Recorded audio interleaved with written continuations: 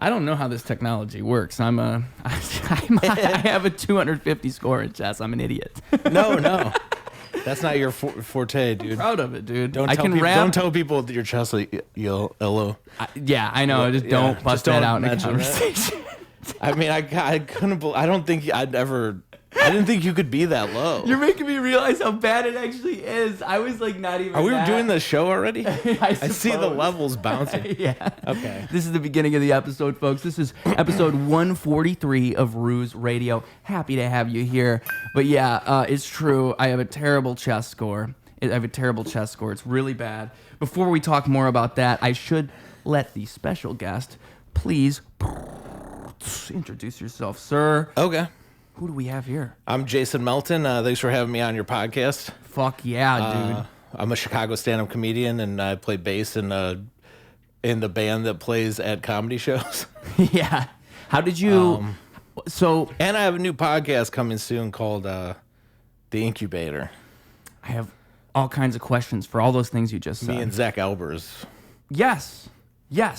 I knew about this. I heard about this. I heard rumbles about this. I was Yeah. sitting with you one day and you said, yeah, we're going to do the podcast in You this heard about place. it from me. Yeah. I heard about it from a guy. Yeah. It was this guy right here. There's rumblings about it. You were rumbling about it. This is advertising, okay? Yeah. You gotta make it exciting for the people. Yeah. I was building it up. Yeah. There's been rumbles. There's been whispers. I heard a little bird flew by my apartment, dude, and they were like, It's good. We're was the releasing name? it on vinyl, actually. Yeah, dude. That'd be horrible, right? I think you know what you should do is release it on vinyl and like vintage tape and make like one copy. And if it sells to one person, like, that's Yeah. the whole gag. You just need to make one copy. Yeah, the you whole could. gag is that we suckered them. Yeah, exactly. It's like crazy expensive. Just some random guy in South Africa buys it. you know? Yeah. That'd be awesome. Elon Musk. Yeah, dude. He's from there. Why did you ever start podcasting in the first place? Is my first question. Wow.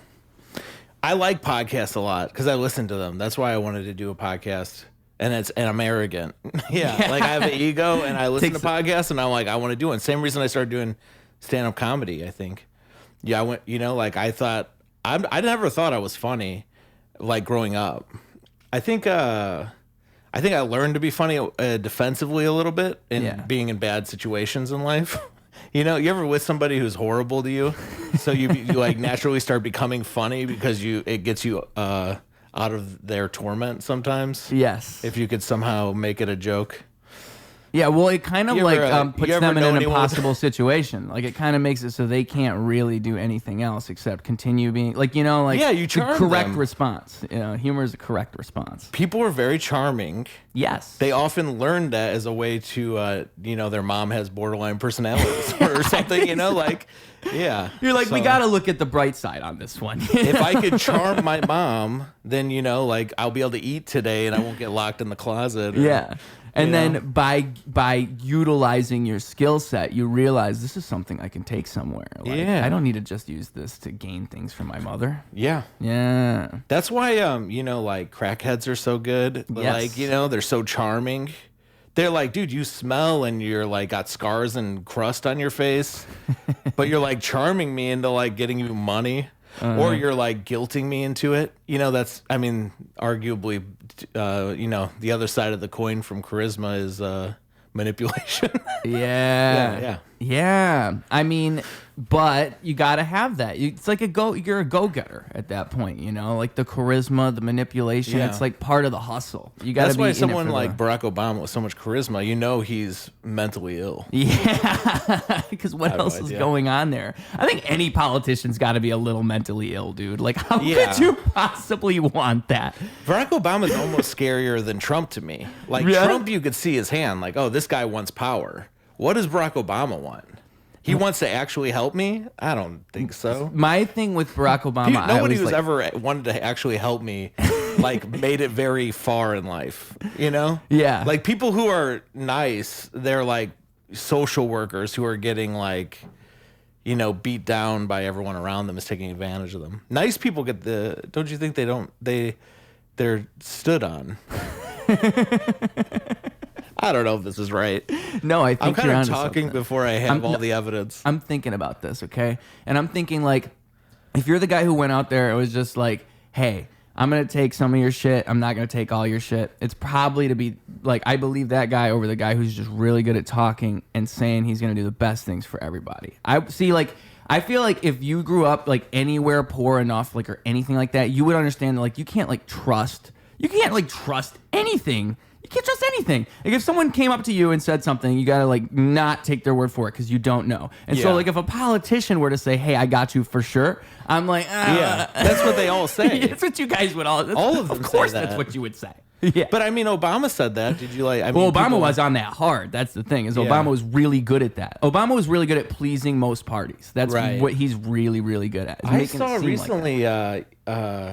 Obama is the record for deporting the most people in history of presidents. That's crazy. Like, he deported more than Trump during Trump's first time. I believe it. In fact, he had a nickname, the Deporter in Chief. They called him that. I didn't know that. I only looked it up because I was watching some like show and they were like, "Are you worried about getting deported?" Some Mexican guy. He's like, "I was here during Obama," and then I was like, "What'd Obama do?" Because you don't think of him like that, right?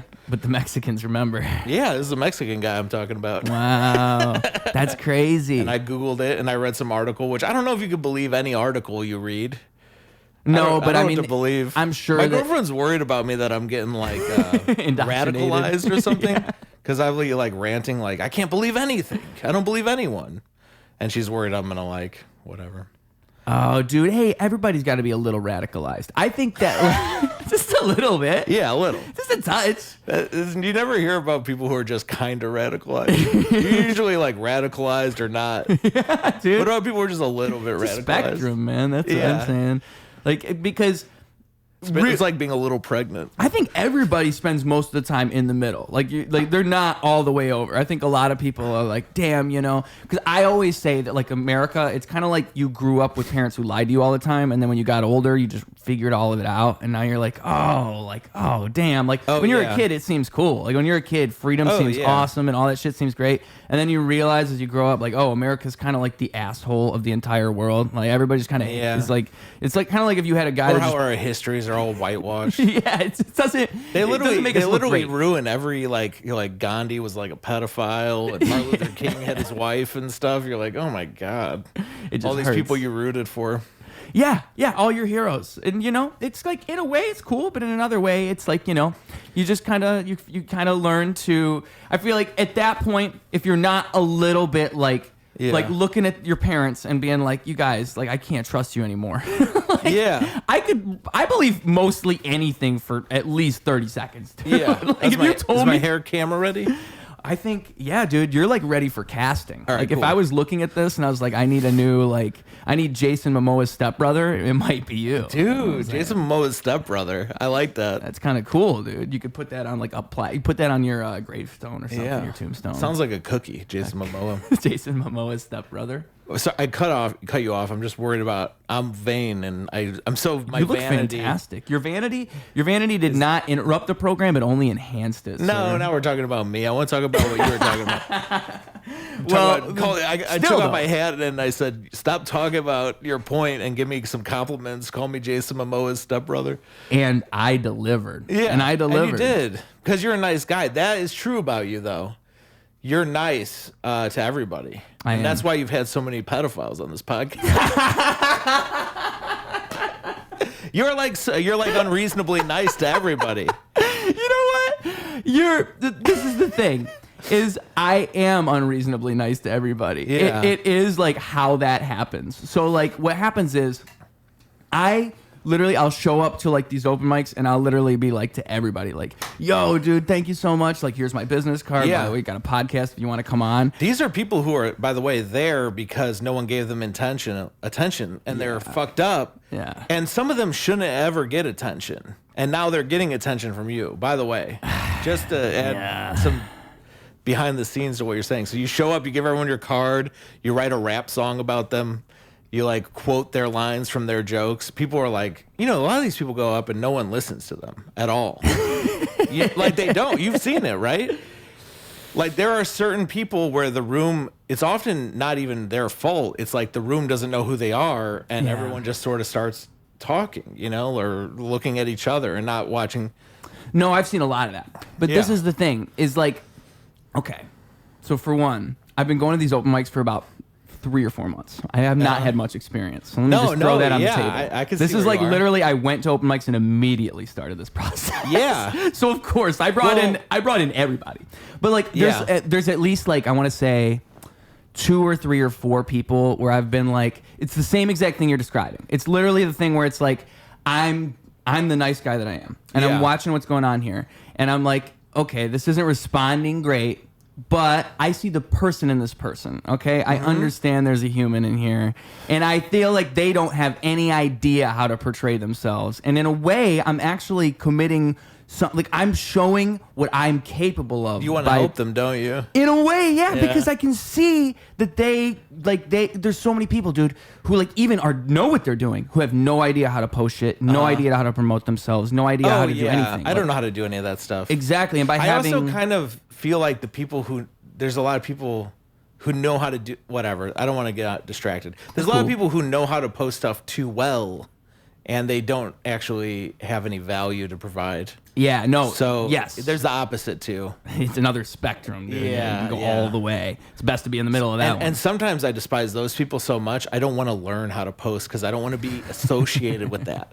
Yeah, I don't want to be somebody who puts up a lot of crowd work reels where nothing's really happening. I know. But then those people actually have success. I know. Like in my brain, there's a racist lady who got canceled online. Did you follow this? I feel like I saw this. She's kind of famous because she put stuff on TikTok and got popular. What's her name? Leonarda? No. Leonarda? Maybe I don't know that. It's funny because she was like saying the N-word and stuff. Where was she? White lady. Maybe she was coming to Chicago. The comedy scene is all patting themselves on the back right now because they harassed all these clubs into not. I saw it this morning. Posting her. Yeah. Okay. Yeah. I interrupted you. I was only trying to make a small point. Just like this lady got popular for putting up TikToks. She's not like a good comedian. Yeah. Even she has a following and she's racist, and I think that's part of it. And she does a lot of very over the plate jokes, like not creative, hacky stuff, but then also says the N-word. So she's got kind of like a hacky racist following, and she could sell tickets. So she was going to do a show, and a bunch of people told the venue, don't do this, and then they canceled her show. But she shouldn't exist.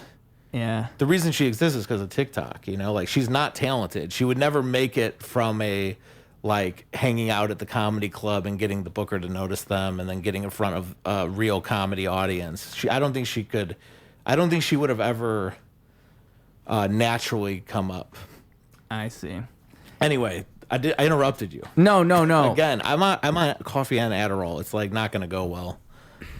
It's fine because I'm thinking about everything you're saying, and see, like again, it's this. I'm gonna ruin the podcast. But, you're good. But good on you for being too nice. That's what I want to talk about. You being too nice because I see myself in you. I was too nice. You were. Yeah, and you were disillusioned. And like I'm not myself. nice anymore. I've been doing stand-up for 12 years. I'm not nice anymore. People think I'm mean. People think I'm really nice too. Yeah, because I used to be. So what happened though? Why would that change? Because all these people who you're talking about, who you're trying to help, they end up really hurting you. I'm getting like canceled right now by a psycho, and I didn't do anything. See, okay, so that's my thing. I didn't do anything. And I'm not actually being canceled because nobody believes them. Because I know what you're talking about. Yeah. Okay, yes. See, that's the problem. Is you got people everywhere, and people. Okay, see, that's a great point. Yes. Because if you're too nice, you end up in situations, and then like it's just like the framework of the situation that makes you look bad. It's not even like you did something bad. It's just the fact that the situation exists. It's nothing. I mean, because like obviously the guy that you mentioned for the podcast, I wouldn't bring him on again. Like once all that comes out and everybody knows. Did you face anything for this? You had a guy on here who has some. I was gonna say like accusations, but he also has like a record or something. Yeah, that was the problem. Is like he has like a history. It wasn't just accusations. It was like somebody presented a court document with his name on it. Yeah. I've never met this guy or talked to him. It's funny is somebody told me this guy got in trouble, and I Googled him, and the first thing that came up was your podcast. I know. I just Googled his name, and I feel like. I'm torn on it because the thing is, like, in one way, I feel like by having it there, people can see who he is. It's like the easiest place to find him. I should have watched that episode. I didn't. Yeah, you can check it out and I be wanna learn like, about make this your guy. judgment. Be like, What do you think of him? What do you think of him now? What I think of him now is drastically different than what I thought of him then. Because what I thought of him then was just like how everybody else would think of him when you comes to an open mic. It's like, oh, this guy's a little wacky. Is like what you just said. His comedy doesn't really respond the best, but he's still trying to find his thing. Maybe that's what. Whenever you're trying to be like, you're trying to look for the best in these people. At least if you're a nice guy like me, you know. And me, I look for. I want to enjoy myself. I want to have fun, and I want people to succeed overall. I want everybody to succeed. Yeah. And so like that's what I thought. I thought, and the second podcast I did with them went even smoother than the first one. I was like, wow, this is going really well. I'm like, this is easy. Seems like we're getting a flow going, It's a little like, again, it's going to be one of your regulars. Gonna have a regular. Howard Stern and his whatever insane clown. I forget what he called him. His posse or whatever. Oh, he had a name for it? There was a name for it, like all the the little person who's drunk all the time. Yeah, and, what is his name? I know the guy with the big stuttering eyes. something, and Beetlejuice. Yeah. All those guys were like his rat pack. I don't know. Yeah, this is your rat pack. Exactly. You're like Sinatra and this pedophile in your rat pack. I had to kick him out of the rat pack, dude. He had Is this a YouTube? I shouldn't say that word. I think you're allowed ever since like Kendrick dissed Drake. I think you can say pedophile again. Dude. Kendrick was bringing back pedophile. Yeah, dude. I think it's publicly allowed now. But yeah, so it's just a bummer because like I can't even the problem is I don't want to be the guy to like publicly come out and say that. If it came up like right now as it is, I'll say obviously I'm never gonna have him on again. God damn, couldn't have seen that one coming. But I feel like I can explain it a lot better in this context than I ever could. It just is a bad look all overall. I don't know. And I feel like for the sake of just like, so say you had like the worst person in the world on your podcast. Do you take the podcast down or do you keep it up so everybody can just see that it exists and they can find it and see it? And it becomes like a philosophical question in my brain. And I feel like I don't know. Like, I don't know. What is the right answer? There's a really like liberal, I feel like it's the liberal people are really into this thing about platforming too. It's like, oh, you have this guy on and he's going to get followers and it's going to result in suffering down the line. But I mean, that's also assuming he's going to be successful at getting follow. I don't know. Yeah, like realistically, like there's some utilitarian argument, right? Like, is he going to hurt people down the line because you had him on the podcast? I don't think so. I think it's fine. At the end, I think it's all about just literally the whole thing. Nothing's cut. Nothing is anything. You can see everything that was said. Like, it's not like anything's being bent. Yeah. It's not like you're being manipulated. That's why I think podcasting is so good for that. You can just see what it is, what happened right there. Like it's not. There's some podcasts that have a lot of editing going on, but for the most part, it's just a conversation between two people. That's usually what it is.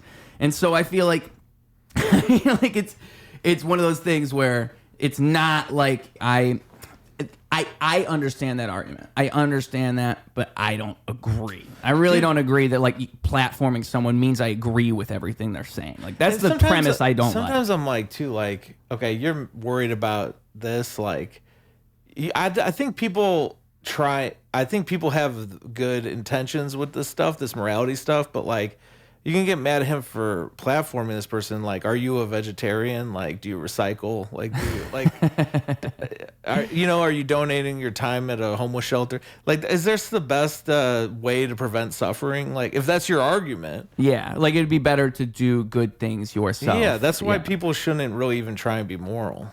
Yeah. What do you mean by that, though? Do you mean that? Yeah, because it's too much work. But you got to pick like 3 things and work on that. Mm-hmm. You can't be like fixing everything, dude. You're gonna hurt you're gonna run. There's not enough. If you were to commit to something like that, then we got to end the podcast and go work at a homeless shelter right now. Right. If we were to have the right priorities. You're never allowed to eat a Snickers again. Yeah. Because that's unhealthy and. Well, and you know what's funny you is gotta like make your life longer so you can help more people. Yeah. So you can never eat sugar again. Yeah. You can never have a piece of cake. Like, you know what I'm saying? Like, if you start following these rules like crazy. And then when you apply them or not apply them, it gets really weird. Mm-hmm. You got to pick like 3 things. I'm a vegetarian. Are you really? Yeah. And now I litter. That's the trade-off. I don't have. When did you start? I don't have to pick up my trash because I'm a vegetarian. That mean, dude, that's That's wow. So like you tossed a cigarette. I don't litter. Hey man, I'm just trying to make a joke, but I am a vegetarian since college. Really? It's like that's what I was gonna ask. Is when you start. Yeah, so like 10, 15 years. Yeah. Vegetarian. I was a vegan for 1 year. Just imagine this guy throwing shit out of his college window, you know. I was littering. He was covering when he said he wasn't littering. I went to a college where I lived with my parents still. Did you really? Yeah, it was like 10 minutes from my parents' house. So yeah, I didn't have like a dorm experience. Wow, that's a tragic experience. I mean, that's what when I was telling you beforehand, I took 2 classes in college. It was Mott Community College. It's not like a college. Mine was like a community college also. Yeah, it was technically a university, but it was like more community vibe. Was it like meaning what? Like it was just tinier, like a smaller community. It was a smaller version of the big school. Yeah. What did you? And how long did you go to college for?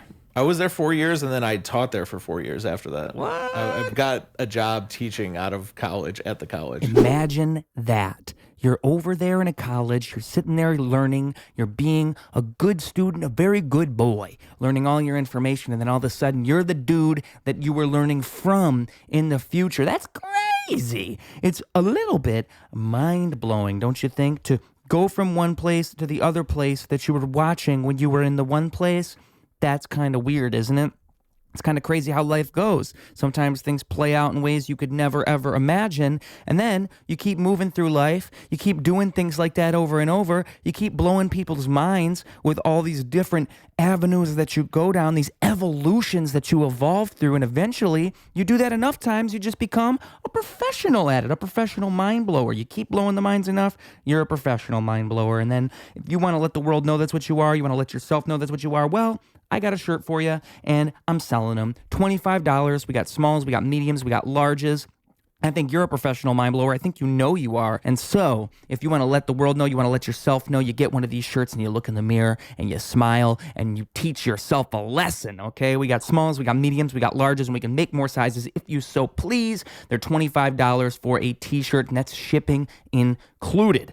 Now, let's say you want to support this show, but you don't want to get a t-shirt. Don't worry, I got you covered. It's this little thing you might have heard of before. It's called Patreon. Patreon. It's $5 a month, the price of a coffee, the price of a beer at the bar, and you're letting us know that you love this show. You're helping this show grow. I'm doing an episode every single 3 days, and the only way that's possible is with your support. Hopefully we can do it even more often than that. But again, it's a whole lot of work I'm doing over here, so I need some help. I need some support. And so if you guys want to chip in, I did the math, okay? It's like if 400 people, just 400 people, with just 400 dedicated souls were to do that, this whole thing could be a studio production. I could quit my job and just spend all my time on this. I would love that. I would love to serve you. So please, let me know that's what you want. Help me make this show grow. And also, I have something to offer you on that Patreon. We got exclusive podcast content. We got music that's only there, not anywhere else. It's only available on that Patreon. And also, you can hear my songs early on there. So if you support what we're doing, you like this show, you like the podcast, you like seeing people flourish and express themselves, well, this is the way that you can help me help them. So I appreciate you guys. I appreciate everybody who comes on this show. Please consider supporting on that Patreon. Now let's hear a little bit more about the fact that this guy went from a student to a teacher. That's cool. Let's hear about that. That's crazy. Because I was like a research assistant and stuff, and I didn't have any like plans after college. I was a philosophy and sociology major. Yeah. And a creative writing minor. And then I was like really into college. And then once college ended, I had like a existential crisis, you know, because I didn't know what to do with my life. My whole life was like I worked at the school. I worked like 30 hours a week. I was like.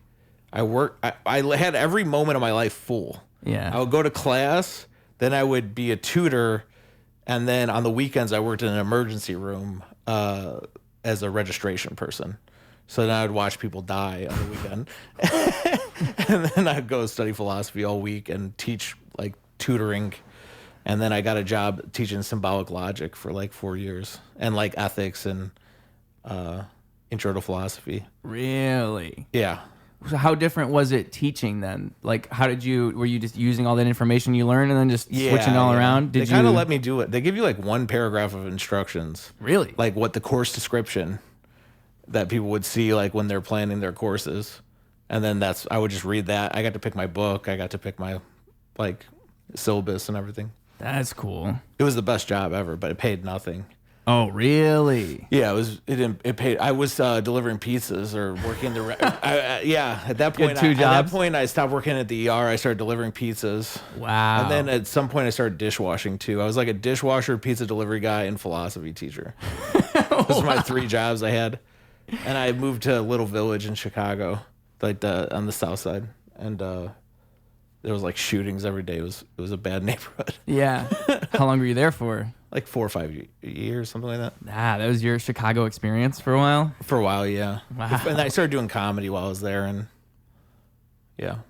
You started doing comedy a while ago then. Yeah, I've been doing like 12 years. Yeah, because that's more than most people, right? In the scene, or do you meet a lot of people? I'm kind of a failure, yeah. Hey, man. Yeah. I think comedy, I think that's like one of the one professions where they're like, wow, you've been doing this for 30 years. That's amazing. Yeah. Like usually it's like, there's something about like a veteran in comedy, like you, and then they say you have to do it for 10 years. Well, 15 years, it's a hard skill to get because you can only practice by doing it, so it does take a while, and you have to go in front of people a lot. Yeah, you could write all day and write funny stuff, and people, that's practice of a kind, but like the actual performance, yeah. Because it's nuanced, it's interactive in that way. Like you have to perform with an audience. Yeah, it's not like something. And you have to perform with different audiences because different audiences are different. Yeah. And that is truly only learned by experience. Like that right there is impossible to learn, even in one night, even in 5 nights. Like you just have to do it. It's so interesting because like comedy in particular, like I've only went to a couple shows really, and I've went to like a bunch of these open mics already. And it's just every single one. It's that. It's like you can go to the same open mic a week later, and it's so different than it was the week before. Yeah. Just based on the energy that's in that room and the people that are there. Mm-hmm. It's just not what it was the week before. Totally. It's almost like every single time, like if comedy is done right, if performance is done right, really, it's all entertainment is what it really is. It's like if you can capture that, if you can capture what's going on in there and interact with that and like and make those people, it's like creating moments that it's like you had to be there type moments where you can only understand it if you were really there. Yeah. And I think like that's what a great show is. And comedy, you can achieve it in such a unique way. It's so much different than music and like all other arts, really. It's just so unique because it's so dependent on playing with everybody that's there. Like you have to work with them. You figure the room out. Somewhat flexible. Or I don't know, some people, they seem like they're not flexible and they do the exact same thing every time. Yeah, but and it works. Sometimes it works for them. And maybe they make the room be flexible or something. I don't know what they're doing. Yeah. I feel like I can't like do the same thing over and over because I feel like I can't deliver it if I feel like I'm just repeating myself. You know how when someone asks you to repeat yourself, like you don't say it the same. You say it with 100% less enthusiasm. Right. You know, like when I'm telling my girlfriend, she comes home from work and I'm telling her about something and like I don't realize she's in the other room, like not paying attention and changing or something. And she's like, what? And I'm like, I got to tell the whole thing again. And I'm just going to do it half-assed now. Yeah. So I always feel like that. So I have to do something different every time. How do you do that though? Like, how would you achieve that? Yeah, you just have to come up with new stuff. Like, but I mean, like, you look around. Do you have like a general idea of what you're going to say, and then you just kind of like flip flop the words as in the moment is what you're saying? Like, you just kind of look around and feel it out. I try and never like get my wording down. Yeah. I try and never get it down. I just try and remember the broad strokes of my joke, and then I could try and bring it up like in conversation. You know, you like know it. Hey, you know what street you live on? Can I say it? Sure. You live on one of the 3 streets in Chicago that rhyme with vagina. Hell yeah. Yeah. There's Paulina, Mulvina, and Lunt. See, that's an old Chicago joke. And I didn't say it the way I always say it. Yes. You just kind of come in however. Right. And that way you can kind of like utilize the jokes in different ways and kind of. So is it like because I mean I saw your special on YouTube. Did you? Cool. And that's 40 minutes. Thanks for watching it. Yeah. It's awesome. Well, it's great for I cut a special. out a lot. Did you really? Yeah. There's more? I guess, yeah. I haven't gone through it all. I have like a bunch of tape to go through. I'm really disorganized. Oh, wow. How long was it? I think I did 2 shows and I didn't do the same material on both shows. I did like about, like 80% the same material. So there's probably like another 20 minutes that just didn't work good or whatever. So it was an hour. Or it just got cut out because it was in the other special. It was an hour. I had like an hour of stuff. I'm working on another one. I don't really do stand-up to succeed at stand-up anymore, I think. I think I'm just more into writing jokes. Really? Yeah. I hate, like I do want everyone to succeed, like I said, but I really, truly hate most of the stand-up I see. I don't blame you. I ran open mic for 10 years. I've heard it all. Dude, nobody's punchline should ever involve their mom again. Like, I live with my mom. It was my mom. As my parents are here. Any of that. It's like, that's like 20% stand-up comedy. And the other 80% is ugly people saying what they look like. So I don't want to hear any of it, dude. Yeah, man. An open mic will do that too. I'm sure running an open mic for 10 years. And I will sit in the front and watch them all. I'll watch every comedian. Because you're hosting the fucking, you have to be there. Well, I didn't have to, but I'm like just compulsive and stuff. Yeah. I'm like a weird completist. I don't blame you. So I would do that. It's, against my health. Against his better judgment. He sat through these shames to society, presenting themselves to the world. Because what's your interest in stand-up? Because you don't do stand-up. Are you gonna do stand-up? Probably not. I mean, it's funny because I feel like podcasts got me into comedy backwards. Like, I listened to a little bit of comedy when I was younger, and of course I've always loved stand-up comedy. But I mean, like, I really got way more into it because of podcasts, because I already would hear these people anyway. And again, like, it's funny because I feel like I've heard more of stand-up comedians through podcasts than I actually have, like, going to stand-up. Like, I saw Giannis Papas live in Detroit with my mom, and then I saw Theo Von in Detroit with my sister. Yeah. But those are, like, the two shows I really went to before I even moved here. So, like, really, it's probably what I just described to you a moment ago. Like, I feel like comedy is it's such a unique art form. And also, the people who do it well, because there's so many people who are kind of doing it, but they're not really there. Or, like, it's such a unique thing, too, where, like, somebody who's not so great can kill one time. They can be great one time. And it's like, what just happened There's certain places I've seen where everybody kills. Like, the crowd is just into it. I feel like I used to see that. It seems like that's less, or maybe I'm just jaded. But I feel like there used to be a lot more openness towards stand-up. I think people are a little more shut off to... I don't know. I think people are a little bit divided, and they don't, like... you feel like, I can't laugh at this joke because it might be hurting somebody. I have to, like, check if it's hurting somebody. There's, like, an extra filter everyone has on their brain now where it's like, what if people on Facebook find out I laughed at this? Right. Am I going to get fired? Or, yeah. Like, there's all that stuff. And I think that's unfortunate because it used to be like a smoky back room and people could say something, like, really awful, and it just is for that moment, and it's gone, and it's nobody's like, joining the Ku Klux Klan over it. Like, right. You could just be like say something a little bit strange or unsavory. And nobody's... For the purpose of a laugh. Like, people just say, you can't punch down. But there's no punching involved. This is all it should all be meant to make people laugh. We're not starting a militia, Yeah. There's no punching.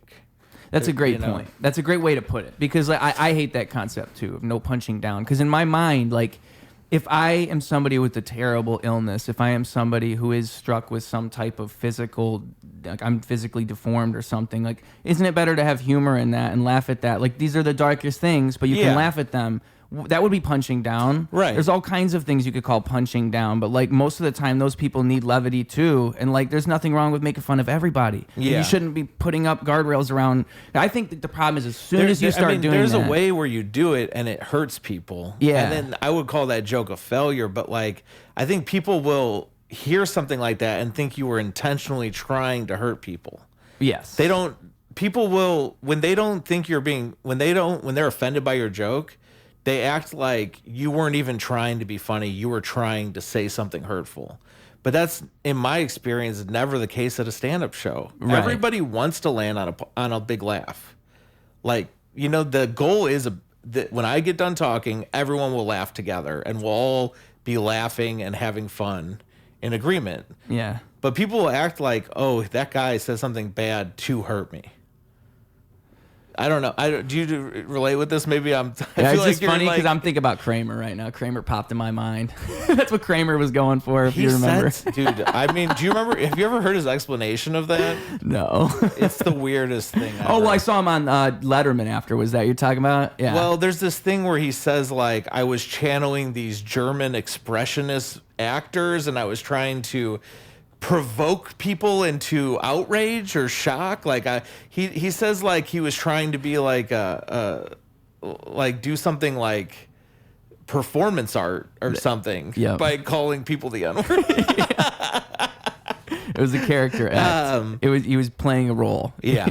But see, he was not going for a big laugh. He was trying to hurt people when he said that stuff. Yes. Yeah. And you're right. Like the intent, in my opinion, the intent is what matters truly in the end, always. And like you said, the intent of the comedian is never like, oh, we hate these people. I've never seen 99% of the time, 99.9% of the time. There's that recent clip that's going around where the girl's like, look me in the eyes. Have you seen that? No. She's like mad at a heckler and she's like, you're ruining the show. Look me in the eyes. When she like cries, people were like, this girl lost it.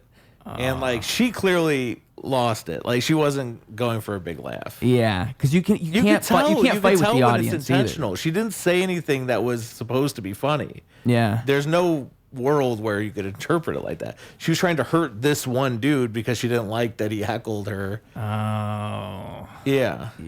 Like Kramer. Just without the N-word. It's a Kramer moment. Yeah.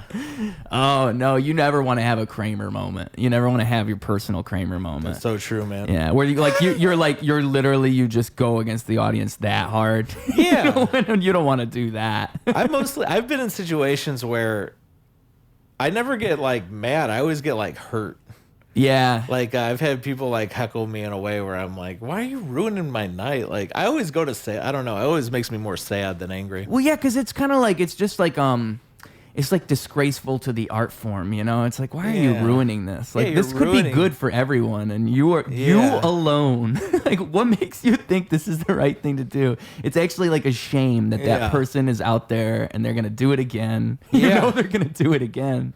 I did it when I was like very new. I was like a few months into comedy. I somehow got a guest spot on a Riddles show on a weekend. Nice. Riddles is an LSIP, so it's kind of like more working class, mixed audience, like racially and stuff. Not like our North Side, all white, like white collar audience, whatever. Yeah. So much different than I had probably been experiencing. And I had probably just been experiencing open mics, so it's just comedians as audience. And I had like kind of an alt comedy style. So I'm going into this like working class room, and I was supposed to do like 4 minutes, and I just got basically heckled for my entire set, and I had never dealt with that.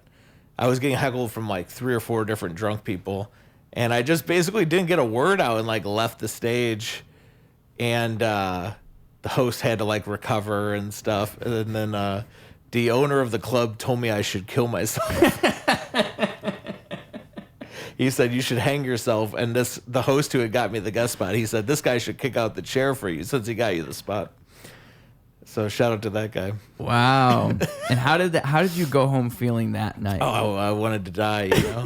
I wanted to kill myself. But because I was like, oh, man, in order to do this thing I really like, I feel like I'm going to have to completely change who I am, or like I couldn't be I feel like, that's how I always feel bad about stand-up is like, I feel like I can't be myself.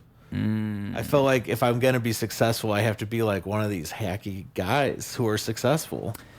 The people who are the most successful, I mean, there's very few that I actually like anymore. Like personality-wise, you mean? Like anything about them. Just because why is it once they get so successful they change? Their acts are just uncreative.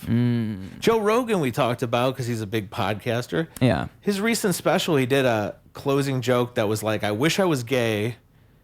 I'm not gay. I wish I was gay because then I could, my best friend could be my boyfriend. Like I could watch football and then have sex with him. He said something like that. Like this is a joke I've heard.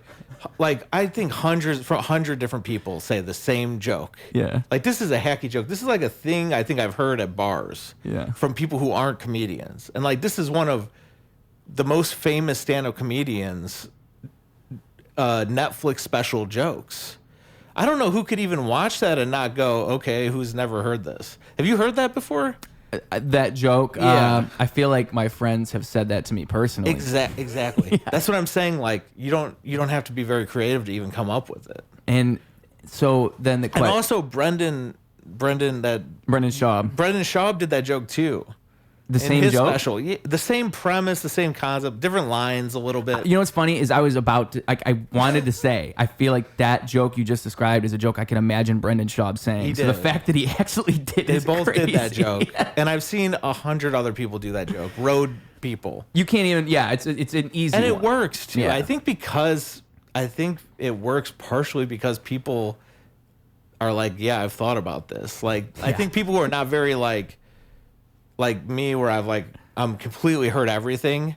There's people who have heard a lot, but they're like, this is something we joke about. Like, I don't know. There's certain jokes I think like somebody who's not a like completely inundated in comedy.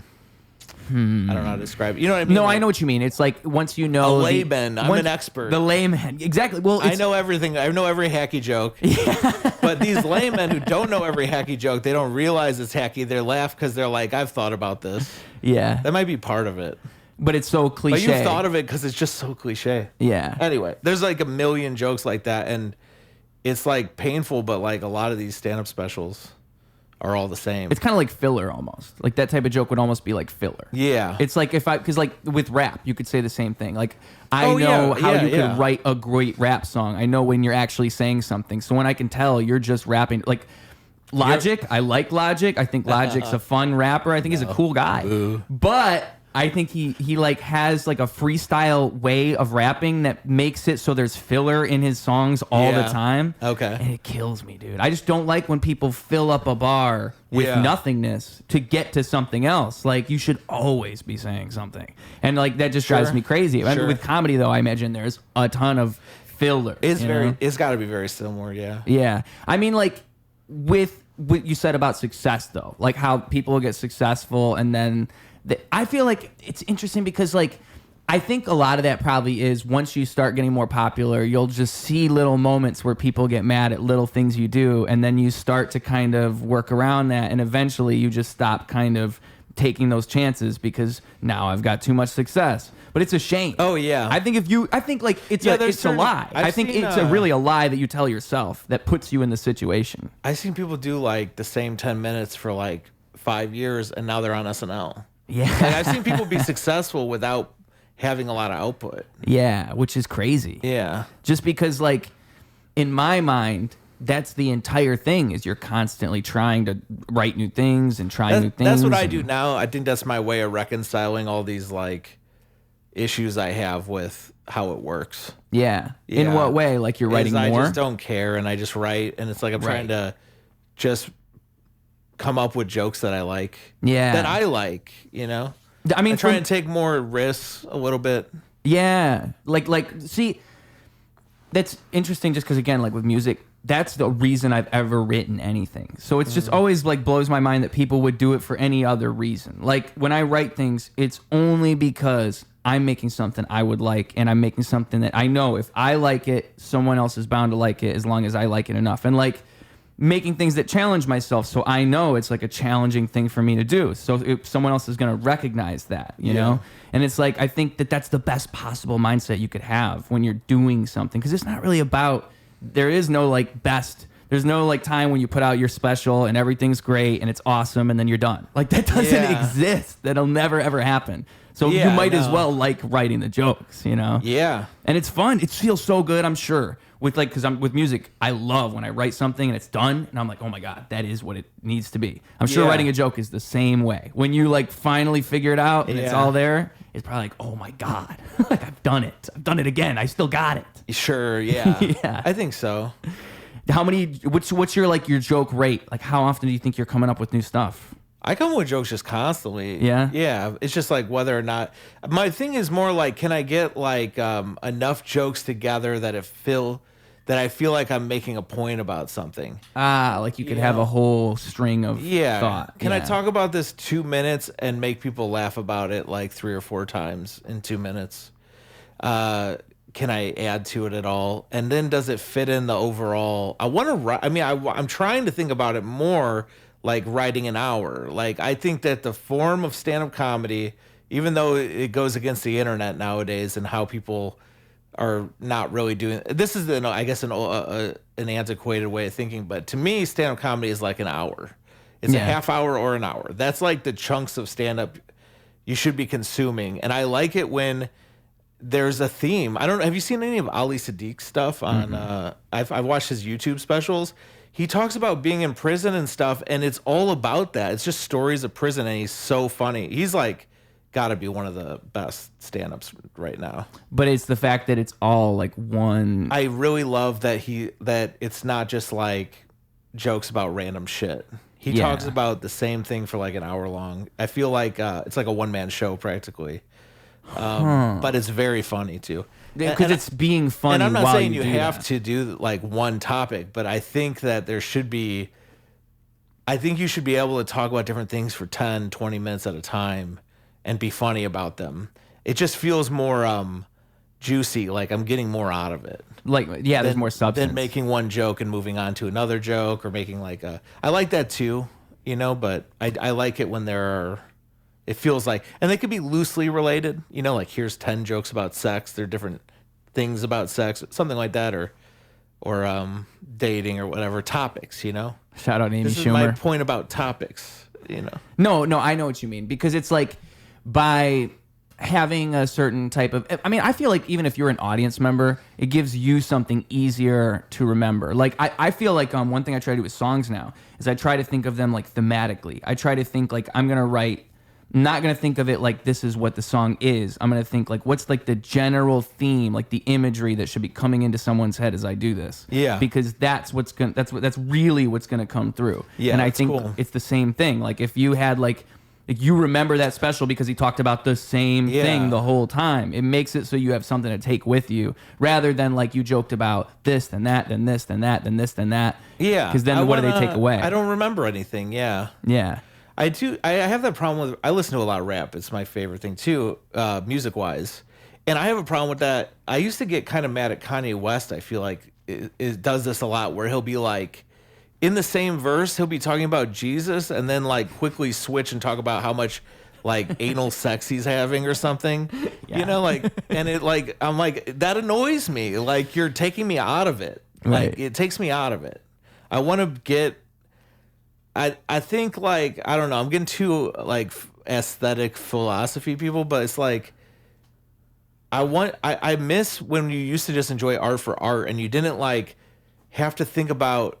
Nowadays it's all about like, we're doing a podcast right now. Yeah. This is behind the scenes shit that everyone wants to talk about. Nobody watches football. They're playing fantasy football. Like they're watching the Kim Kardashians and they're like, what is really happening? This is what they're showing us. But I heard a rumor that actually this is also like there's like the fandom, like the Reddit threads, the groups, like all this behind the scenes shit. Wrestling, I was really into wrestling for a little bit. I got out of it because nobody is just like, can I watch a match? Right. They're all like, who would you put in the match for the title this year? I like the arc they're doing. You see how nobody's, it's like when you watch a movie, you're like, I don't talk about Sylvester Stallone while I'm watching the movie. I just watch Rocky and I'm like, yeah, I hope he beats Drago. But everybody's like looking. But everyone's like, what do you think Sylvester Stallone is gonna do after the movie, or what's his next movie? Why do you think that changed though? Like, because the internet and stuff, and we have more access. Like you just said, you've seen like two big comedians, but like you're a fan of stand-up, but you're really a fan of like the people the that do lives of comedians. Yeah, exactly. This sort of like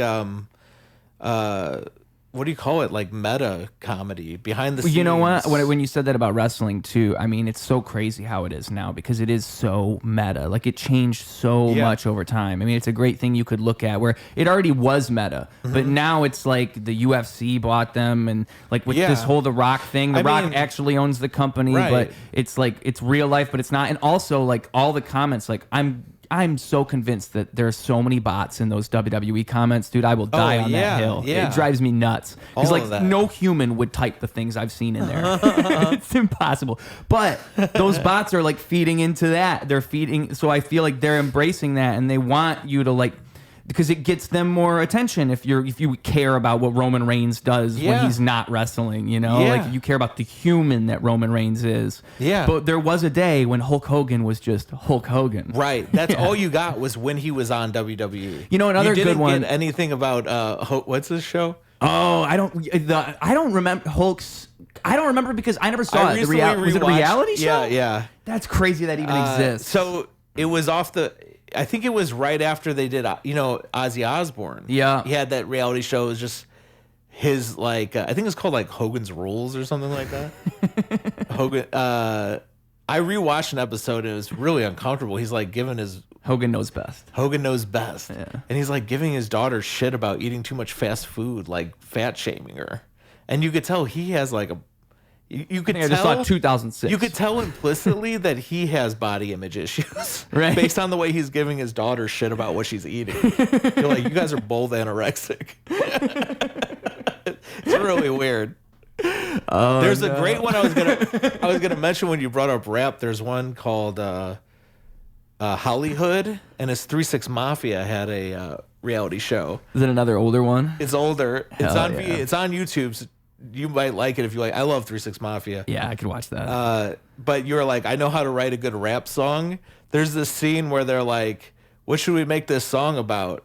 And they're like, I don't know, just talk about shit people like money, cars, drugs. And then they cut to them doing the choruses like, I want some money, I want some cars, I want some drugs.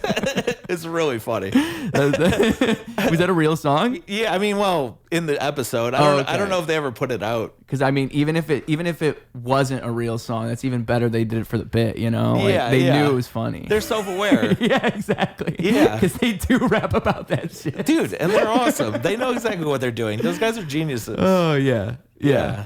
I mean, like hip hop is, if you know what you're doing, it really shows. Like people like that. Hip hop is so much about. I think hip hop is so much about the individualism. Like that's another thing I can always connect with comedy. Is like it's so much about individual performance and like representing yourself and your ideas in this way that elevates you and makes you unique. You know, like that's why in rap there's such a thing about writing your own lyrics. I feel like the people who don't. Yeah, who's a ghostwriter? Yeah, because if you write your own stuff, it's like it's all emanating from your brain. I think it's true in stand-up too. And maybe it is partially because, like, what we're talking about, like, no one just enjoys the stuff anymore. They are also getting into the artist and the artist life. Yeah. So if those aren't your words, it's kind of like you're kind of like hurting your audience. You're lying to your audience is how they'll probably take it. You know? Yeah. If like you're being inauthentic, which we want to understand who you are.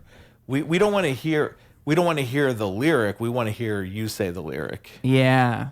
I mean, it's definitely, this whole Kendrick Lamar Drake thing is like wild with like all the references and deep cuts. And you got to remember that he did this with this album and that. Like, you can watch these hour-long YouTube videos where you're like, oh, when he said this random thing, he's actually referring to this person that they had a bad dealing with 10 years ago and it looked bad, whatever, you know? That's funny because, I don't know if you've been following. No, I know, because it's funny because my mom, she was visiting when the Super Bowl happened, right? And so my mom and my sister, and so the Super Bowl was on, and then my mom's asking my sister, like, who's this Kendrick Lamar and why does he hate Drake so much? Yeah. And it's like to try to explain that to my mother is you have to start from... There's no way. Yeah. All you can really explain is like the base level. You just say like, okay, so like Kendrick thinks Drake is a pedophile because Drake did some weird things in the past. Yeah. Like he was on stage with this younger girl, and also there's this whole Millie Bobby Brown thing. We could go back to Future, and Future did this album where he had Kendrick, but also Future. That's what I was telling I literally was talking to my mom about. Did you get that far into it? Yeah, I did. I was like, so then Future. People forget that Future had anything to do with this. That was like the real. Well, I even told my mom about First Person Shooter. I was like, okay, so you have to go back to First Person Shooter, right? Yeah, because that's really the where big it starts. three. Yeah. I mean, but even J. then, that's Cole. not really. You could talk about Control. You could go all the way back to Control if you really want. There's so much lore. And these weird interviews Drake did where he's like, Kendrick's like, he kind of like backhandedly compliments Kendrick. I don't know if you've seen that stuff. I have not seen that. He was clearly, there was some like professional jealousy and. Yeah, because that's what was so interesting about it when it was even going down is like I didn't realize how real that hatred was until the songs started coming out, and I'm like, oh, these guys really hate each other. Yeah. And I'm like, Kendrick's my favorite artist, like my favorite rapper Of all time?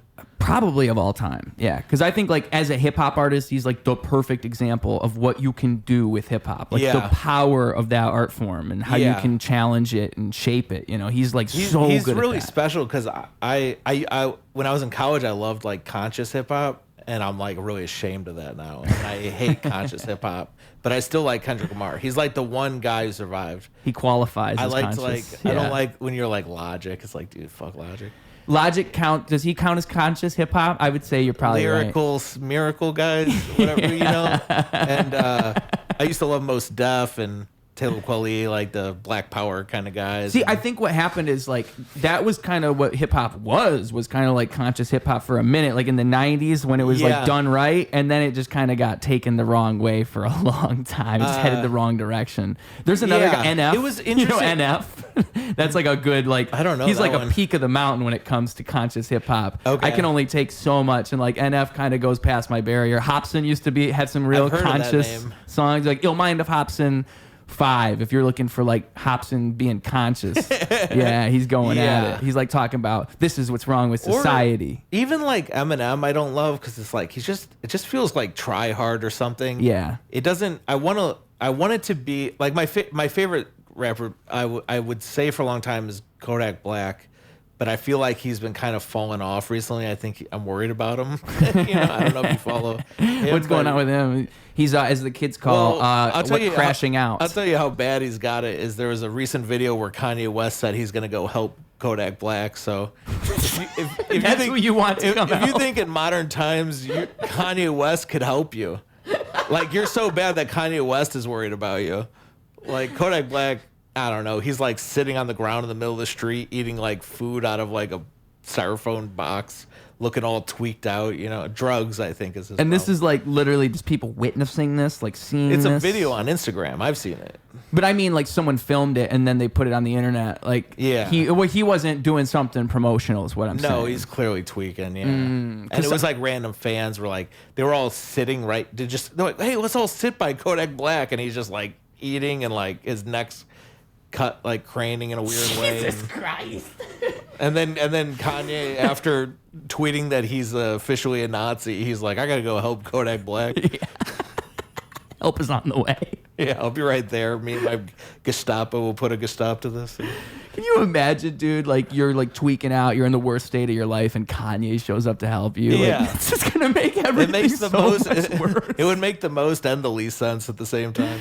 Yeah, it would be like this is the time and not the time when this would happen. Yeah. It's the best and worst thing that could have possibly happened. Yeah. Oh, dude, I can only imagine how that's gonna go. I mean, like this podcast comes out like a month from now, so odds are like Kodak Black's already dead. Like he's already. But he's been in this situation a few times before. Has he? Yeah. He's crashed out once or twice. There's every like year there's like a video like, oh, look at Kodak Black is totally drugged out. Oh boy. He did a Drink Champs podcast and he was acting weird. That was like whatever. He's my favorite rapper. I love a lot of his songs. And it wasn't that long ago where he was coming out with these great songs, but his last few albums haven't really hit for me. I don't know why we're talking about this. Oh, I just don't like that. I like that kind of style more. Yeah. Where it's like, it's all style. Kodak Black is all vibe. It's nothing complicated, but it just feels good. And it's like sort of, to me, it's ineffable. Like, how do you even do this? Interesting. How do you even make a song like a Kodak Black song or come up with like his kind of way of coming in or speaking on things? It's only he could do it. Right. I think Gucci Mane's a guy like that. people like that. I don't know. Well, and it goes back to what I said about like how it's so individual, like it's so about you, like only he could produce that. I like these guys too because they don't talk about anything new, but they somehow find new ways of talking about it, right? And in a like new style. Do you feel that way about Lil Wayne at all? Do you like Lil Wayne? Yeah, he's okay. I think Lil Wayne is like good at it. He is the inspiration for all this. Yeah, so I have to give him credit. When I was into conscious hip hop, everyone liked Lil Wayne. And that was like Lil Wayne's peak. And I kind of hated Lil Wayne because I was like, this guy doesn't know how to play guitar or skateboard, you know? Like, he's faking it. He sort of is a phony, you know? Yeah. And it was like sort of the beginning of a part of our culture where like it was like okay to be a phony. Yeah. This was like the late 2000s, right? Like, yeah, because I remember like there was the whole movement, like Lil Wayne. It wasn't just there was a lot of people that were mad that Lil Wayne couldn't skate. There was a point in my life where if you wore skateboarding shoes and you didn't skateboard, there was like something wrong with you. Yeah, exactly. You know, and everyone hates you. You're a bad person. You're lying. You're a poser. But you're a poser. Yeah. And now it's like being a poser. I remember I was in some situation, like a Zoom group, and there was like a 22-year-old girl there, and she's wearing a Sublime shirt. Okay. And an older guy was like, "Hey, I like your Sublime shirt." And she's like, "Oh, I've never even heard this band. I'm just wearing it's just kind of like an ironic shirt." Yeah, that's painful. She's wearing the Sublime shirt with the sun that everyone who likes Sublime used to wear. Yeah. I'm like, that's an ironic shirt. You know, like that's like how culture has shifted. It's like we are living the lie, you know? Everything is phony now. I once said to my friend that we live in a post-ironic society. Yeah, yeah. Like, I think that's why there's so many like memes on the internet that like aren't even funny. Like, it's not even like there's an actual joke. Yeah. Like, the joke is that there's no joke. Yeah. That's what it is, like post-ironic. We're not even trying to be ironic anymore. Yeah. We're just doing, the joke is that there's nothing. Yeah. And I love that stuff. That makes me laugh more than anything. That's the problem. It makes me laugh too. Yeah. It makes me realize I'm a part of this society. You know what makes me laugh even a little more than that is when somebody is being post-ironic and they don't realize it. Yeah. Like there's so many of those musicians I see on Instagram. They don't even know they're bad. That's why they're popular. Exactly. Yeah. That is my favorite. Or like there's a lot of open micers who are just like very mentally ill. Yeah. Yes. And like they're doing what they think is like their best attempt at stand-up. That's why I try to put them on my show, dude. They're good for views. You could pull something out of those guys. As long as the background check. Yeah, we just need to start doing background checks. Unfortunately, though, a lot of those guys are like they are mentally ill. You got to be careful tangoing with those guys. Yes, I've been burned. Well, that's why I told you. I did a podcast for 3 years with a psycho. Oh, really? Really? People who know me will know exactly what I'm saying. I think I know what you're saying. I know what you're saying. Everyone knows he's a psycho. I knew he was a psycho. He knows he's a psycho, maybe. He's figuring it out. He's in the process. No, he's not. You can be on this show. We'll have you explain your psycho. He's not figuring it out. That's the problem. That's why I had to quit. Tell me about this. How does that? Because I don't even know how the show started. Like when we started the podcast, I asked you how you got into podcasting, but you didn't really give me the answer. I've been on a bunch of podcasts before I've did this one too. Okay. So I don't want to act like he's my credit in podcasting because I invented what he's doing. He doesn't even realize it. And I went on there thinking I could use this guy to do what I want to do. And for a while that was true, but he became so inflexible I had to just get out of there. But so when you say you've done podcasting, I'm talking about Mac Nepper and bad comedy. I don't care. I don't care about naming names. I just wasn't for the pedophile. Oh yeah, I think we didn't name. I actually don't remember his name. We didn't name your fun little situation either. We didn't throw her name. Yeah, out I don't there. want to talk about her because I think she's just mentally ill, and I think actually bringing it up, even bringing it up now, this kind of is the kind of thing that will it'll flare up. Well, that's her. She's a oh really? She's gotta be crazy because I've never even really talked to this person, and they're like created a lie about me and are like trying to take me out. And again, these people will burn you. They'll burn you. Yeah, I feel like you know, like John. She's like John Hinckley or something. Yeah, isn't that his name? No, the guy who shot Ronald Reagan to impress Jodie Foster. What? You don't? What do you mean? You know Ronald Reagan was in a wheelchair? I know that Ronald Reagan got shot. I didn't know that was the reason why. The guy who shot him was a guy who claimed that he did it to impress Jodie Foster. Wow. Because he had a psychotic relationship with Jodie. This is what's going on with me. in a smaller form. Yeah. So somebody's trying to take me out for, to me, unknown reasons. Yep. Really doesn't make sense to me. And it almost makes me feel like guilty. Like, why is this happening so much to me? Because I like to believe in the world that everything happens with reason. Like, when somebody says something, they have like a reason why they're saying it. Maybe it's a mean reason, but I don't even know what this person even gets out of it. No, I maybe think like attention or something. Once you run into enough people that don't operate on, like, I think like the more and more people I talk to, the more and more I realize like my way of looking at reality is not the only way. Like, there are people who just think of it literally backwards from how I think of it. Like, I've seen it enough times to where it's like, some people you don't reason with what they do. Right. You just don't. There's no reason involved in what they've done. Yeah. It's not like that. They're thinking differently than you ever could possibly begin to. Yeah. Yeah. And so you can't even really blame them. You almost feel bad for them, you know? The good in you just feels bad. I would feel worse for them if they weren't causing me so much of a fucking headache. Yeah, I know. So back to Mr. Nepper. How does this headache come about with... by the way, I do like Mac. It's just like we did an IQ test, and he was like 50 points below me and Dylan, and I don't work with people that low. I mean, it's just statistics. It's not his fault. It's IQ. Yeah. With every project I work on, we always do an IQ test at the beginning.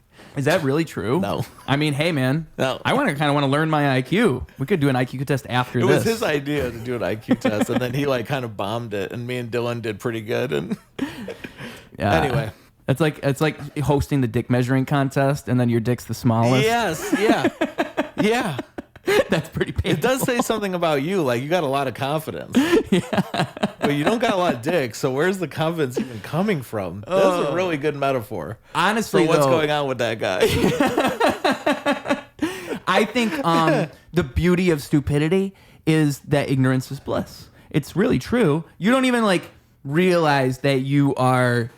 If you're inadequate, you don't know you're inadequate. And if you're smart, it's actually a curse because now you're questioning yourself all the time. Like, the people who aren't doing that... You probably think you're more inadequate than you are. Exactly. Because you have a higher expectation. You overanalyze things. Yeah. Yeah. Whereas, like, the stupid person's not analyzing anything. No. They're not analyzing stuff. They're not spending time thinking about things. Not deeply, no. Yeah. I forget what I was going to say about that. Yeah, so my podcast, I've done a bunch of podcasts. Meaning, like, you made them? Or? Yeah, made them, put them out. You know, you pay for hosting for a little bit, and then you stop, and they're kind of gone.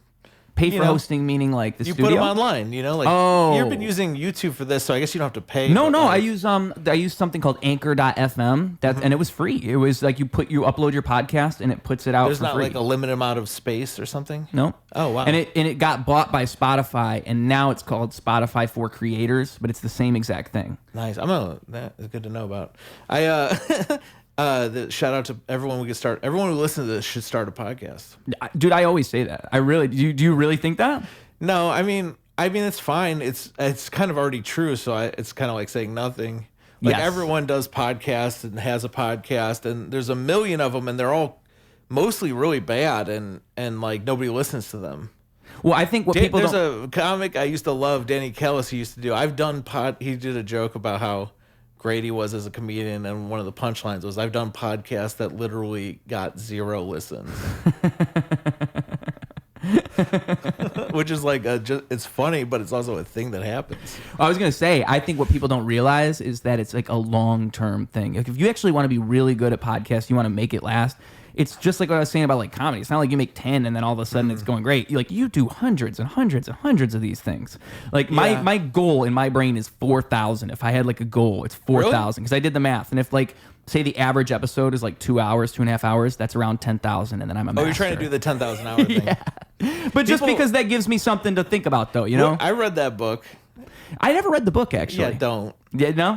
What is it, The Art of Mastery? Shit. It's called 10,000 Hours, I think. Oh, okay. It's a lot of that stuff's a crock of shit. It's a guy, well, I'll say this. My big problem with it is people think it's like you just got to do something for 10,000 hours and then, like, they don't really think about what they're doing. It's quantity and quality. Yes. You got to put a little bit of energy into it. Well, the true wisdom within that lesson is that you are doing it forever. Yeah. I've done 10,000 hours of working on my stand-up, and I've done other projects and stuff, and I'm not successful. I'm living proof that it's a crock of shit. But you're better than you were. And that's what it's really about. I love me. I like where I'm at with this stuff. I think I'm funny. I think I'm good at what I'm doing. I don't care. Exactly. Yeah. I'm not successful though. I would say I would consider myself not successful. I think though, like it's almost better to not even want to be aiming at that though. You know, because if you aim at that and then it happens, it's like, oh shit. Oh. You might need to aim at that to do it though, because there's so much bullshit you have to put up with to do it. It's like why. I have like a pretty good job now. It's like I don't want to go out and do stand up. It's a pain in the ass. Is that me? Oh, yeah, no worries. It's like a pain in the ass to do it to sit. You've been to these open mics. There are hell a lot of them. Yeah, and there is and then you waited 2 hours to possibly just get rejected by everybody. Yep. Yeah. And then you have to talk to a bunch of people you don't like. Yeah. Like all the time, you're talking to people you don't like. And the process of that is almost like it feels like so much without a real reward. Like you're going through all of this and there's really nothing at the end of that rainbow. Like you almost start to... I got to do a guest spot for Sam Talent last weekend. You know what the funny thing is? Like I got like canceled on Monday, quote unquote. Not really canceled, but somebody tried to call me out and everyone shut them down because they're crazy. But I was going into the week really strong. Like I got to perform for like a sold out crowd at Zany's and hang out with like the funniest comedian, like this guy Sam Talent who's like blowing up. And wasn't he on the Bad Comedy Podcast? Didn't you guys have him on there once or something? Yeah, we had him on there once. I saw that. He really hated it. That was really funny for us only. That's a whole story I could get into. But I came into this week like I felt like a god, and then like this psycho's doing this shit to me online, and I just like didn't go out all week. I felt so bummed about it. Like it sucked, you know? Yeah. I really like there was a very high this weekend, and then very low. See, and that's like that to me. That's and like, this is like literally is like I didn't do anything. This person has just targeted me. I've had stalkers do that in my life. When I was a teacher, I had a stalker. There was a woman who was a student of mine who was stalking me. It was crazy. But again, like you didn't bring it upon yourself. Because I'm nice, dude. It's like they know they can get to me. The people also, like I said, there's a certain type. I've been like really into psychology because of these people. I'm like, why does this keep happening to me? And it's because the people who have these bad childhoods, like I said, they develop this charisma and manipulation to get through it as a defense mechanism. Right. They also have this ability to read people, and they could tell you're a sucker. You know why I agree with that? Because I always say that about abusive relationships and how you always see the same person end up with the other same person. There's a word for it. I can never remember the word. But it's like they know how to seek it out. Like and they're not doing it consciously. A lot of times it's a situation that they're recreating from their past to try and fix. Right. I know exactly what you're talking about. Yeah. So it's why by repeating it's like how come my friend Melissa has dated 5 guys who hit her? Yeah. You're like, that's weird because I've never seen that in my life. And then you find out Melissa had this like childhood with a very controlling dad or something. It's like she's trying to date her dad to fix him. And then it ends up being this type of guy who hits her every time. Yeah. And then the other person, it's the same. The guy who's hitting the person probably saw their parents like in an abusive relationship, and they're trying to replay that. He hit his last 5 girls because he saw it happen too. Yeah. Yeah. He's like, this is how you fix this.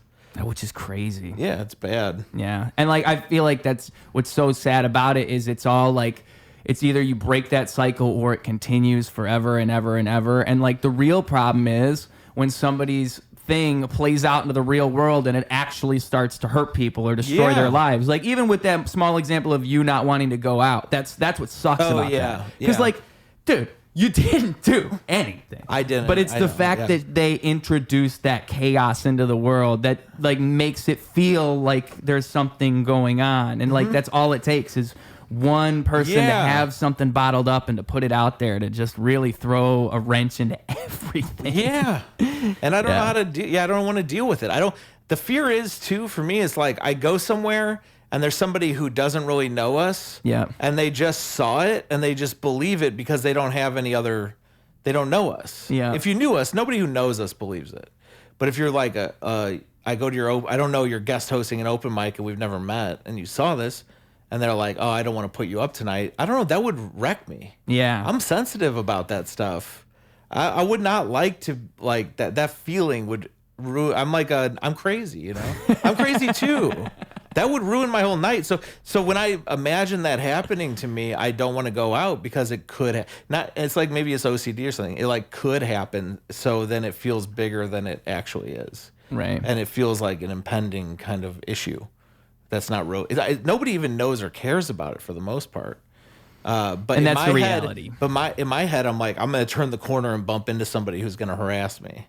And there is a chance it could happen. There's a chance it could happen. And that's like how sort of like OCD works. Especially because that person could still go around and say that to other people. And it's just that spreads in a small circle. And then maybe someone from that small circle, not even the person who's saying this happened was there, but someone who heard it is there. And like they're looking at you like, it's like, what the fuck Or there's people who are like, they're generally friendly. They generally don't believe it, but there's still like a 1% chance in their head that it could have happened. Mm-hmm. So they're like, I'm not going to fuck with Jason right now. I'm not going to book him on a show. I'm not going to do this or that. You know what's funny? I mean, she is harassing me, like messaging places I ran shows, messaging almost all of my friends. Like it's a bigger thing than people realize. Like, I didn't realize that. And I've looked into like potentially legal stuff, you know, like but there's like not any way to really do anything. Mm-hmm. Like I just have to kind of eat it, and I don't know. I just watch a lot of movies. There's not like a defamation thing. There is, but it's like those revolve around like usually about like losing money. Mm. So if I could prove I lost money, which I can prove that actually, but you know, also I'd have to spend a bunch of money on lawyers and stuff. It'd be a nightmare. Yeah, that's usually how all that goes. And then you're spending money and you don't even know if it's gonna make. It's not. It still has to be proven. Which exactly. Might not be possible. It could just be a huge sink of money. It would be a fucking slam dunk to prove that like it never happened. Right. Because it's so obviously never happened. Yeah. Like that to me is like, yeah, that's the real shame. Yeah. Like if there was like any kind of legal thing I could do, I would do it. This is the ace case, you know, like 100% I'm right, they're wrong. Like. I would win so handily, but there's nothing I can get out of it. Yeah. It's just crazy because again, like all it takes is them to say that to introduce that like chaos into all of it. Like you don't even have to commit an act. You just literally. And I think what you said is so spot on about those people seek out the other people like naturally. And I think there's something too where like I feel like being nice and being kind and trying to do that, you are naturally in the world we exist within going to face like it's not how they make it out to be. You actually aren't supposed to be nice all the time because when you are, you find yourself in some bullshit. Yeah. And it's not what like if you were to like when you're a kid, you tell kids be nice and always be nice. But no, they're lying to you because when you are nice for long enough, like all of a sudden you just wind up with your back against a wall that you didn't even know existed. Yeah. And then you're like, should I keep being nice? Is this the right move? There's probably like some like perfect average of being like self-interested and other interested. You know what I mean? Yeah. Like you should be other interested. You should worry about how you're affecting other people and you should be trying to have like a good effect on other people. But that should balance with your self-interest. Yeah. And drawing boundaries and stuff like that. Yeah, I agree. It's got to be real hard to make a kid good, you know, as a parent. I think it's impossible. I think like probably impossible. When people say like good parenting, I don't think it exists. Like I don't think there's actually like the perfect family or perfect parent. It's just whatever you wind up with. Yeah. There's a psychology guy I like who's like, you want to be the parent who your kid has to only take 1 year of therapy instead of 10. You know?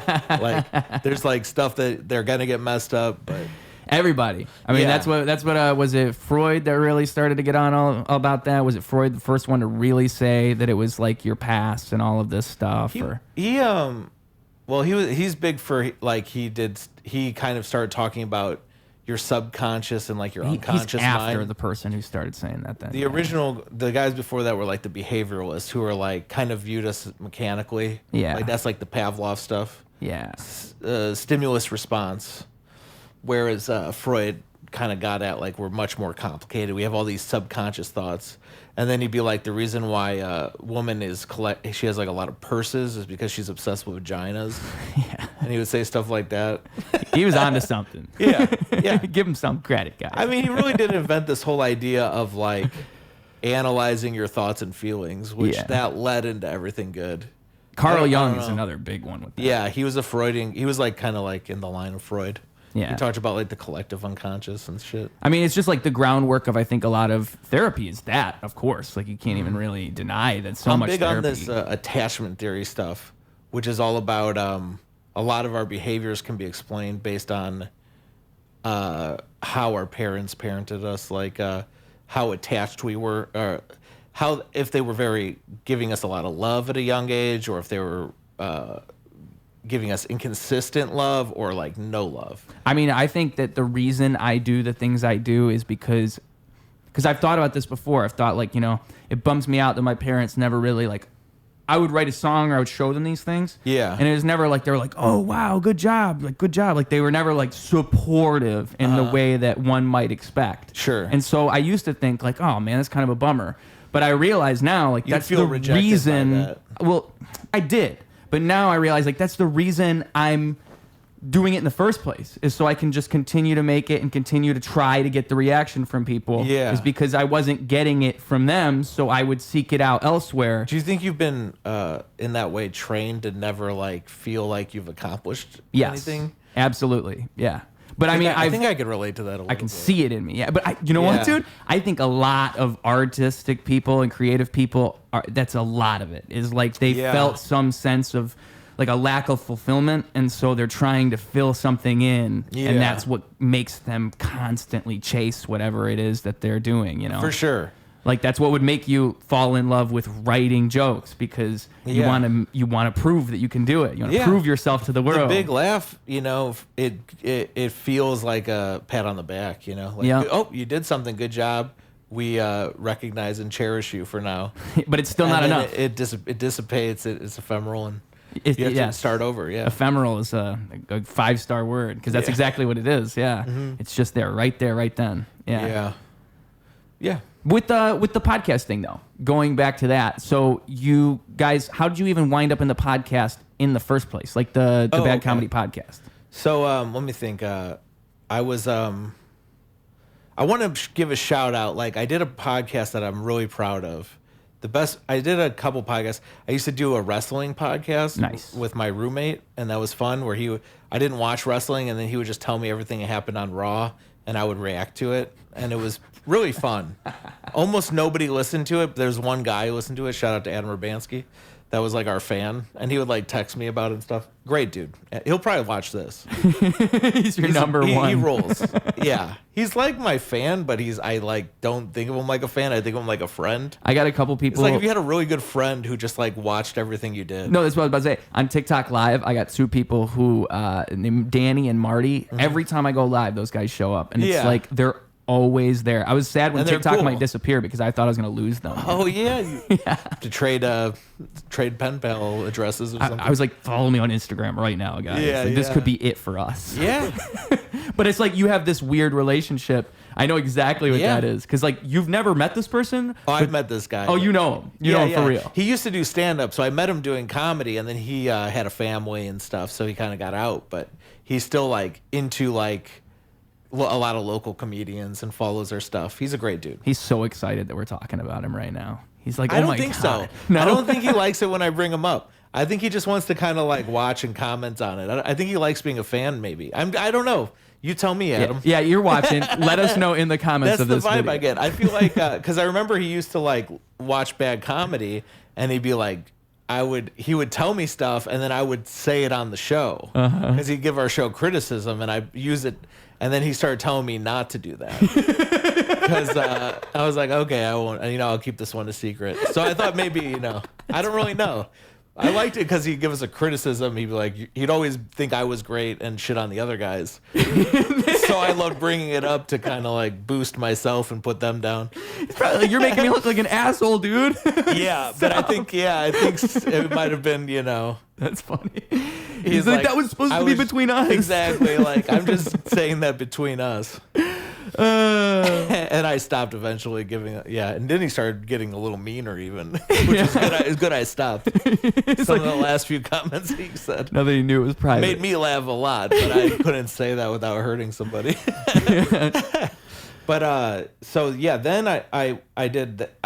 Shout out to Raw's Melton was a great podcast. I've tried to do other stuff. Raw is Melton. That's a good name.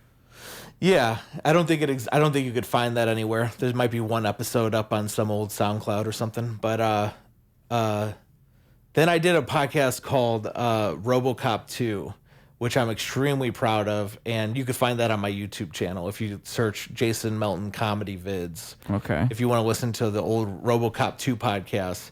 And that to me is like maybe the best thing I ever did in comedy. Wow. Where it was like we would do a season of interviews, and we had a lot of like inside jokes and stuff, and then we would do a live show, and people were like, they would listen to the season and they would get into the inside jokes, and then we would do them at the live show, and it would like people would be like kind of electric for it because they knew about all the inside jokes, and it was just I really liked what we had going. It didn't, you know, the guy I was doing it with got married and COVID happened, other stuff, so it's like it ended up, you know, naturally dissolving. But I really wish that I could have taken that further. RoboCop 2. Interesting. Yeah. Because it was like there was a ball rolling. You never think about picking it up again? Adam Leibowitz, I think, is just one of the funniest guys ever. Yeah. This like guy used to be around Chicago a lot. People will remember Adam Boughton. Not anymore? Adam Leibowitz. No, he moved to St. Louis and he doesn't do comedy as far as I know. He's a family man. But he texts me weird little stuff. He texted me today. He said, I thought of a line for a Scooby-Doo porn parody. I can't fuck without my glasses. That's what he texted me today. So he's still got it in him. The dog is still within him. He still got it. Yeah. That's probably his outlet, is just texting you. You know, that's how he gets this stuff out. Does he text you like stuff like that all the time? Not very often. Oh, okay, here and there, but I miss that guy. He was one of my best friends. Yeah. And so that's kind of what dissolves the podcast, along with other things. Is like, it was hard. It's hard to do a big elaborate thing, you know. And that's kind of busy. That's why I really like knowing how to record things, knowing how to do all that, because I can't even imagine coordinating for that type of thing. Oh my God. Like just getting one person here at one time is enough for me. It is hard, right? Yeah. I'm starting a new one with Zach Albers right now, and it's been hard. In what way? Just, getting a guest, doing it regularly. And now I have to like edit it all because we're doing a more elaborate show with multiple cameras and stuff. Yeah. And you're going to do the editing? I think so. Yeah. See, it's a lot to commit to. It is, because the reason I do a single camera is pretty much that. I used to do 3 cameras, and it was like we'd have this big one, and if I had 2 more like video cameras, it's so stupid. It's all about like tax reasons. People who are camera nerds will tell you this. It's like the reason a video camera is different than a DSLR camera is a DSLR camera could record for 60 minutes to 90 minutes. It could physically. There's modifications that people will like. They'll modify the code inside of the camera to make it do it. But to legally sell it as a DSLR, it can't record over 20 minutes. So they limit the cameras to 20 minutes of recording. So like I always had to push the button every 20 minutes as we're doing the podcast. That's wild. It's just annoying, yeah. And so if you had 2 actual video cameras, and my recommendation is if you really don't want to do cutting, you could just do what Bobby Lee does, where he has all 3 cameras on the screen at once. That's a good point. You can get away with that. Yeah. And honestly, I like that. I like that too. So that is an option. I think he also does cuts. Does he? I think so. I think he's very high production. I looked at his podcast as a... I don't think they used to do cuts, though. Okay. I think they started I looked at his podcast as a sample for stuff because it's beautiful. Yeah. Like the way it's shot and stuff. Yep. Like high production. Yep. I like that shit. And it's changed over the years, too. It has. It's changed a lot. No, his new intro and stuff, he has a whole cartoon intro. It's really well done. Yeah. I like the new co-host that he has on there now too. Like it's some weird low energy guy. no, it's the low energy guy, and then it has this who's that girl? I don't know who the girl is, but a lot of people like that guy. Are you talking about is like his like niece or something? I think so. Yeah, she's great. I don't watch it regularly, but I really like it. Yeah, Bobby Lee. I used to also watch Scissor Brothers, which is Bobby Lee's brother. Oh no, I didn't know that. I like their set. Like I like that stuff.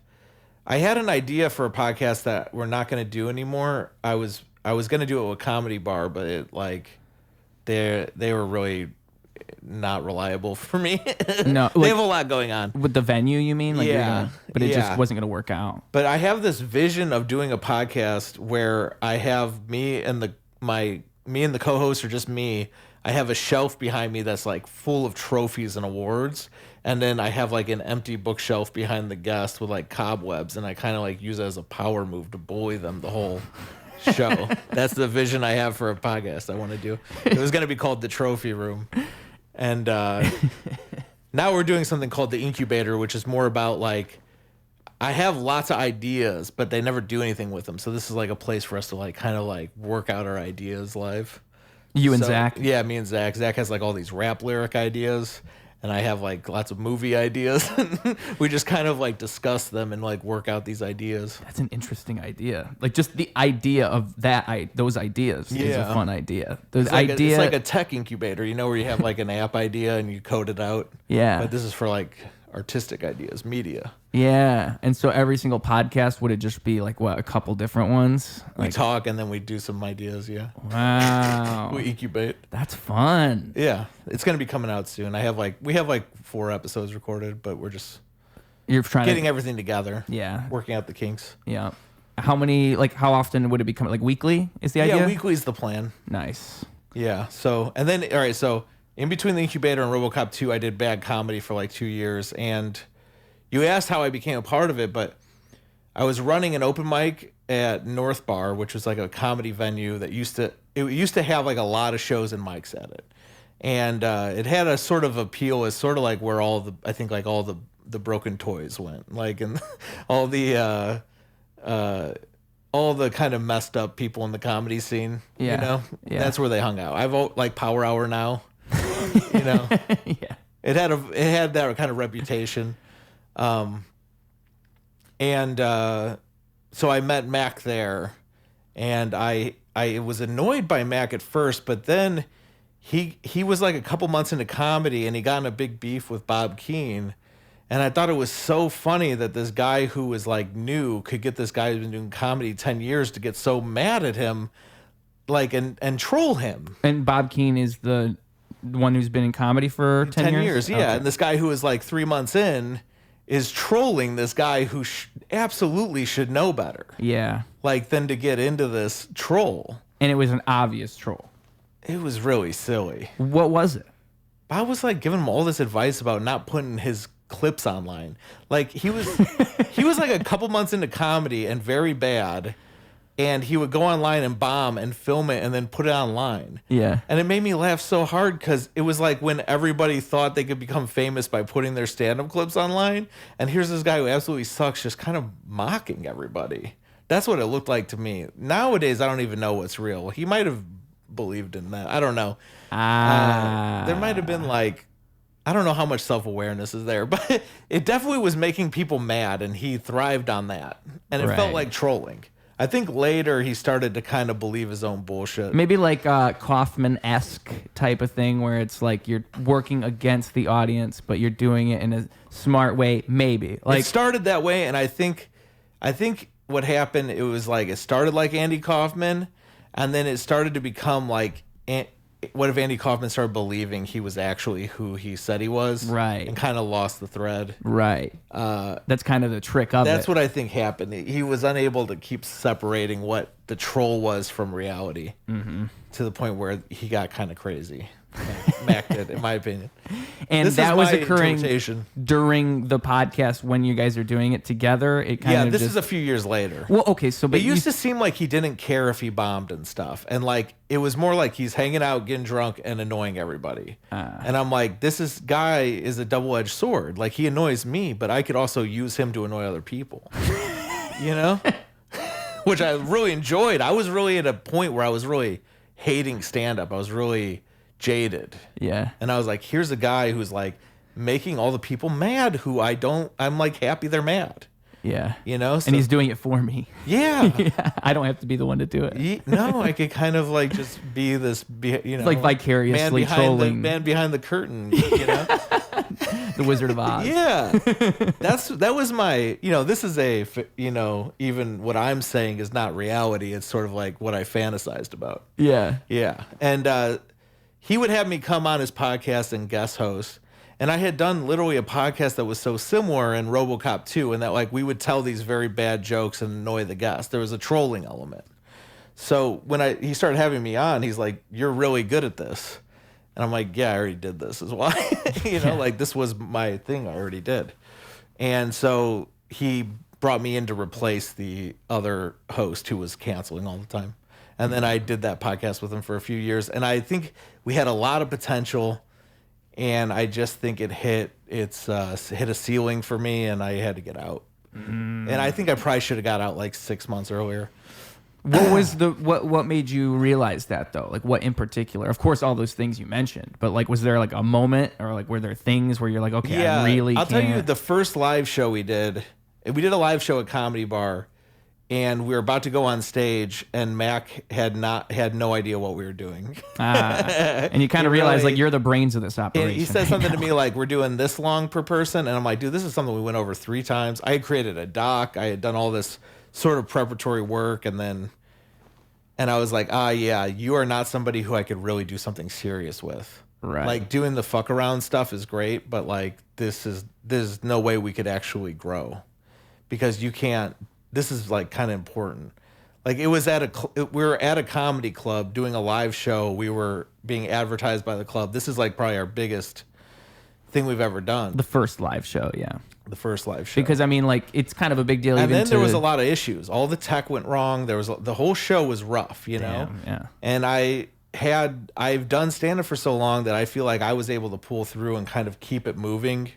But even that tech stuff, we had a tech rehearsal, and I remember when he showed up for the tech rehearsal, he was just cracking jokes and stuff, and we didn't rehearse tech because he was telling me, "Hey, Jason, do your So Rob impression," like in the tech rehearsal. I'm like, "All right, well, yeah, let's talk to the sound guy first and figure this out." Right. So I don't know. It was snake bit, the whole thing was snake bit. It was going nowhere. Because if you, see, I mean, like, and this is kind of mean. I hope it doesn't hurt his feelings if I say this and he hears it, but that is what happened. That's how I felt. That's my side of the story. He could have his own side. Wasn't the whole idea? He has a lot of negative things he said to me. I mean, because he's also this kind of guy where, like, when I started giving him a little bit of criticism and feedback about how I didn't like how stuff was going, he gave me a lot of criticism and feedback that he didn't like about me, which was not useful. Because now we're just talking shit to each other, essentially. And he would send me so many text messages in a fight. Like, I don't know if you ever been around people with personality disorders. Yes. But they're like, they have the strongest thumbs for texting. I grew up with a friend who, like, we thought he was schizophrenic. I don't think we ever really figured it out. I think he eventually said that he thinks he's schizophrenic. But interesting. He would have little breaks where he would like go crazy, and he would like he would turn on you, and he would send like hundreds of messages to you on Facebook, and it was wild. Yeah. It blew your mind that somebody could even care that much about something. Like, dude, this is what you're doing all night. It would be like 3 a.m. till 4:30 in the morning. And the thing was weird too is like he would send 10 messages, then there would be a 13-minute gap, and then he'd send 5 more, and then another like 20-minute gap. That sounds like bipolar mania. Yes, that could have been it. That could have definitely been it, because it was again like. It was like a pendulum, and he would be your friend again for a while, and it's like, oh, he's actually a cool guy. Yeah. And then you fall for it, and then it swings back around. Yeah, because that's the bipolar thing. It turns on and off. Mm-hmm. And it's dangerous. And I guess every time, supposedly, you go into those episodes, it kind of damages your brain. And I've heard people say, like, that's kind of what's happening with Kanye, because he's got that bipolar thing, and he'll go manic weirdly every time he's about to release an album and then make a big thing. But I think he's whatever. I think he's fallen off mentally. Yeah, his lyrics and stuff are just not good, and He's off the nitrous, brother. Yeah. Let alone all that stuff. Let alone all the political stuff, which, whatever. So yeah, we did bad comedy for a few years. I'm sad because I felt like it had a lot of potential and maybe didn't reach its height that it could have reached. But I think it was kind of snake bit, and I probably was there too long. And I think we were really stagnant. We got pretty stagnant too. I mean, a lot of that has to be like there has to be chemistry in something like that. We had great chemistry, I think. Like to the end. I could just go sit. Yeah, even on the show, I could sit in and go with it. I was getting more annoyed because I felt like we were stagnant about coming up with new ideas and jokes. Yeah, like we were repeating a lot of ideas, but whatever. That's how I feel about that. Yeah. You can only bring up Bob Keane so many times. You can only say Bob Keane's name so many times. I mean, like, what you're saying is, like, literally a problem, but, like, replaced with Zach O'Ryan. But, yeah, same. Yes, you're literally right. Yeah. It was, like, stuff like that. Where it's like, what are we even doing here? Yeah. Because... And I like Zach O'Ryan for, like, the same reason I like Mac. Like, everyone will get mad at him. Yeah. And then Zach O'Ryan and Mac had a beef, and I had to, like, pick a side. It was so painful. Yeah. Choosing between your two evil children. Yeah, right. The two trolls under the bridge collide. Like the good son? Yeah. It's like, what if both the kids were Macaulay Culkin? Two Macaulay Culkins, you gotta let one go. Hell yeah. It's so painful, you know? Oh, and so, like, I was gonna say, I feel like in the end, you're not necessarily even who you surround yourself with. You're who you like look up to. Like you're who your idols are. Like I think whatever you think success is, if you strive towards that, that's what you know. Because you could surround yourself with all kinds of people, but you also are who you surround yourself with, especially in a professional capacity. Yeah. Like say I'm working with you and we need to get somewhere. It's like if I don't feel like you're on the same page as me, that can only get worse. I mean, it's just like when you're in a relationship and you can sense some type of detachment. Yeah. If you don't acknowledge that and if you don't like tend to that, right, it's only going to grow and it's only going to get bigger and bigger and bigger until like, you can't ignore it anymore. Mold or something, yeah. Yep. And so it's all relationships, but especially in like one where you're so close. Like a podcast too, like, you know, you guys have to constantly be around each other. I'm surprised that it wasn't even the conversations that changed. It was like the whole behind the scenes thing that kind of the perspective changed. Yeah. I think people could see it on the show occasionally too. But yeah, because it would come out, you know. Yeah. We do these really long episodes. Yeah, there was other things I really hated about doing it. Like it would take my whole Saturday every Saturday because there was like little changes that people couldn't make. It was a lot like a relationship where it's like, you know, your girlfriend's mad because you always leave your shoes in the wrong spot. Yeah. And then, like, what if it's 3 years later and you're still doing that? And it's like we're yelling at each other over shoes in the wrong spot. And it sounds insane, but it's 3 years of shoes in the same spot. You know what I mean? That's what was also happening, you know? And kind of like there's no progressive mentality. There's no, like, we're not changing any of these issues. Yeah, we're never like, changing. I would show up at Mac's house to record an episode and nothing would be set up. It's like, why did you take it down? You don't use this room for anything else. Leave it up. Why can't we come in and press a button? Right. How long did it take you to set up? I was here for 2 minutes. You were ready. Yeah. This thing had a towel over it, and it was ready. Yeah. I live like that. How hard is that? Exactly. I got a bedroom and then another room. I live with the microphone surrounding me. It's not hard. It's literally like. That's kind of the idea, is that it's so easy. Someone can walk in. I can just set 2 things up and go. Yeah. That's the goal. And so, like, yeah, you don't want to spend, like, to the point, I'd be self-conscious about it. If somebody showed up and I took 45 minutes to set up, I would feel self-conscious. Yeah, yeah. And sometimes people don't have time. Like, was he doing that in front of guests, too? It could happen in front of guests. There was a lot of tech issues all the time. Stuff would break. That can happen. He had to really... it happened too much. Yeah. I know it can happen. I've done podcasts. I know, you know, I used to do a live sketch show with video. Like everything could go wrong. Right. You know, like the projector, the microphone, like we had like shit, you know, we had props, we had all sorts of shit. I've done like the worst tech sort of situations. this was not one. This should have been so easy. And then I think at the end he thought he got me because he would say, well, you just have a setup. Just set it up at your house and we'll do it there. And I don't know, by then I was already wanting to quit. So every time he would say that, I would just be like, I need to quit. And he thought he got me, but really it was only bringing on the inevitable. Yeah. Like, okay, now this is, instead of like me asking for like a year to just set this place up right, now you're telling me to do it. And it's like, okay, yeah, I do need to quit. You're right. Yeah, I don't know. Is there a part of you that like reminisces? You're like, oh man, like those good old days when the podcast was just for good fun and I didn't have to think about all this extra shit. Yeah.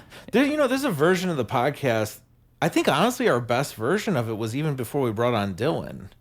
When was that? There was like a point where there was a thing where Mac was sort of new and he wasn't. A big problem too, I think, is Mac started, he kind of stopped doing stand-up, which was also, it showed a change in him to me that, like he used to, like I said, what I was attracted to was him going on stage and not caring at all. Yeah. And then he definitely, that just shut off. Oh, it's no big deal. Then there was clearly a change in him, like he cared what people thought about him. Right. In the stand-up realm. He stopped doing stand-up. But what he was doing, like you described before, it kind of, that was the reaction it was bound to receive anyways. Yeah. Was people being kind of torn on it or not liking it, you know? Right. He was doing kind of like an alternative kind of act where he was doing jokes that are bad. His bad comedy. Yeah. It was his whole brand. It's his name on YouTube, Bad Boy of Comedy. It's all bad. I didn't know that was the idea until it was just laid out for me, but I see it now. Yeah. It's a little bit of a cop-out maybe too. But I think he couldn't keep doing that and feel, I mean, I get that too. Like, how long can you be the guy who always is doing the worst joke? Don't you want to have a good joke eventually? Like, if you write a good joke, can you not do it? Because you're not like that. Like, and then you always get sort of hate on by everybody. Everybody keeps, like, he was the butt of the joke. Like, he sucks. Like, that's a joke that everyone makes. So I think that started affecting his self-esteem or something. He basically stopped doing stand-up. Just imagine you're the guy that's bad, and then all of a sudden you start trying, and no one can tell the difference. Yeah. That could have been what happened to this guy. He's like, you know what? I'm going to switch it up. I'm going to try. I'm going to blow their minds. And all of a sudden he still bombs. Fuck. There's also an element to this, too, where it's like he's always drunk, too. It's like he's drunk at all this stuff. So yeah. That's very common amongst comedians. It is. It's very common, but for some people it's fine. And for other people it's like, okay, you're spinning your wheels. Like you're too drunk to be progressing. And it's interesting. Sometimes it works and sometimes it doesn't. I used to drink. When I started, I quit drinking because I just noticed that it was blocking me from making any progress. I gave myself like a ultimatum, like quit drinking or quit doing comedy, because both these things are hurting you so much. You can't do both and survive. You have to quit one. So I quit drinking. Yeah, it's good that you pulled it off, dude, for real. Yeah. I'm kind of all or nothing, so it's like I just had to like completely stop, and I stopped. If I went, I could go back, and then I would go all in, and yeah. I think from what we were talking about right when you first got here, I think you and I both have addictive personalities like that, where you can just fall deep into things. You know? I'm like compulsive. I'm a completionist. Yes, me too. Like that's one reason I've always liked to film my own things and do my everything myself. I do that too. I don't have to rely on anybody. I don't have to ask you for anything. I'm the same way. I will do it perfectly on my own. I don't need your help. There's a thing to that though. I've tried it both ways, and I feel like I always end up in that spot, like where you are. Like I tried to work with Comedy Bar recently, and they just utterly failed me. I love those guys. They always are very good to me. Kyle and Zahar are good to me, and there's a lot of people who have beef with them, but I like them a lot, and they've always been good to me. But they always do kind of like, they don't fail me in a way that's hurtful, but like they kind of failed me. It's like they said they had resources for me, and then they didn't, and it bummed me out because I wasted a month, like trying to get that going. But I like those guys a lot, and they've helped me in other situations in my life tremendously. And I feel sad because they get shit on a lot by the comedy scene in general, which the comedy scene in general is very selfish. they're like if you're a comedy club, you should be helping all the comedians or something, It's like, no, these are businesses. Like, they only have so much. And also, like, if you owned a business, wouldn't you help the people who are good to you and not help the people who are trashing you on Facebook constantly? Like, I don't see them as being like hypocrites or bad. There's rumors about them too, but there's a lot of stuff. I don't know. It's an expansive thing, whatever. I think comedians are like one of those groups too, where they're very competitive like that. Like they're very nitpicky and they're very competitive, And there's a good side and a bad side to that, because the good side is they're constantly like picking on things because they want things to be better. But the bad side is that they will shoot themselves in the foot just to talk shit about something. Yeah, I probably am today. I probably have said too much. me too. I'm being like very vulnerable in a way that I shouldn't be. I'm also giving a lot of time of this conversation to people who I don't think about that much. Yeah. Like, I'm on to other stuff. I wrote a play with Ricardo Angulo. Shout out to Ricardo. We're doing a live reading of it on April 1st. That'll be really good. It's called Frasier 2. How'd that happen? It's going to be a live stage play. We got together every week and wrote it. Like, it was an idea I had about very basically, like, there's this weird real story about Kelsey Grammer where a bunch of people in his family were murdered. And the idea that made me laugh was like, what if while Kelsey Grammer was filming Frasier, it came to his realization the person who murdered his family was David Hyde Pierce, who plays his brother Niles. So imagine you have to film Frasier with the guy who killed your dad and sister. And they're doing like the dumb Frasier jokes, but instead of like people doing like sophisticated laughter, there's actually this like drone and like scary movie kind of like horror, like I want to kill this guy, but he also might kill me, and he also killed my family, and I hate him, and I'm a sad drunk, and so it's kind of like bending reality a little bit to make a really weird situation of a cat and mouse.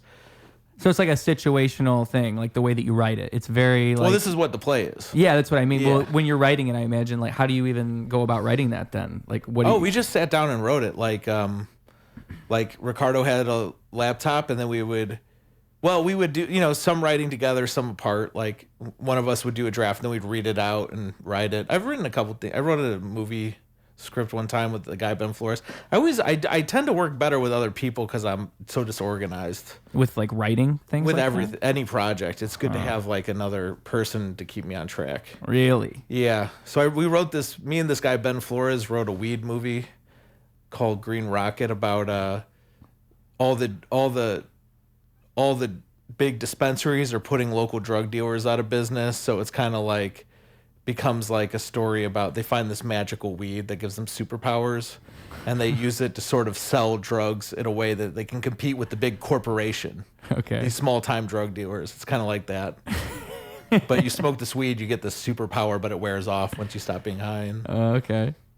How did that ever, like, you film it and you did all that? It's just a script we wrote. But you never did anything. We didn't do anything with it. So this Frasier 2 is like a stage play. So we're trying to actually stage it and film it and put it online. So we're going further with this one. This is a different guy, Ricardo, too. That was Ben Flores. This guy's Ricardo Angulo. He's a very funny local comic. Has he ever written anything like that? I think he's written other stuff. Ricardo does every kind of comedy. Like, he does improv and he does like a lot of writing. He did a podcast that was scripted. Huh. I haven't listened to it yet. I feel bad. He's a friend, but it's a lot of writing. If it's like a decently length, if it's long, I think it was written like like they had like a story they were going for. I haven't listened to it, but it's like, it's like 10 episodes or something. Huh. To accomplish some story. Yeah. So this whole thing is already written, though? The medium is a podcast. We finished the play. We did one reading in my basement, and we're going to do another reading live at Cafe Mustache. Oh, shit. Is that like a regular thing for plays, to like debut it with a reading? Yeah, I've been to one before. It's a way. I think it's a thing that just writers do. Yeah. The whole process of like getting it to be like produced by a place I'm just learning about, and it's very confusing to me because it's just not the world. I'm from the stand-up world. I know a couple people who have done theatery stuff, but it's just a different world. Like a whole different realm. Yeah. Yeah, I can only imagine. We had like a pitch meeting with Annoyance, and they're like, we're being sued for something similar to this, so we can't do this right now. Where, because we're doing some copyright stuff here. Like, there's no way we could actually sell this thing in a real financially gain from it, because the whole thing is based on Frasier existing. Yeah. And actually, Kelsey Grammer could maybe be very upset by this. There's probably some type of way that you could pursue, like if you really wanted to use their likeness, maybe you could convince someone to let you do it. But it's even worse because I'm playing off of like actual murders that happened in Kelsey Grammer's life. You know what I mean? Like, why would he ever work with us? You'd be like, no, you gotta understand, it's funny, Kelsey. It's funny. Yeah, it's a joke. I know. Maybe he's got a better sense of humor than you think. Maybe he would like it. Maybe he'd think it's funny. There's like a 5% chance. His life is pretty tragic, Yeah. But that's what is funny to me is like imagining like a Holocaust survivor getting cast to be like a hoity-toity comedic actor. Like somebody with a tragic life then doing like Frasier. It's so funny to me. Like just like you have to pretend like you're upset about like them giving you the wrong coffee and make some arrogant joke. Yeah. When in reality, like your dad was like murdered in front of your house in a race riot or something. Yeah. I mean, just there's a lot of perspective in that guy. Adam Driver makes more sense because I think Adam Driver was like in the war, but now he's like at least he's a dramatic actor. Like that's at least. He does comedies too. He's funny actually. too, yeah. Yeah. What was he funny in? He was on that show Girls. Was he? Oh, I didn't realize. The show? I don't remember that one, yeah. I think that was his first kind of role. Uh-huh. Yeah. He was in that movie, was it Baby Driver? Was he in that? I don't even know. I don't think so. God damn it. Maybe, I don't remember. I don't know my You know who I love in that movie is Jamie Foxx. Yeah. The Baby Driver? Yeah. I'm a huge Jamie Foxx fan. He's the man. Yeah. Jamie Foxx is one of those people who's just cool. They Clone Tyrone. Did you see that? I've had it recommended to me. I still haven't seen it. I love that movie. Yeah, okay. Because the person who recommended anything with Jamie Foxx for real. Well, see, the person who recommended it to me, I didn't trust his taste, so I was like, okay, I might watch anything. If you're saying this and you're a Jamie Foxx fan, I'll go for it. Okay, I'll watch it. Yeah, he's not even necessarily the best part, but I just like that movie. It's like a sci-fi movie. Yeah, when the plot was described to me, I'm like, what the hell? Yeah. They cloned Tyrone. It's in the title. Like it. I think you would like it, actually. Yeah. I don't know you that well, but I probably would. I think some people might not like it. Yeah. I liked those. Did you see the movie where it was like the I think I'm not gonna remember the name off the top of my head, but it had to do with like I don't know because I think it's a spoiler if I say it. I don't even think I can say. Oh, dude, hold on. I'm gonna look up a general thing around the movie, and this is not filler. This is me just talking, and I'm just talking about things, and I'm just having a good time. There's a movie that came out, Day Shift, with Jamie Foxx. Okay. It's about Jamie Foxx as a vampire hunter. Yeah. But it's just like 9 to 5 because if you're black, you can't just hunt vampires like Van Helsing. It has to be like you have to clock in. Is it newer? Is it older? Yeah, it's a newer movie. I liked it a lot. Yeah. And I don't think anyone else did. Because you'll watch anything with Jamie Foxx. It was just fun. Yeah. I think I'm just not pretentious about art anymore. I used to be. It's kind of like what you said before about how like art, what happened to just liking art for the art that it is. Yeah. You know, like even with like when Quentin Tarantino liked the new Joker movie, everybody got all mad about it. That movie. And everybody hated it. Wait, Quentin Tarantino He said he liked it. Yeah, Quentin Tarantino. The Joker but he didn't too. direct it. Some guy, Todd Phillips or something? Yes, Todd Phillips. I think you're right. Yeah. And you know what's funny about the first Joker movie is the way I described that movie is it's literally like if you saw Taxi Driver, but it was directed by the guy who directed The Hangover. Because that's literally what it is. It's like, oh yeah, you're right. It's I forgot he did The Hangover. The Hangover. Yeah. That's crazy. The shift in that. And so like I kind of didn't have any hope for Joker 2 to begin with, but oh my God, like what a dumpster fire. And I didn't even see the movie. I've only like seen everything surrounding it, but that's the whole criticism. You didn't see the new Joker? I didn't even see it. Yeah, and that's the You should see it. I would be curious what you thought because I actually have a theory that I don't think it's possible for you to like both movies. I think if you like the first one, you hate the second one, and if you like the second one, you didn't like the first one. And that's I haven't found somebody who liked them both yet. Wow. Or hated them both? I have seen people who like the second one but not the first one, and I've seen people who like the first one, not the second one. I'm that type. I like the first one, not the second one. So I like the first one, but it is like I saw Taxi Driver after it. Taxi Driver's way better. I didn't know that's what the movie was doing until I saw Taxi Driver. I'm like, oh, this is essentially the same thing. I think it's kind of like an update, though. Like, I do like that it feels more like in line with like all the incel culture and stuff. Yeah. And like, yeah. So I feel like, they kind of updated. But Taxi Driver, I think, is ahead of its time in that it like predicted all these incel stuff. God, yeah. I mean, that movie is like, it humanizes it, which I think is so genius about it. Like, it makes it so you can understand how someone sinks into such a state. Yeah. You know, it doesn't happen overnight. It happens gradually, and they don't trust the world around them, and so they go into this personal world, and then they're just a crazy person. Then they just wind up getting a mohawk and shooting up a place and rescuing a prostitute, you know? Yeah.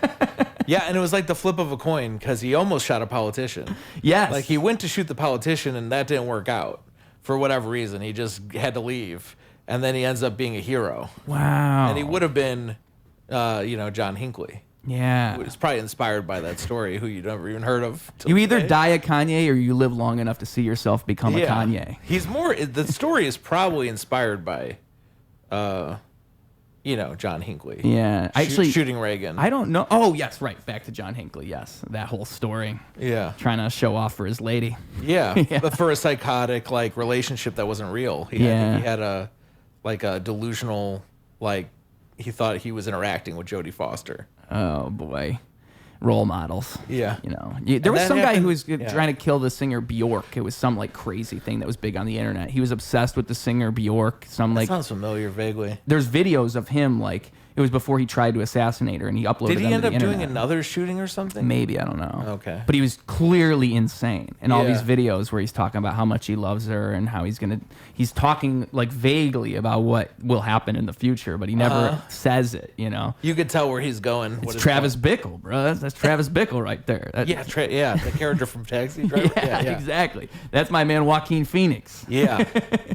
But anyway, Joker 2, what the sad thing about me with that movie is it kind of reveals that the first movie was just like, they just got lucky. I feel like that's what it says to me. Is like the first movie was like, again, it's the director of The Hangover. He's making his adaptation of what he's trying to twist the plot of Taxi Driver into this different mold, and parts of it work and parts of it kind of fall flat. Like, for me, what I hated was like that whole like, the girl's been fake the whole time. Like, oh my God, bro. Really? Like, that's the twist? Like, you could go within the first one. It was like his girlfriend wasn't even real. Oh, he was having a delusional relationship with her. Yeah, and I just felt like okay, but like there's a million other ways you could have showed that he's crazy. He thought he was having a relation. There was a girl, right? Like, it was his neighbor. Yeah, that's what it was. He thought he was in a relationship with her, but he wasn't. Maybe if I watched There's actually a disease that people have called... it's like eroto, psych. It's like it's actually really. That's real. Have you ever heard of this singer? She was like a Disney singer, Grimmy something. Grimes? No, it's Grimmy. Like her name was like Grimmy. No, I've probably heard of her. Yeah. Man, I want to look it up. She got murdered by a guy who There's been a few. So there's this weird psychological delusion that people get where they think they're in a relationship with somebody famous. I think it's the same thing as that Bjork thing I was talking about. I think that's what the guy was. It might be. Yeah. But what happened? Well, first of all, they think that like they watch like videos of them and they think that like there's small like behaviors in the videos that are actually signals to them. It's sort of like related to schizophrenia where they're like misreading like something is a symbol of something else. Right. They're sort of forcing these connections and they think they're like in a secret relationship. And oftentimes they're messaging them hundreds of times. There's a bunch of people who do this with like Taylor Swift because she actually puts secret messages in her songs and it like encourages schizophrenics to think that there's something going on. I don't know if that's a whole thing too, but Taylor Swift has been really bad for schizophrenia. It's really funny, but it's horrible. She has like stalkers every other week, and they look like me. They don't look like Taylor Swift fans. They look like these weird hairy white guys. You're like, I know what you're trying to tell me, Taylor. I know what you're trying to say. They do, like, yeah. I mean, she writes love songs with secret messages. Like, yeah. Anyway, but they're all about like, her football Travis boyfriend. Kelce. Yeah. But or John Mayer or whoever else. But this disease. So there was a pop star. She was opening for Ariana Grande or something, like some other Disney made star. She was like big. She had a big following, and she got famous on early YouTube doing like singer-songwriter stuff. Like you remember when there was like 1 million white girls playing guitar and singing on YouTube? Yeah. Like she was one of those people who actually got famous from that. And there was a guy who thought that she was his girlfriend, and he would like talk about it a little bit. And what happened was, she actually revealed online that she had a boyfriend, and it crashed his delusion. And he brought a gun to her concert and killed her and killed himself. Wow. And there's a word for it. It's a disease that's like been recorded going back in history. And it's actually more common with women than men, is what I read. Like the men to be attracted to the women, or the women to be attracted to the women man? to have a fake relationship with a man. Wow, I would guess the opposite. I don't know why. There was another case of a woman I followed, and there was a preacher. I watched a video about it. Rather, I didn't follow it because it was already over when I heard about it. She thought she was in love with this guy he was a online like televangelist kind of guy. And she thought she was in love with him, sent him hundreds of messages. He had a family and stuff. And then she thought she was going to meet him or something, and then she disappeared, and she like wound up like drowned in a lake or something. And like, yeah. And it's a disease. Yeah. Very similar to schizophrenia. And I think it's what the Joker guy has in that movie. I think they based that on that. He has a whole delusional relationship with this other person, and then it gets broken, right? Like, like she's like, I don't even know him. Yeah. And then doesn't he go crazy after that? I think that's where it all kind of breaks down, right around there. Yeah. Because I think that's right around the point. Everything's sort of breaking at once. Yep. And that, because I think, like, I can't remember. Did he kill his mom in that movie too? He does. Exactly. So I think that's right around He finds out that. she's lying about something. Yep. Maybe he doesn't have the laughing disease or something, really? Or yeah. I don't remember. See, like, if the first movie stood on its own, you could look at all of that as like, okay, so it's just through the perspective of that character. Who knows how much of this is even real? Yeah. But then the second movie just kind of undoes that by existing at all, because it's like, just from the things that happen in the second movie, it's not all in his head anymore. Like, now it's about the world around him, and like, I think most people know how the second movie ends, but it's like some big twist that's supposed to set up something else. Do you know how the second movie ends? Yeah, I do know how it ends. That was a big critique of the movie. Well, I don't want to ruin the movie if you haven't seen it, or if people haven't seen it, but folks, skip 10 minutes ahead. I have a theory. I'm not going to spoil it necessarily, but I don't want to spoil how you watch it. Okay. But I have a theory about why they did the second movie. I got from watching YouTube videos and my own. Well, I was going to say, with like what Quentin Tarantino said about the movie, is like he considered it like the movie itself is the Joker. That's his way of describing it. I get that. And I think someone like him saying that is at least powerful in that, like, he's going against the grain of like what general culture is saying, and he's a creative thinker. He's thinking creatively about the movie. Yeah. And like, again, going back to what we're saying, what happened to just watching the movie and just feeling how you feel about it? Like, the way I'm talking, I've never seen the movie. I've looked at all of this commentary surrounding the movie. Yeah. And that's how people are. I haven't actually seen it. I didn't develop my own opinion. When I go to see movies, most of the time when I do, I don't even watch a trailer because I want it to... I try not to, right? Because I want to be in the story. I want to feel it as it happens. I do think this movie is designed... that's one way to look at it. And I actually thought about what that theory... It makes sense. So let's say why that theory makes sense. The first movie, the Joaquin Phoenix character sort of is a hero. He's a anti-hero. Mm-hmm. Right? Like, he's doing something wrong, but we're rooting for him anyway. Yeah. In the next movie, you go in thinking he's an anti-hero, and they sort of just make him a bitch. Like, the whole movie. Like, and I mean, I think the fact that it's a musical contributes to that. It makes him look more like a bitch. Yes, he's singing. One part, he literally gets R-worded by the guards. Yeah. I mean, like... early in the movie. Right? No, it's toward the end. Oh, okay. It's when it's honestly, the whole movie is building up like he could have a comeback, and then everything goes wrong and is bad, and he gets R-worded. Then they it's the cherry on top of his complete, the complete destruction of this character. Yeah. So, yeah, I could see Quentin Tarantino's idea. Like, this is a little bit of a Joker move from the director. Like, we took this movie that everyone was into and we ruined it. But then, just like the Joker would. That's when it becomes like, okay, so how appropriate is that even? Because you have so many people going out to see this. They just want to see a good movie. Like, at what point is it where it's like, okay, this is too meta. This is too much. I think that's a fun interpretation. I don't believe that. I think there's another interpretation, which is that the Joker is a hero for kind of like black-pilled incels. Yeah. You know what I mean? The Joker represents a point of view that is very antagonistic to liberal Hollywood. And I think people like Joaquin Phoenix and Todd Phillips, people were mad at them. Robert De Niro and people like that who are like mad at Trump. Yeah. They think that they helped Trump by making the Joker. So they ruined it. I think it was intentional. I think they're apologizing to the liberal elite. That makes a lot of sense. I never would have considered it. And that makes me mad. Yeah. Because there's nothing wrong with having good art. I mean, the first movie is good art, whether or not it's... Well, it's like saying Taxi Driver helped Trump win the presidency. Yeah. It's the same thing. Like, I mean, and maybe it did, though. Maybe it did help. I don't know. But either way, I don't care. Don't do that. You're a bitch. Stand by your work. Well, and I think you made that first movie and you made it to what you thought was the best at the time. Why are you backing off? Because your friends don't like it? Yeah. I don't think the second movie is even good.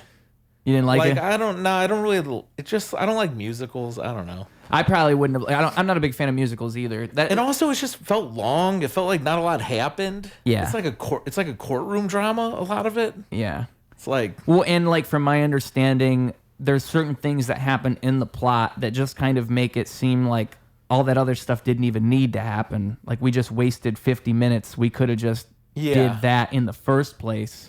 Like I think maybe something. Yeah. I'm trying not to reveal details, but like with Joaquin Phoenix's relationship with the Harley Quinn character, there's something that takes place throughout the story, and there's also the whole court thing. Like the amount of time you spend in court, like you could have, because okay, so if he's getting R-worded at the end of the movie, that means he's in prison at the end of the movie. Doesn't he start the movie in prison too? So it's like it's all just kind of a circle. You could have cut the whole middle out. You didn't need it.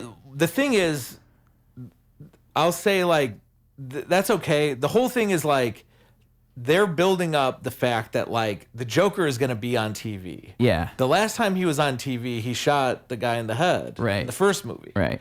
And caused a riot and became a guy. Here's his second time on TV. So the whole movie is built up like what's going to happen this time. But he's also like falling in love with Harley Quinn. And Harley Quinn wants him to be who he supposedly is, which is like this leader of this revolution, this chaos revolution, whatever.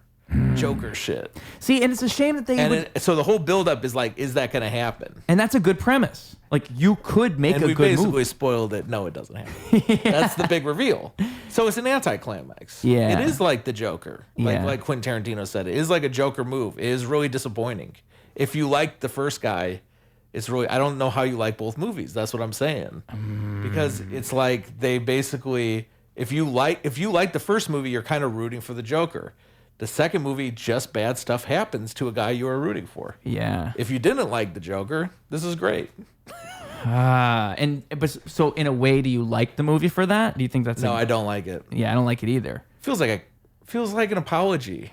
I feel like they should have stood on their business. Yeah. You made the Joker. That movie's awesome. Yeah, I like the movie. I like it. With the shit I talked about it, I still like the movie. Yeah, I'm not like politically into it. It is making some kind of political point. Yeah. I mean, it's making even a good political point. Like the fucking society sucks. Yeah. and people are getting upset about it and going crazy. Yeah. The literal like we live in a society movie. Yeah. That's what it is. Yeah. But you need that movie.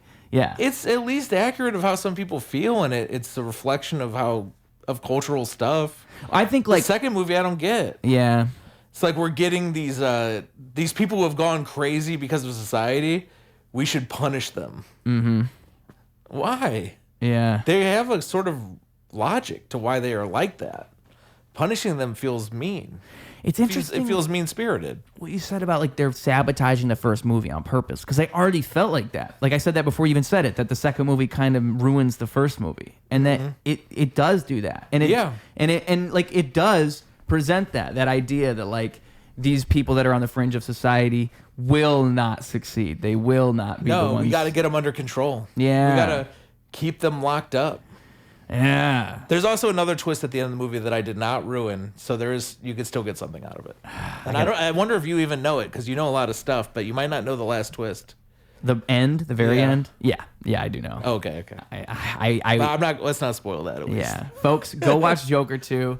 In the comments, tell us whether or not you hated it or liked it. You know, maybe you can ruin his theory. Maybe you can tell us. Yeah, I like sharing that because I like talking about it, but I don't want to ruin how people watch it their first time. That's the problem again, because it's also like I didn't know that going in. I don't feel like movies used to be like that. It's kind of what sucks about the whole thing. I think that's why like it used to be so different, because now everything's about, like you said, the conversation surrounding the movie. Before it used to be you just see a movie and that creates the conversation. Now it's like when the Mario movie, just stupid shit like that. When they announced the cast, do you remember when that happened? Oh, everyone got mad at Chris Pratt. Yeah, but everyone got mad at everyone because it was like the whole cast is just a bunch of famous actors. Dude, like, why don't you have voice actors in the Mario movie? Get the people who do the games to do the movie. And that's fun. You don't have to have all these celebrities in the movie. Right. But that's what it's about. It's about people are going to talk about that. They're going to see the movie because Chris Pratt is Mario, and he's not even trying. He's just doing a Chris Pratt voice. Yeah. But who cares? And so it's just like at a certain point, it starts to ruin everything because you're not even doing a faithful adaptation of Mario anymore. Now you're doing the Mario movie with all these celebrities in it. Role playing. It also is annoying too because they make these actors into like Chris Pratt is like not like acting. He's Chris Pratt. Yeah, they get typecast. He's gonna do this kind of like Chris Pratt humor he's been doing since he was on Parks and Recreation. I mean, that's like Kevin Hart's whole career. Kevin Hart is another example. I wrote a short story about Kevin Hart. It's like 1 page long, where he doesn't know where he is anymore. He's done so many movies, but he's always the same character. And the idea is like, what's worse? Would you rather be, if you're Kevin Hart, dying or living forever? Because if he lives forever, he gets so like demented by the fact that he's just always being him in a new show. Yeah. That he doesn't even know what the show is or what the character is. It's like his life, I'm not jealous of. I wouldn't even know where I was anymore. Like literally making the same short jokes. I just saw a thing. It was on a podcast where they were asking Mark Norman why he started saying like I'm Kevin Hart thing. And Mark Norman was saying how like, you know, he said the reason he started doing it was just like to have a fun thing to say at the end of a set. You know, he thought he wasn't very good, and so he would say, "I'm Kevin Hart," just so no one would remember his name. Mm-hmm. But he said that, like, he said it in front of Kevin Hart multiple times, and that guy's just got so much shit going on, he doesn't even think that Kevin Hart notices. Plays to your theory. I think you're right. He does not know where he is. He's literally just a guy in everything. Yeah. I literally 2 days ago I looked because it was something like some basketball thing. Like, you know, maybe I think it was the NBA All-Stars game or something. And of course, it's like they get Kevin Hart on there just staring up at the basketball players. Yeah.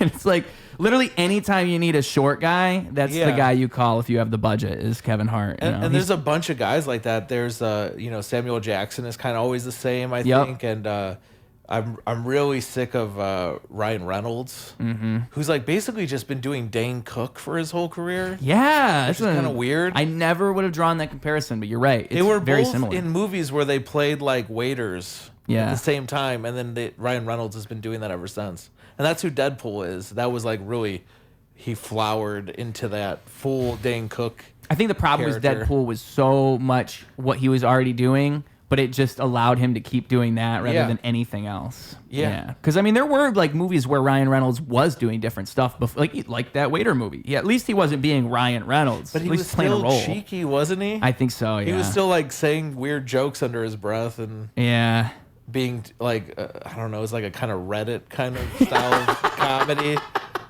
Yeah, Reddit. Kind of schmarmy. Dane Cook is very Reddit, yes. Yeah. He still is. Dane Cook deserves more credit than we give him. I didn't realize that Dane Cook kind of paved the way for so many people. He really did. He invented like a kind of white humor. I think of as like very white boy. What's interesting about his humor to me is that so much of the joke is not in the punchlines. He doesn't. It's being sassy. Yeah. But you're not gay.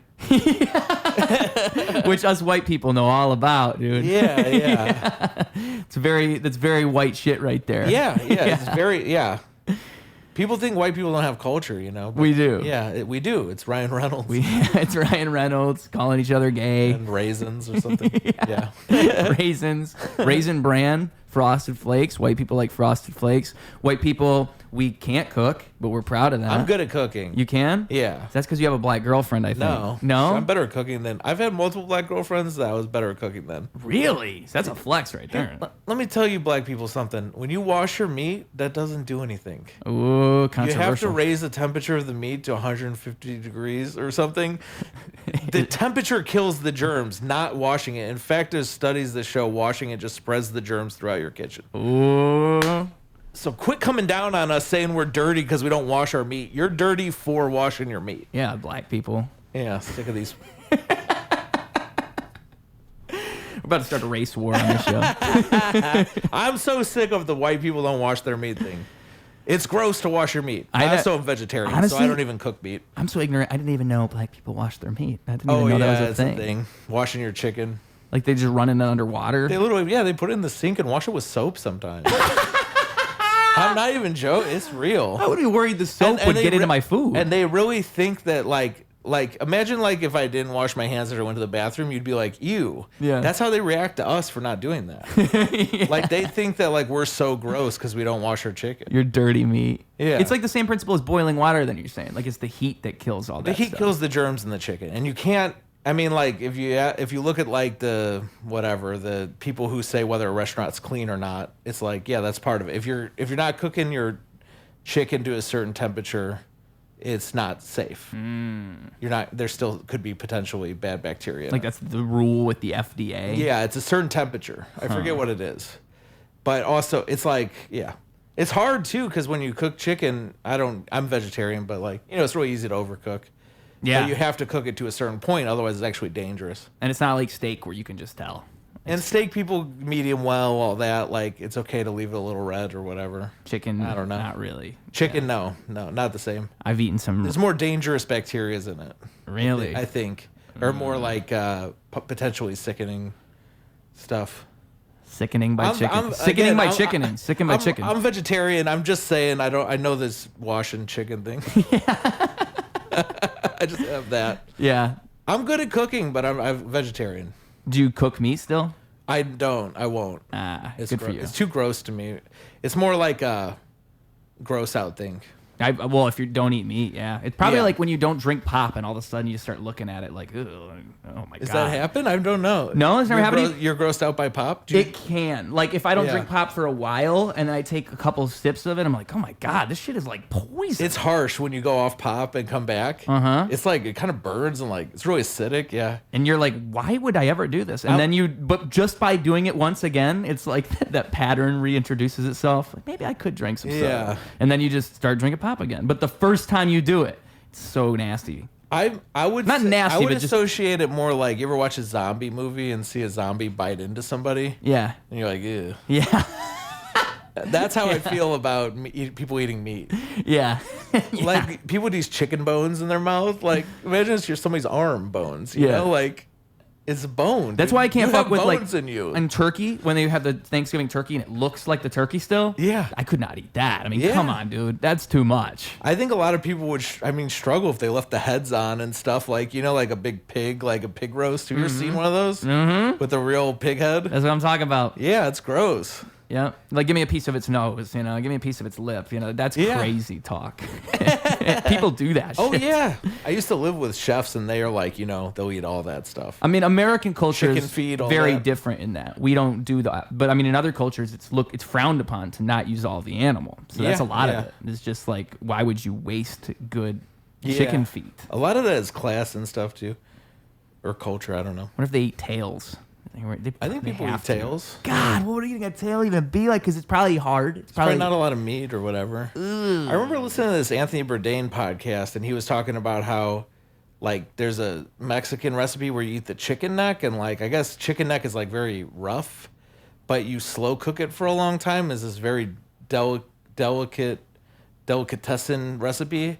And he said it happened because they were so poor. They had to eat the chicken neck. Yeah. And they developed this, like, incredible recipe. Because they're basically forced to. And he said, like, that poverty brings out a lot of good cooking because you have to make bad stuff taste good. I think that's why the whole thing comes from, yeah, exactly, soul food, and, like, why people say that, like, white people can cook and other cultures can't. Because, like, it's literally that. It's the fact that they had to come up with stuff because they didn't have as much to, they couldn't just go out. They had to work with what they had. But then there's also this weird thing, like, French have the best food, supposedly. French cuisine or something, which I don't know why. It's not, all their food looks gross to me. Maybe, I don't know. Well, I'm trying to think of, like, French. I know they put eggs in pasta. They do crazy Everything shit. looks raw. Yeah. You go like eat raw hamburger and raw egg and stuff. Yeah, you go to France, you just get sick. Like, I don't understand. Yeah. What are you guys doing here? Maybe they're all just so adapted to it, you know? Well, I think they love it. I don't know. Everyone loves it, right? French restaurant is like the ideal restaurant, the hardest restaurant to work in, maybe. I don't think I've had much French food. So Me neither. Yeah. We're not fancy. Yeah. Yeah, we'll I eat a lot of pizza. Ooh. I'm a big fat guy, dude. I eat a lot. I eat Taco Bell. Yeah. Vegetarian shit, but cheese and bread. Pizza, Taco Bell, vegetarian stuff. Like, what is, like, indulging when you're vegetarian? What can you eat that's, like, other than ice cream and, like, what other than dessert? What are you going crazy pizza, with? Dude. Chips, you know, like, I eat a lot of quesadillas. Hell yeah. Yeah. It's good stuff. Dude, I love potato tacos at Taco Bell. Yeah.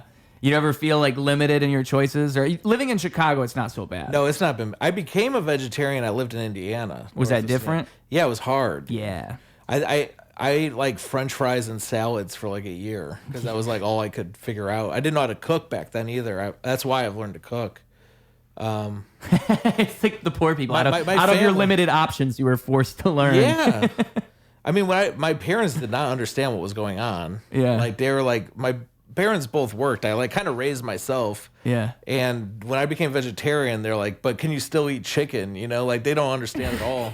That's how I was vegetarian for about a year. I tried to do it because I saw this documentary called Meet Your Meat. And it was like seeing the way that they make the shit is horrifying. Yeah, it's gross. And when I saw that when I was a kid, I remember my mom was on her way home with some McDoubles, and I was like, I'm not eating that. And nobody believed me, and so they would like literally. I remember one time, my dad like snuck hamburger meat into my spaghetti, and I was eating it. I was like so mad. Yeah, like, that's not how this works. You can't just force me to eat it. Dude, that happened to me exactly. Yeah. My grandma's like, I made a soup as vegetarian, and I'm like, there's chunks of something in it. She's like, oh, I put the ham bone in it.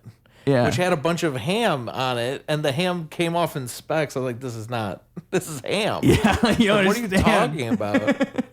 It's not just meat, it's ham. It's like, it's meat. Like, people are like fish and chicken, whatever. You know, this is ham, whatever. I gotta pee real quick. I'm obsessed with this other one I'm about to finish. I've never laughed so hard at a podcast than this Finding Drago podcast. It was up at like 3 a.m, like just sitting in a couch, and I was eating chips and laughing. Yeah. It was so funny. Was that the one you said you were listening to right before you got here? Yeah. Yeah. They found this one weird line about a book about Rocky IV in a Wikipedia, and then they've been trying to track down the author of this book and the book itself. And it ends up being this whole like weird. It's just insane. It turns into like snowballs into something else. Have you ever done that where you're like, just kind of like fucking around online and you're reading like YouTube comments, and then you find somebody who's just write something really strange, so you go like check out their channel. And like you start looking into their life a little bit, and you could find these really weird people, and they're like, I don't think I usually click on the accounts. No, I don't think I've done that. Sounds interesting though, because I usually expect it to be someone without any videos. Most of the time, it is. Yeah. But occasionally you can get a glimpse into like a weirdo life, you know, and that's just fun. There's a whole Tim and Eric thing there, you know, like where do you find these guys? You just click one and all of a sudden you see one of the open micers. Yes.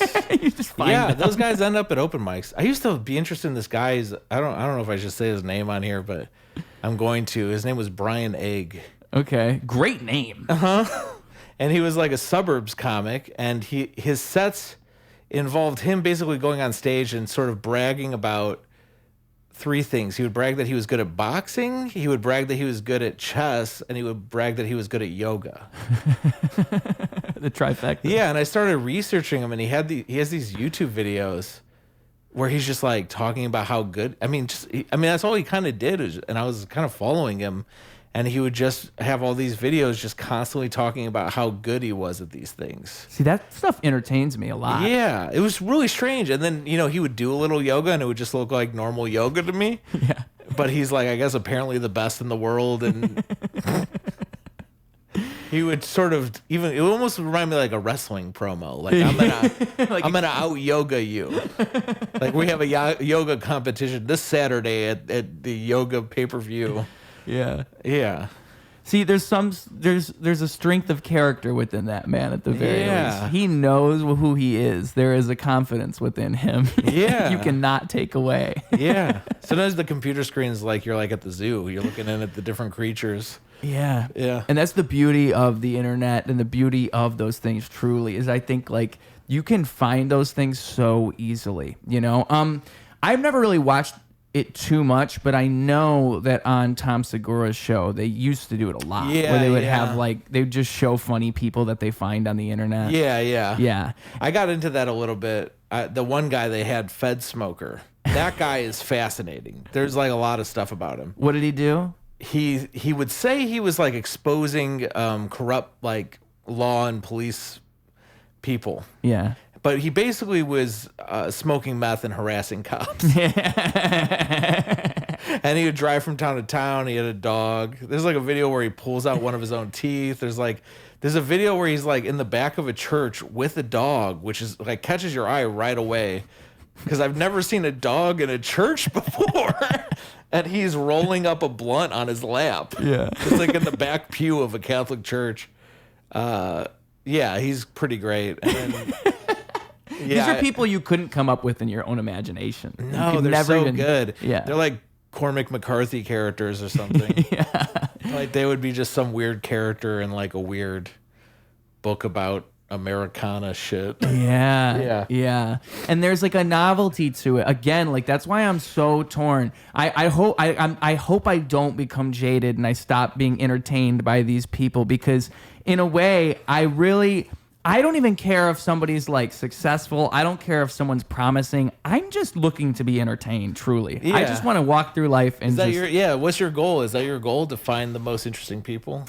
I think that my goal in general is to, like I said before, kind of like I think I can offer a value to people through what I do. And so being able to do that's the ultimate goal. Like I really, really do like that I can like provide something to other people. That feels good. That's like one of the most fulfilling things. Like the most important thing to me with music is to, when I go out there, to not, it has nothing to do with like me succeeding or anything like that. It just matters that maybe I affect like one person or one person feels some type of way because of one thing I did. Because that's all life ever is. It's just a series of chain reactions that start with the choice that you make. And so like, by initiating that and bringing people on and like constantly doing it, you just see things snowball and people like there's something that feels really good about it. So the more and more I've done that, the more and more I've realized like that is what I like the most is just creating a real difference. But in that, I think that like we are what we one time I was on mushrooms and I came up with this and I say it a lot. We're like we're good preface. Yes. Yeah. Some of my best ideas came from there. Oh, for sure. Curation. We're all curation. That's that's what we're always doing. We are an act of curation constantly. Like the jokes you make are what you curate. It's like you're pulling things from the ether and curating something. Not like you're actually coming up with ideas, but you're curating. And also like with the podcast. I think Aristotle says something like there's no actual, the only creations are those from the creator, and everyone else is just arranging. Wow, I've never heard that. I've heard everything is a remix. I've heard that before. Yeah, same thing. That's interesting. You can't make something out of nothing unless you're God. Huh. You're always pulling from your influences. Yeah. You're arranging things that already exist. Yeah, yeah. And so, like, in that, what was I saying? I don't want to lose my thread of thought. What you're trying to give to people? Well, in the oh shit, dude. Oh. Something you came up with on mushrooms? Yes, the curation thing. Yeah. So like in that with the podcast, it's the people you bring on even are what you curate. And so in that, it's like if I just want to be entertained, I just look for what if someone entertains me? Like if and also bringing out the entertainer in someone else because I've learned I can do that. Yeah. So it's doing that and then just doing that for 2 hours. That is probably like that's the goal of what the show will always be. It's literally just finding whoever I find to be entertaining and then doing that. Problem is, you can't just pick everybody. You can't just be a nice guy, God damn it. Yeah.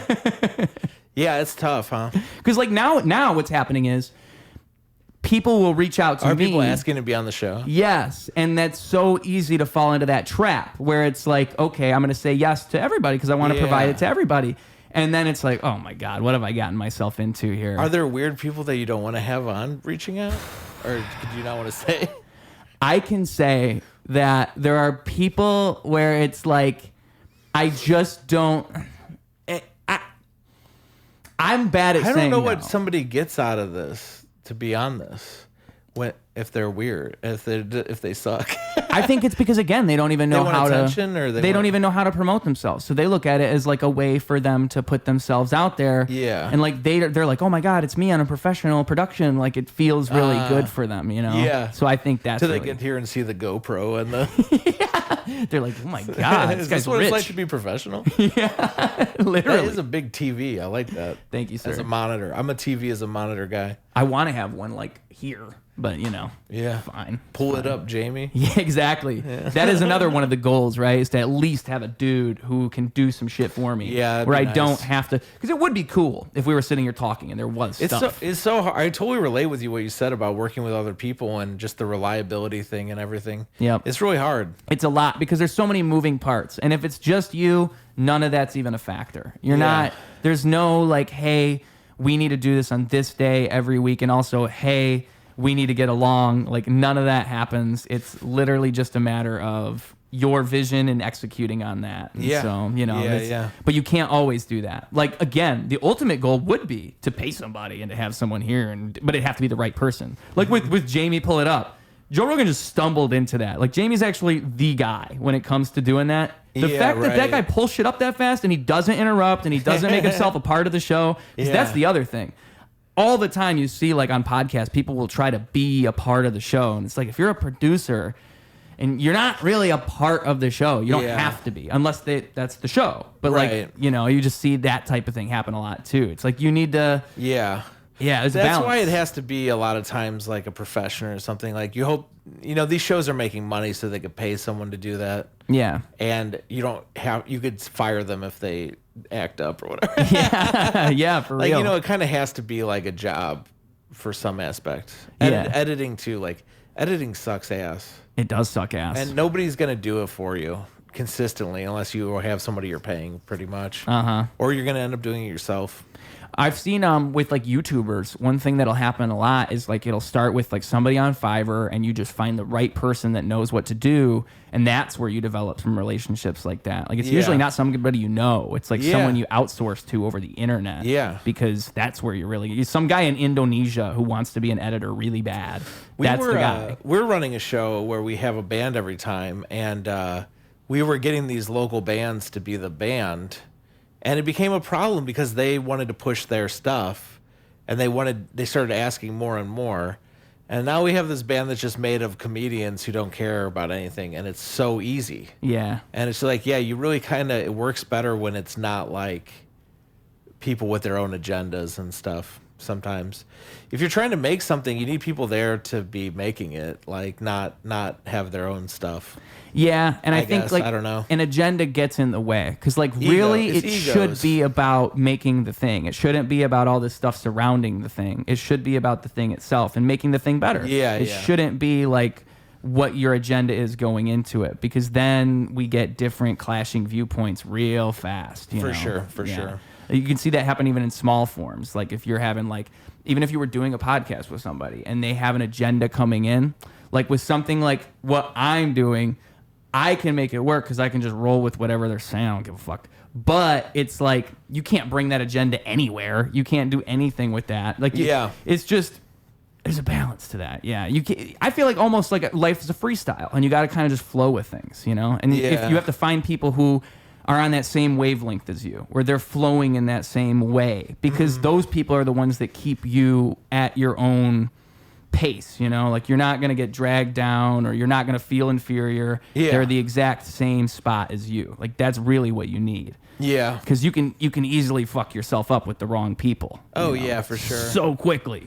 Or just waste time. Yeah. That's the real danger, is wasting time. Yeah. Because it's precious. Yeah, it's precious. It is. You know, like, I mean, like, that's why I say, too, like how you said before, like, everybody should start a podcast. Like, don't be the person that thinks about starting a podcast. Don't be the person that thinks about being a comedian. Don't be the person that thinks about being a rapper. Just do that thing. And start doing that thing, because you will suck for a while. And odds are you will suck. And if you don't suck, you're super lucky. But you're going to get better, but only if you start. And so if you waste, like, 5 years. If you watch a lot of YouTube, you realize, like, the people who are making the most money, their bed is in the room. Yeah. Have you seen that? Everyone on Twitch, they're like in front of their bed. Yeah.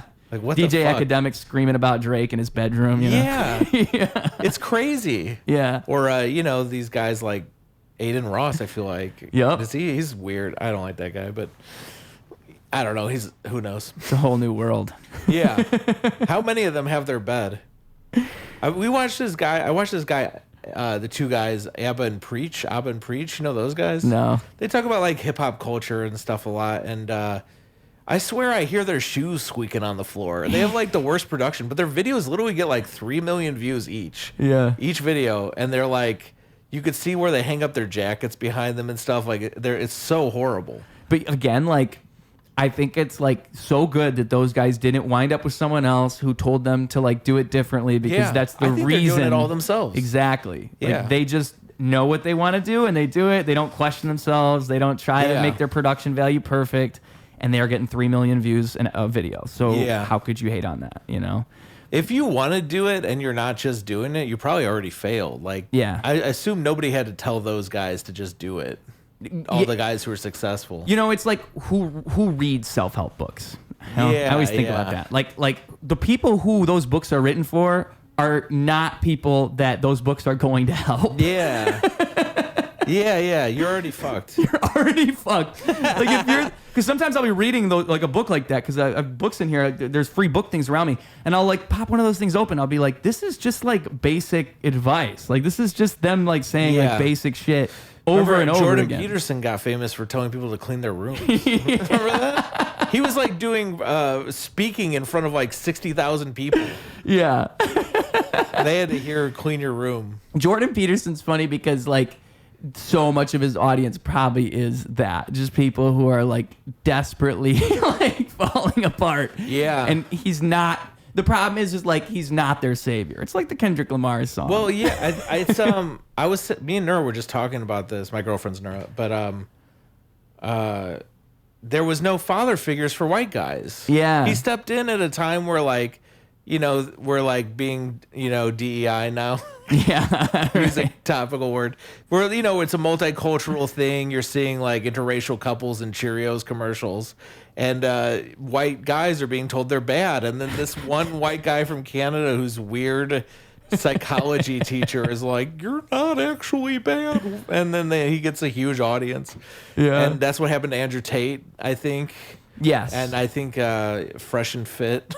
Yep, there's a lot of it now. Yeah, these disgruntled men who have no teachers. Yeah. Will Blunfield, what's that guy with the penis? There's this naked guy who's always like, he's like gay Andrew Tate. Because they needed one too. But he says he's not gay. It's really funny. I'll send it to you. All right, please do. I'm into that shit. Will Blunfield? I think it's kind of sad because, like, in a way, so like Jordan Peterson at the very least, there is like in the clean your room thing, what he's really saying is only you can fix it. Like, you need to start with yourself and only you can fix it. Yeah. The problem is that it's like, I think like the people, like these fresh and fit people in Andrew Tate who clearly are kind of like vultures. Like they clearly are. Yeah, they're getting something out of it. Yeah, and they're really good at it. They are inspiring some people, maybe to do bad stuff. But like also to do good good things. They are providing something for somebody. They inspire people to do bad things. They inspire people to do good things. Yeah. Really, it's like you can only base the real it's like what you were said about being moral at the beginning here. Like, you can't even really have a real morality going into it. You just have to look at them on face value and look at what they're saying. Because, like, the problem is there's so much shit surrounding it that, like... So, like, the actions of someone like Andrew Tate kind of go against a lot of the shit that he will say sometimes. And he's, like, changed his character over the years. Yeah, sure. And so, like, someone like him, it's just kind of revealing over time. It's weird because he presents himself as never wrong, but he does, like, change, yeah. Exactly. Yeah. And so, but with someone like these, or like the fresh and fit people, if I know exactly what you're going to say about any given issue before you say anything, like, there's no way that there's a serious amount of depth going into this. And they're one of those characters where, like, I can predict exactly what they're going to say, like, whatever the, like, conservative Sigma thing is. Yeah. That's what they're going to say. And it's very, like, armchair psychology. Yes. We watched a clip, me and Ner were talking about some clip of theirs where they say, you shouldn't live with your girlfriend because they'll give you like female characteristics. You'll be around them too much and you'll become feminine or something, which is just crazy. Like, listen, if you want to be a true man, you should never even be around women. That way you don't end up women-like, you know? That is gay as hell. Yeah, that's what I was saying. I'm like, it does seem kind of gay. That is so funny. They would say that. There's also an Andrew Tate clip I keep laughing at. Somebody sent me recently where he's like, if you're fat, how can I trust you to do business? You can't even stop eating hot dogs. So, like, how am I going to trust you in a business scenario? He's basically like, I hate fat guys.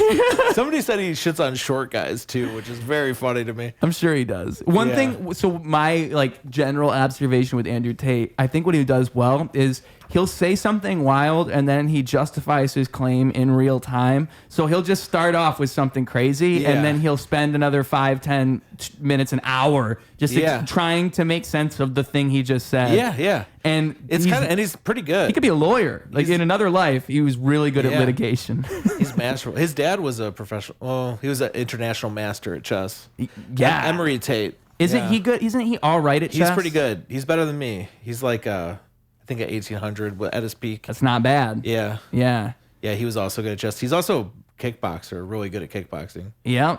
Yeah. And things like that, again, like the fact that he is good at other things plays into the whole game. Yeah. Because it makes you look at him and want to apply a little bit more legitimacy to these, like, these wild claims. Like, don't do business with fat people.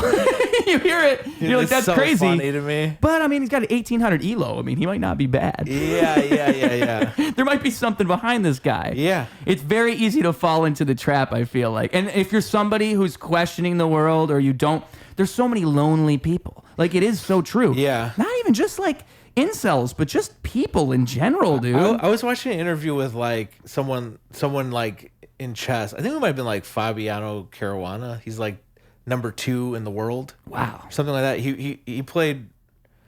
He's great. He's one of the top 10 chess player in the world. And somebody was talking about how like politically and stuff, like aren't chess players smart or something like that?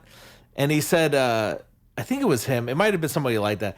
You think chess players are smart because they're able to do this incredible thing and analyze these chess games at such a deep level. Like, their minds are actually doing these sort of acrobatics that normal people can't do.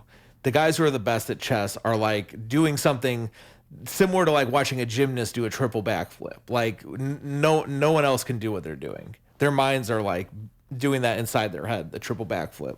Yeah. And he said like they're not actually smart because they've just didn't go to school and focused on chess since they were 7. They're actually dumb about everything except chess. And I think that's kind of what you're saying. Like, yeah, just because he has a couple of accomplishments doesn't make him like morally smart because he's good at kickboxing. Yeah.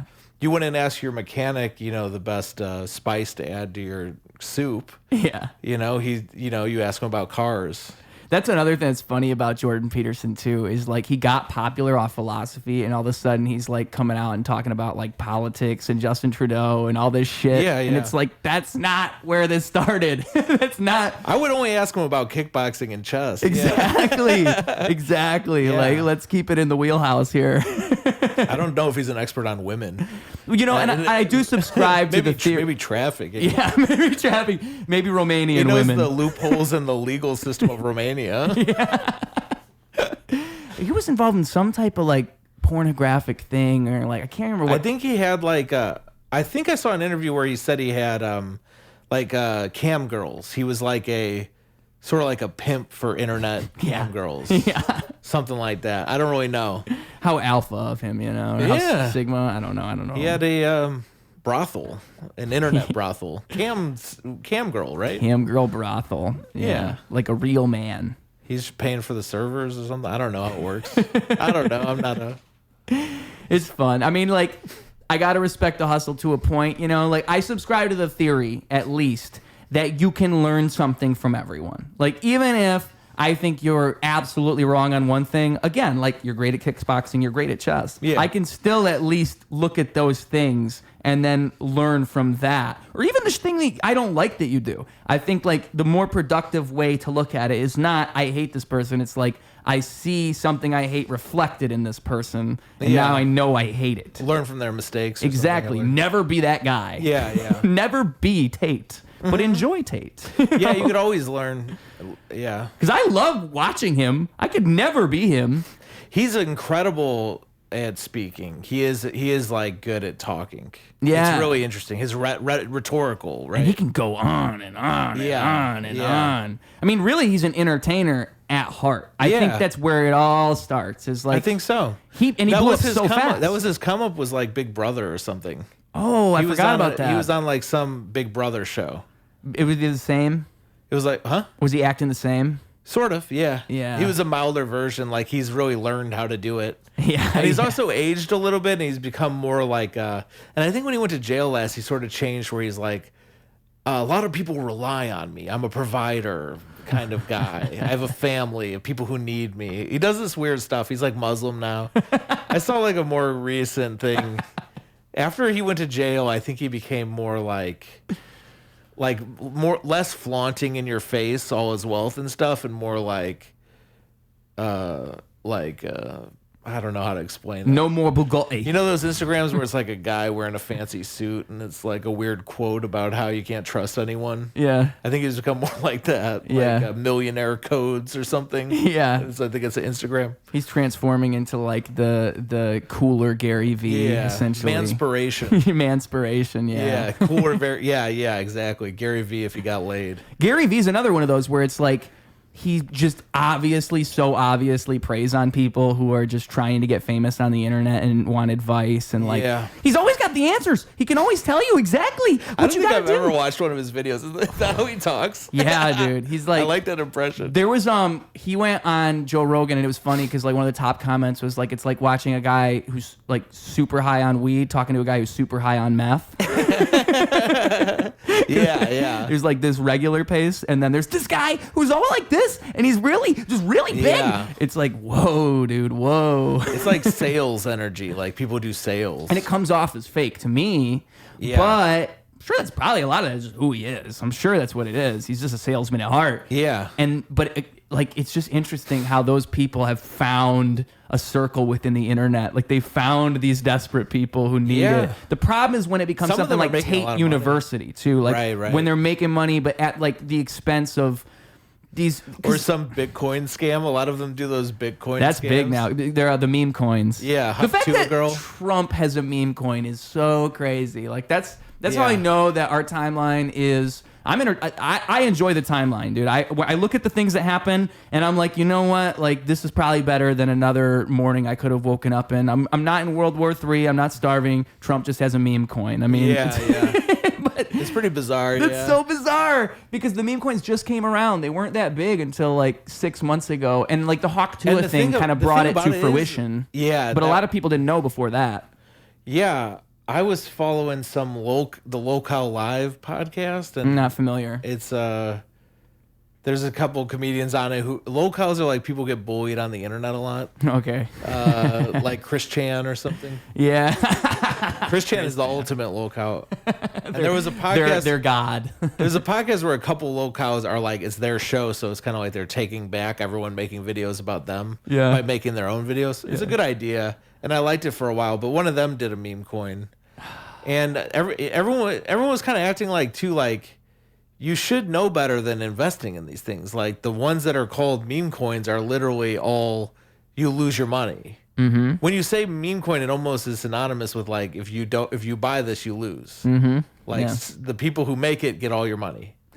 And that's the problem because the question is that okay? Like, is it okay if these people know the risk they're taking to be able to take that risk? They should just start a Patreon or something if you're just paying them. Yeah, right. Well, that's like the thing you would do if you're not scamming your audience. Right. But the only reason why they're buying a Trump coin is because they like Trump. Yep. Why not just have a Trump Patreon? Yeah. It's not actually a bad idea. Or a OnlyFans. I don't know. Trump on OnlyFans would do pretty well. Because are people expecting that I'm going to invest in Trump coin and in 10 years it's going to be worth something? I think it's preying on the uneducated is what it really is. It's the people who aren't really looking into it. They're just a fan of you. They don't know about all this shit. Like, when it comes down to it, most people do they think they're going to make money off of it, those people? I think what the claim always is. They're being tricked? What always happens is the celebrity comes out and says, this time it's real. That's not good then. That's not okay. It always looks bad. Yeah. But it's what it was with the Hawk Tua girl. Like they'll lay out what their investment strategy is going to be. They'll say, listen, you invest in us. This one is not going to go stale. We're going to keep on going up. We are the ones who own most of the money. Yeah. We will have it safe and secure. We're going to keep it. And the whole point is it's kind of like an investment for you guys, my fans, to make money yourselves. I want you to make money. This is how they sell it. And so it's like saying that. I'm going to watch one of these videos. I feel like it sounds like the Underpants Gnomes things from South Park, where it's like, step one, we get all the underpants. Step two is a question mark. And then step three is profit. That's exactly what it is. Like, yeah, like that joke from South Park. That's how it always sounds. Because you said they show you their investment plan, but it's like, what could that be? Yeah.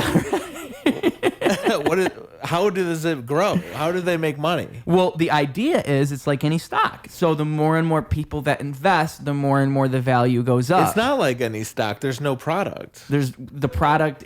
Sometimes they'll offer things like some.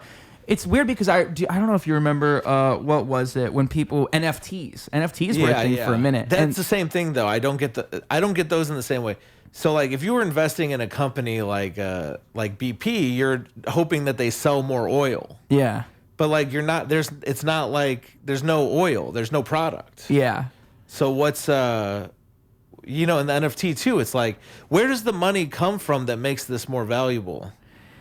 Maybe I guess it's like art. Like I think how again, people invest in art. It's the community thing too, though. I think like it's probably a lot of lonely people that really end up doing this. Like people who just don't have shit going on in their life. How the fuck else? Or you're just like somebody who's too distracted, you got too much going on. But I think like they want to be a part of a community in a way too, because that's what it's sold as too. You're showing that you're part of this community, and it's the community supporting the community. All these other people who are a fan. So you're of buying status or something. Yeah, well, and like again, the other. Why not just be a Patreon? You're like, I'm a Patreon member. I get this. See, that's the reasonable response. Yeah. I don't think that like. I think a lot of what it is too is that the celebrities aren't even in on it a lot of the time. Like I think Hawk Tua she's probably just as ignorant as the people who There's bought no way the coin. she knew what a Bitcoin was. Exactly. It's probably some guy in a She's suit. famous for spitting on people's dicks. Like, she doesn't know she doesn't know about NFT. I almost feel bad for her because I feel like some guy came up to her and he just tricked her into thinking this was a good idea. She kind of lived that movie Dream Scenario. Do you see Dream Scenario? No, it sounds familiar. I love Nicolas Cage, but he's in it. Everyone has a dream about this guy. Yeah. So he becomes really famous. Yeah. And then for no reason. Yeah. And he's kind of like, oh, this is kind of nice. I didn't know I was going to be famous. And then everyone has a nightmare about him, and he gets like cancer. And he's like, what the fuck? And that's her. It's kind of what happened to her. Yeah. She did an on the street interview where she made a joke about spitting on a dick, and she became super famous. Yeah. And then somebody talked her into doing some other weird shit, and she's like, all right, it's been going good so far. And now everyone's like, fuck Hawk to a girl. She stole our money or something. She's just standing there disoriented. And she's just like, I just wanted to joke about spitting on dicks. Can we just spit on dicks in peace? Why does it have to be like this? Yeah. This is the way of the world. I feel bad for her, but at the same time, it's kind of a natural fate if you're the person who got famous for spitting on dicks. Like, it kind of all makes sense. Yeah. It comes full circle. Definitely makes sense that your life ends in fucking chaos and destruction. Yeah. Apocalypse. Yeah. That's your future as the dick spit girl. Honestly, I feel like a lot of people get mad about things like that, where it's like, I don't know. I feel like if you are upset about like someone like her getting popular, wouldn't the correct response be to just do better? Like, we live in a world where someone like that can get popular. Yeah. That means you can too. Like, that means all of us can. It means there's such a low bar. Are you saying you're as good as the Huck to a girl? I'm saying I'm better than you, bitch. People thought Lil Wayne should have done the Super Bowl. I wanted to Huck to a girl. Yeah. A good sign of the times, right? What would she do? She'd just come out there like do a rodeo or something, like ride a dance, I guess. Dance and sing, yeah. Just do like bad karaoke for 10 minutes. Do her podcast. Yeah, just 10 minutes. She's to got a talk podcast. To her. Yeah. Huck Talk, whatever it is. You just bring out Taylor Swift and Talk Travis to her. Kelce, and they're like the guests for the halftime show. Yeah. We can learn about their love. I know all football fans love hearing about it. Do you ever spit on it? What, do you have any sex moves, Taylor Swift? That would be actually like, the thing is, I know you're joking, but I would be very entertained. This feels like 3 years away, too. It's not far away. Man, can I say, do you have any feelings about the Super Bowl halftime show? With Kendrick? Yeah, you love Kendrick. I feel like, I think people get mad about it. Like, people get mad about anything. Yeah. People get mad about literally anything. I think what I liked about it is Kendrick's smart. Kendrick's really smart. And Kendrick always performs when it comes to like a major event. Like, I think he was on the Grammys a few years ago, and he had like it's always like a big thing. And he'll write things specifically for the event, which is one thing that's like no other rapper does shit like that. Okay.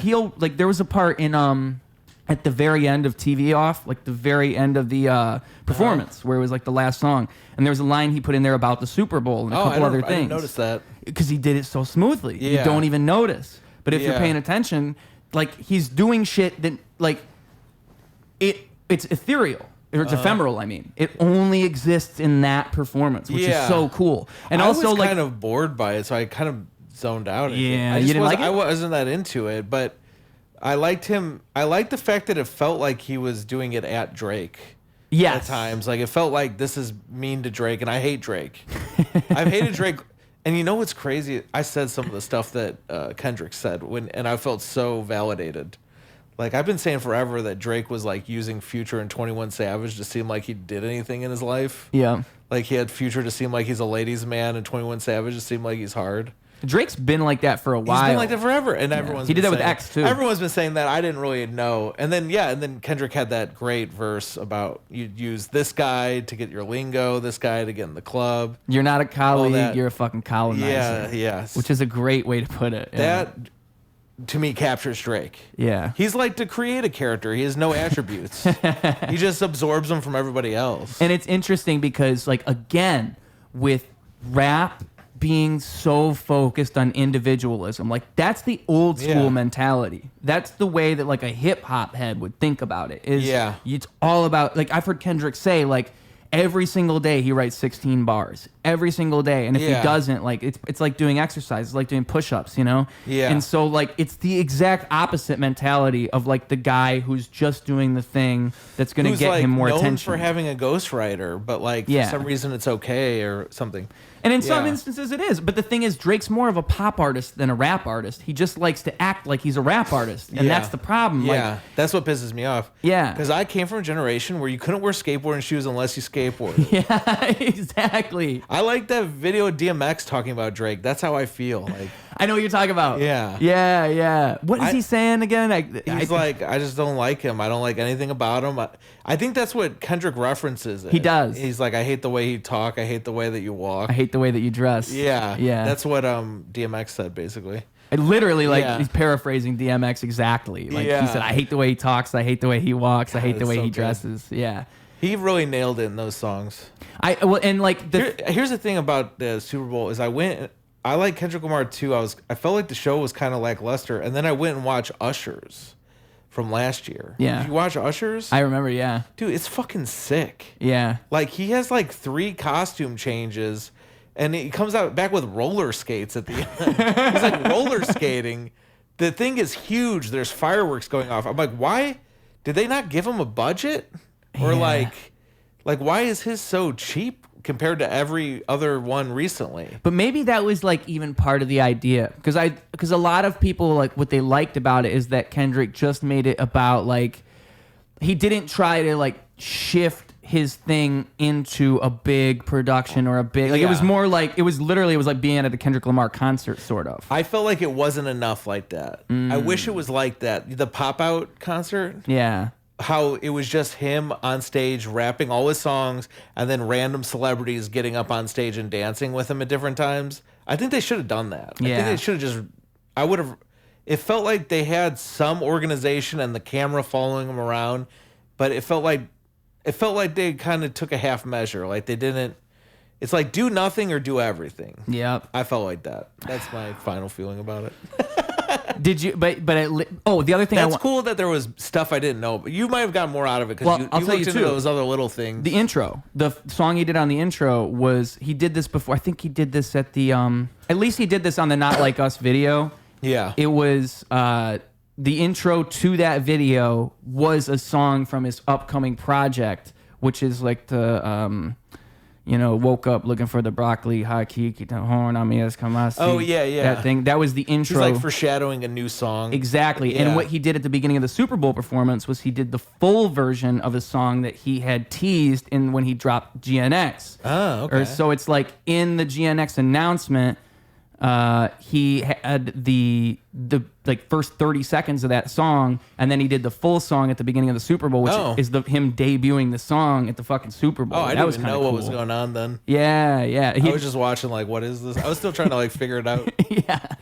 I like the clown car thing they did with having all those people come out of that car. I thought that was kind of cool. Oh, did you notice that part? When he was he started with him rapping on top of the car, and there's like 30 people jumping out of this tiny car. Oh, okay, that's cool. Yeah, so like they probably carved a hole in the bottom and fucking, whatever they did. Yeah, did a magic trick. Yeah, I like that. I like that kind of stuff. But I mean, like, I was gonna say too, I wanted more of that, I think. I like that at least there was the thought of it where you're going into it, everybody's thinking, is he gonna perform Not Like Us? And so he teased. I like that. He teases it. Yeah. And also, like, he used the whole Samuel L. Jackson thing to be like kind of like, Kendrick, don't do it. Yeah. And then he does it. Yeah.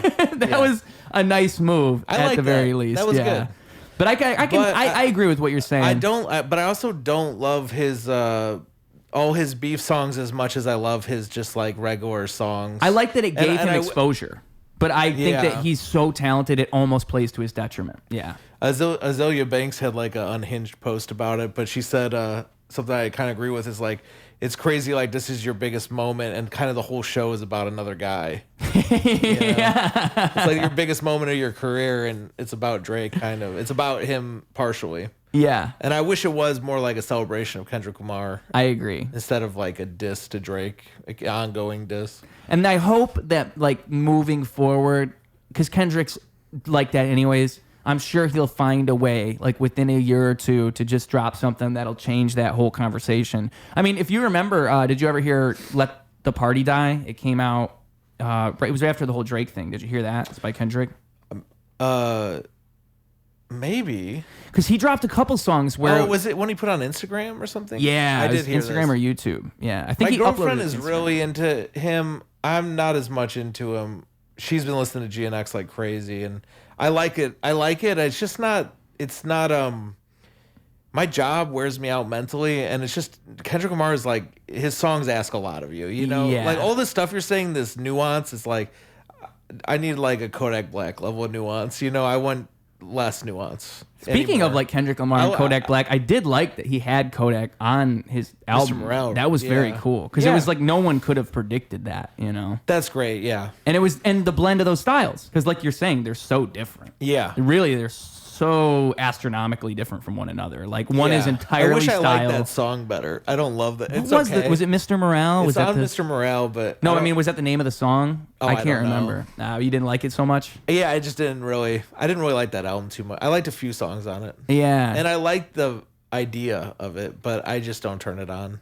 yeah. It doesn't have a like replayability in my. Like, it's the same thing as why I'm not listening to GNX. I'm just kind of like at a point in my life where I don't have the time and energy to get into it. I'm too addicted to my phone. Maybe I'm like looking at my phone too much to get all the little hints. Sometimes I get scared about that because I'll like watch movies and I'll catch myself wanting to look at my phone. It's like, Yeah. dude, I should be able to watch this fucking movie. I heard right something now. fucked up. I heard they're getting like movies are getting like notes from like studio executives who are like, when you're in this scene, you should have a character kind of like describe where you are, because they just expect people to be on their phones. So it's like people should be saying more stuff. It's almost like a podcast movie. Hey, we're at the mall. So now I'm picturing the mall because I'm really looking at my phone. I heard they're like purposely making movies more with the idea that people are on their phones in mind. That is one of the worst things At least I've like ever Netflix heard. movies. You know? Like one of the classic screenwriting rules is show don't tell. We're going the other way. Oh my god. Otherwise, have you ever watch a fucking Quiet Place, but you're like looking at your phone and then like 3 people are dead and you don't know why? Yeah. Because nobody says anything in that movie. They're just dying and you're looking at your phone. It's just music. Yeah, you could test that movie on a couple people and see how much they pay attention. Yeah, that movie was hard for me to watch. I also like to watch movies while I'm at work, so I'm not like looking. There was funny when I was in high school, I would watch movies illegally on the computer during like the school news class, and so there's so many movies that I didn't really see that I think I saw because I would watch them like that, but really it was like on a tab in the corner, and I kind of watched it. Yeah, that's how I watch movies. It doesn't actually count in a way. Like you watch it, like you get like a big TV, you fucking sit in the living room and you watch it. You're like, dude, I did not even see this movie before. Yeah. It'll change you. Like, I thought I loved this, but I actually hate it. Or you thought you hated it, but you actually love it. Yep. Yeah, That's what definitely. Neighbors 2 specifically. I remember it was 22 Jump Street, I think it was. I watched that movie in that setting I just described, and I just recently rewatched it. Maybe I'm just older now, but I remember being like, wow, this is like not the same. The first one was really good. The first 21 Jump Street's really funny. If you've seen that movie, Channing Tate. I was about to say, what is his name? Tatum? Channing Tatum? Channing Tatum. I've seen part of it. It's what weirds me out is it's based on a TV show, and didn't the TV show have like Johnny Depp. Johnny Depp? Yeah. And he made a cameo in the movie too. Oh, cool. But it's like Johnny Depp. So like some people didn't even realize he made the cameo in the movie because he's one of those actors. Yeah. He's just good at blending into shit. Right. And being a pirate. yeah, dude. One more question. Did you think Lil Wayne should have done the Super Bowl instead of Kendrick? No, and that whole thing was, I feel like it's just so manufactured. It's just fucking drama, dude. Like, come on. Even Lil Wayne was like crying about it. But that's Did what. you see any of his videos? Was it just one video he did, or was it multiple? There's more than one. There's at least one video where he's just like sad about it. I think there's some interviews where they ask him about it, and then like he did like a Louisiana Fest or something, and he like mentioned it on stage while he's headlining a giant festival in Louisiana. It's like kind of felt like a little bit ungrateful or so. I don't know what it came off as. Not humble. It came bitter. off bitter. Yeah. Was there like an actual conversation that he would be the guy for the Super Bowl? As far as I know, no. See, it almost sounds like Lil Wayne just like felt salty. And he just put that out into everybody. But he says like it should have been me. He talks like there was a conversation, but I've not seen any evidence that there was. And then a lot of people still talk about it should have been Lil Wayne. To this day, I heard people saying it. Like, I just don't understand.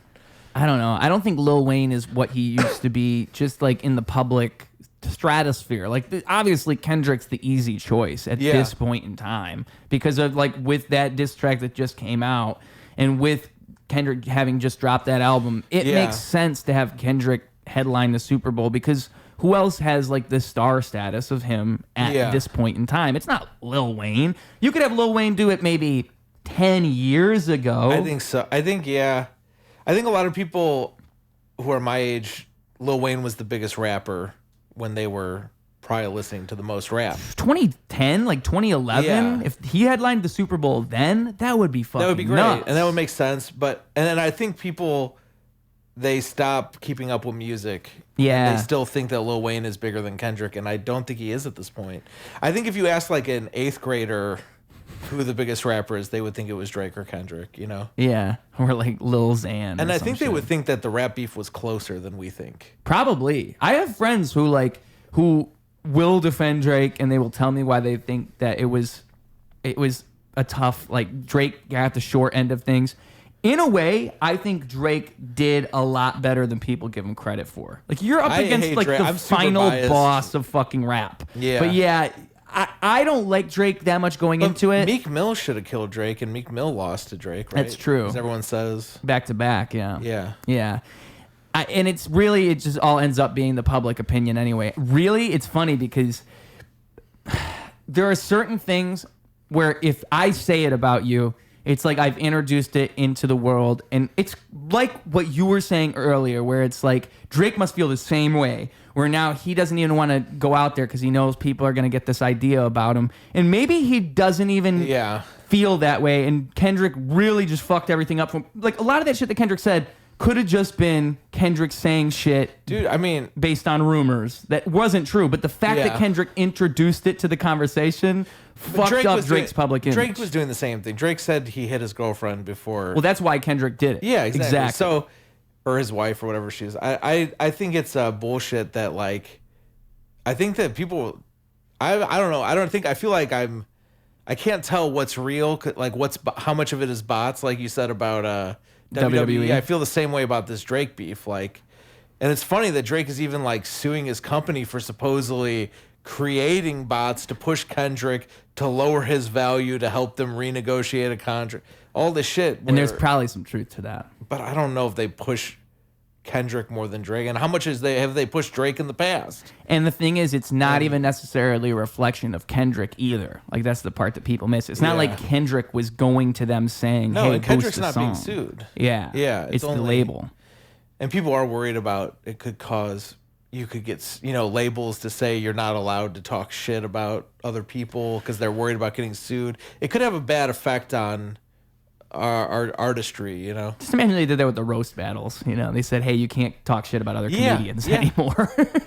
Yeah, there is the same thing. Yeah, it's similar. Yeah. Because it would eliminate a major part of rap or comedy to do that. Yeah, it's punching down. Like you can't punch down. It's the same barriers you're putting around it. They're really just hurting the labels, which is like, who cares? They're making so much money. Yeah, dude, the whole music industry. Oh my God, it's just a bunch of snakes out there, dude. It's scary. I mean, that's really every industry, but the music industry is like being someone who makes music and puts it out there into streaming services. Like even people who are successful, you hear Snoop Dogg say he's only made like 50,000 in a year or some weird number. I can't remember what it was. Off of streams. We're talking about Snoop Dogg. Yeah. He has millions of streams, like hundreds of millions, and he's not making money. It doesn't make any sense, but that's the way the whole thing is set up. And then and that's just streams. I don't think people even expect to make money doing art anymore. No, it's same thing with comedy. Comedians don't expect to make money off comedy. Comedians have such low expectations. You could pay them nothing.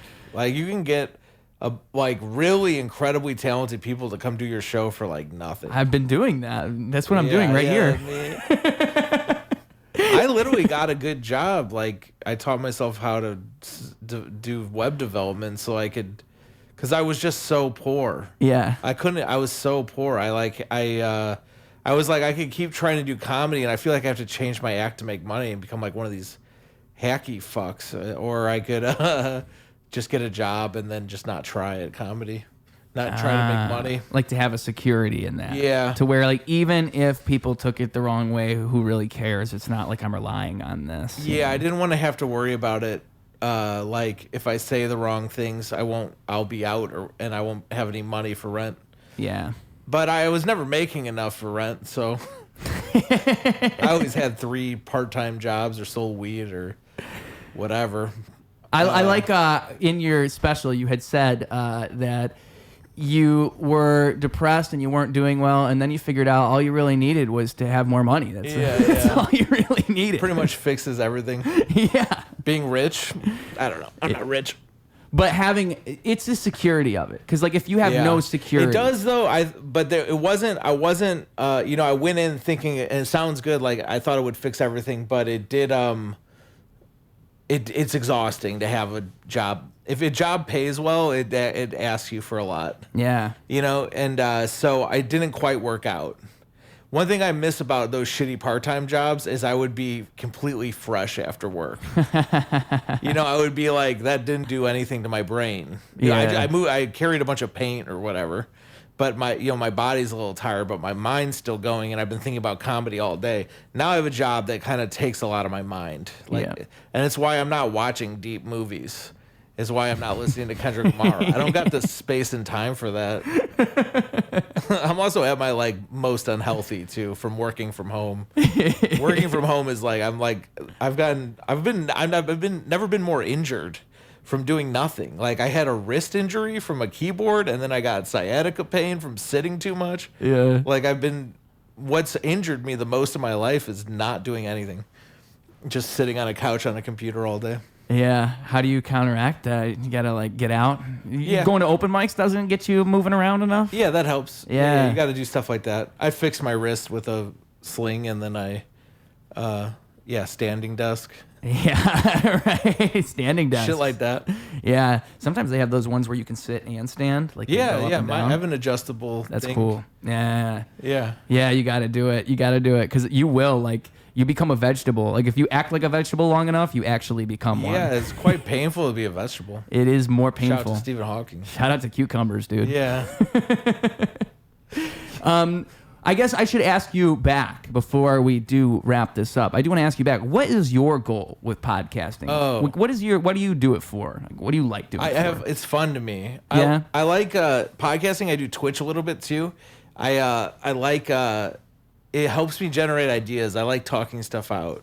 Yeah. I'm an idea guy. I have lots of ideas. I always have so many ideas, and I wish I had the energy to do them all. And I write them all down like it's possible. I think at this point I will not be able to live long enough to do all the stuff I want to do. So I don't know. It's fun to me to do this stuff and to be funny. And I like the attention. I like people who get into it and then pat me on the back for it, I feel like I'm a part of something, Even if I'm not the best, I'm just on your mind. I'm a guy. We're interacting. We're having a conversation. Yeah. I'm not good at, I have a real problem with, I grew up very isolated, kind of, I feel very alone. So I'm not good at having normal friendships and stuff. I grew up like a feral, basically, in the woods. I didn't even have a pack of wolves to raise me. It was just me clicking at the chipmunks, It's amazing that you turned out how you are today. I mean, yeah. Explains your fashion, though. Yeah. I don't know anything. I don't know how to have good relationships with people. And so most of my relationships are through doing a project with somebody or presenting my art to people. Yeah. That's kind of how I feel like I'm able to be social. I get very uncomfortable just hanging out. That's interesting, dude. I'm the same exact way. Where it's doing a podcast allows me to feel as if we are accomplishing something while we hang out. Because if I'm just hanging out with you, I'm like, I could be getting shit done right now. Right. I could be getting something done. Yeah, I do feel this like, the time thing. Like I'm gonna die. Yeah. If I don't put out my art, I'm gonna run out of time. Yeah. And like you said about ideas. Too much. Yeah. Yeah, and also like I think it's almost like. It's funny though because I waste so much time. But I do feel like if I'm hanging out with you, I should be writing jokes or working on the podcast or editing this video. Yeah. And like I'll catch myself doing it, and like when I have family visit, I notice it happens in this really weird way where it's like I realize like, oh, like while they're here, I can't do anything. Like while I'm spending time with you guys, I can't do anything else. And I feel it wasting away. Do you ever get grumpy because of that? Not grumpy, but it just makes me like realize like as soon as they leave, like, oh my God, I could just get stuck in that state forever of doing nothing. Like I need to continue. Like I need to work at it every moment I have. Like every single time. And it's like, I think part of it is truly like, not to toot my own horn, I think you're going to be too smart for your own good. Like it's that thing I said earlier. Like I think if you are aware and you're self-conscious of those things, it actually is bad because then you're constantly overthinking it. No. You're constantly thinking. You are. It's the same thing that makes, well, you're right though. Yeah. It's the same thing that makes you good is what makes it constantly never enough because you're constantly trying to do it and get better and work at it. But also it makes it so you can't just slow down and like stop and smell the roses and just hang out for a little bit, I'm like, wait, so you want to hang out with me at 6 p.m., but that means I can't do 5 other things that I'm going to have to get done before Thursday. You would have fucked up in that movie Click, just like Adam Sandler. Yup. Yeah. You would have kept fast forwarding to family time to get back to work. Yeah, exactly. Remember that? That's the whole thing. Yeah. And then at the end, he's like, why didn't you fast forward work to hang out with your family? Yeah. But the thing is, like, that's the thing is the goal is to make work not be work. And so, like, it doesn't feel like work to me either. This doesn't feel like work. A day job does. No. This doesn't feel like work. This is fun. Yeah. And sometimes hanging out feels like work.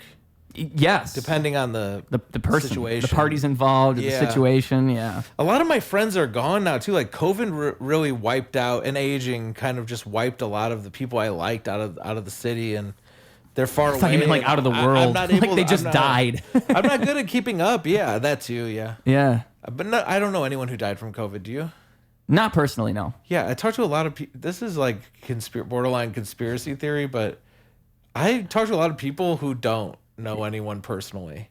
Well, I don't know if I've talked to anyone who's like, yes, my ex person died from COVID. I don't know anyone who says that.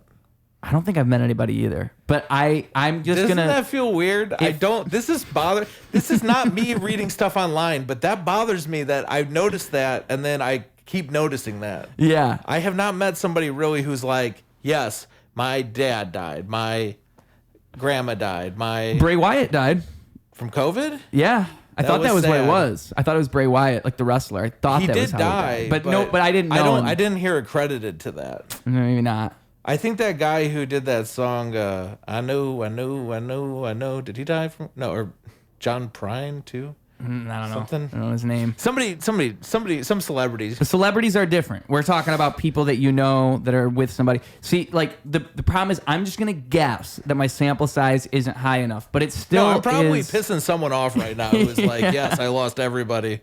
But the thing is, like, I think it also is based on, like, age too, because we're younger, and so I think like maybe if you were like somebody in your 60s or 70s and you had a lot of 60 and 70-year-old friends, that might be a little bit different. Maybe, like maybe if we talk to more older people, maybe we need to ask older people like, hey, did you know anybody who died? But that's not how it was presented to us because we didn't get to go out. No. Well, yeah, that's the fun part, right? That's the fun part. That's where it all just, I feel like so much of that is just what the big reveal is, I think, is that when it comes down to it, we actually can't handle a large-scale crisis at all. Like, we don't know. We're very reactive. We can't talk about this. You're going to ruin your YouTube channel. I know it is. I know, but that's... I don't think we handled it either. And I honestly don't think the vaccines even did anything. I think they just gave up, and then they just said, here's a vaccine, so we're going to pretend like the vaccine worked. Yeah. And then we're going to go back to normal because just everyone died. And we're just moving on. I really don't. I'm not like a conspiracy theorist. Like, I don't think like they put a microchip in my arm, but I do think it was just like water.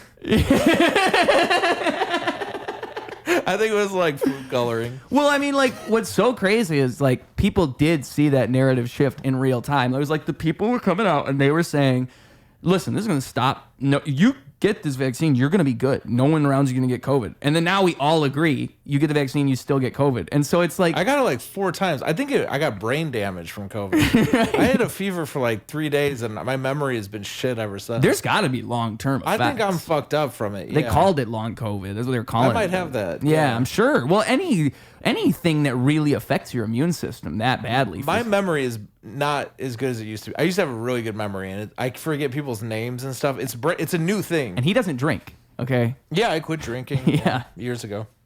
So, yeah, that's... I feel like... I had a better memory when I was drinking, but I was also much younger. It's just...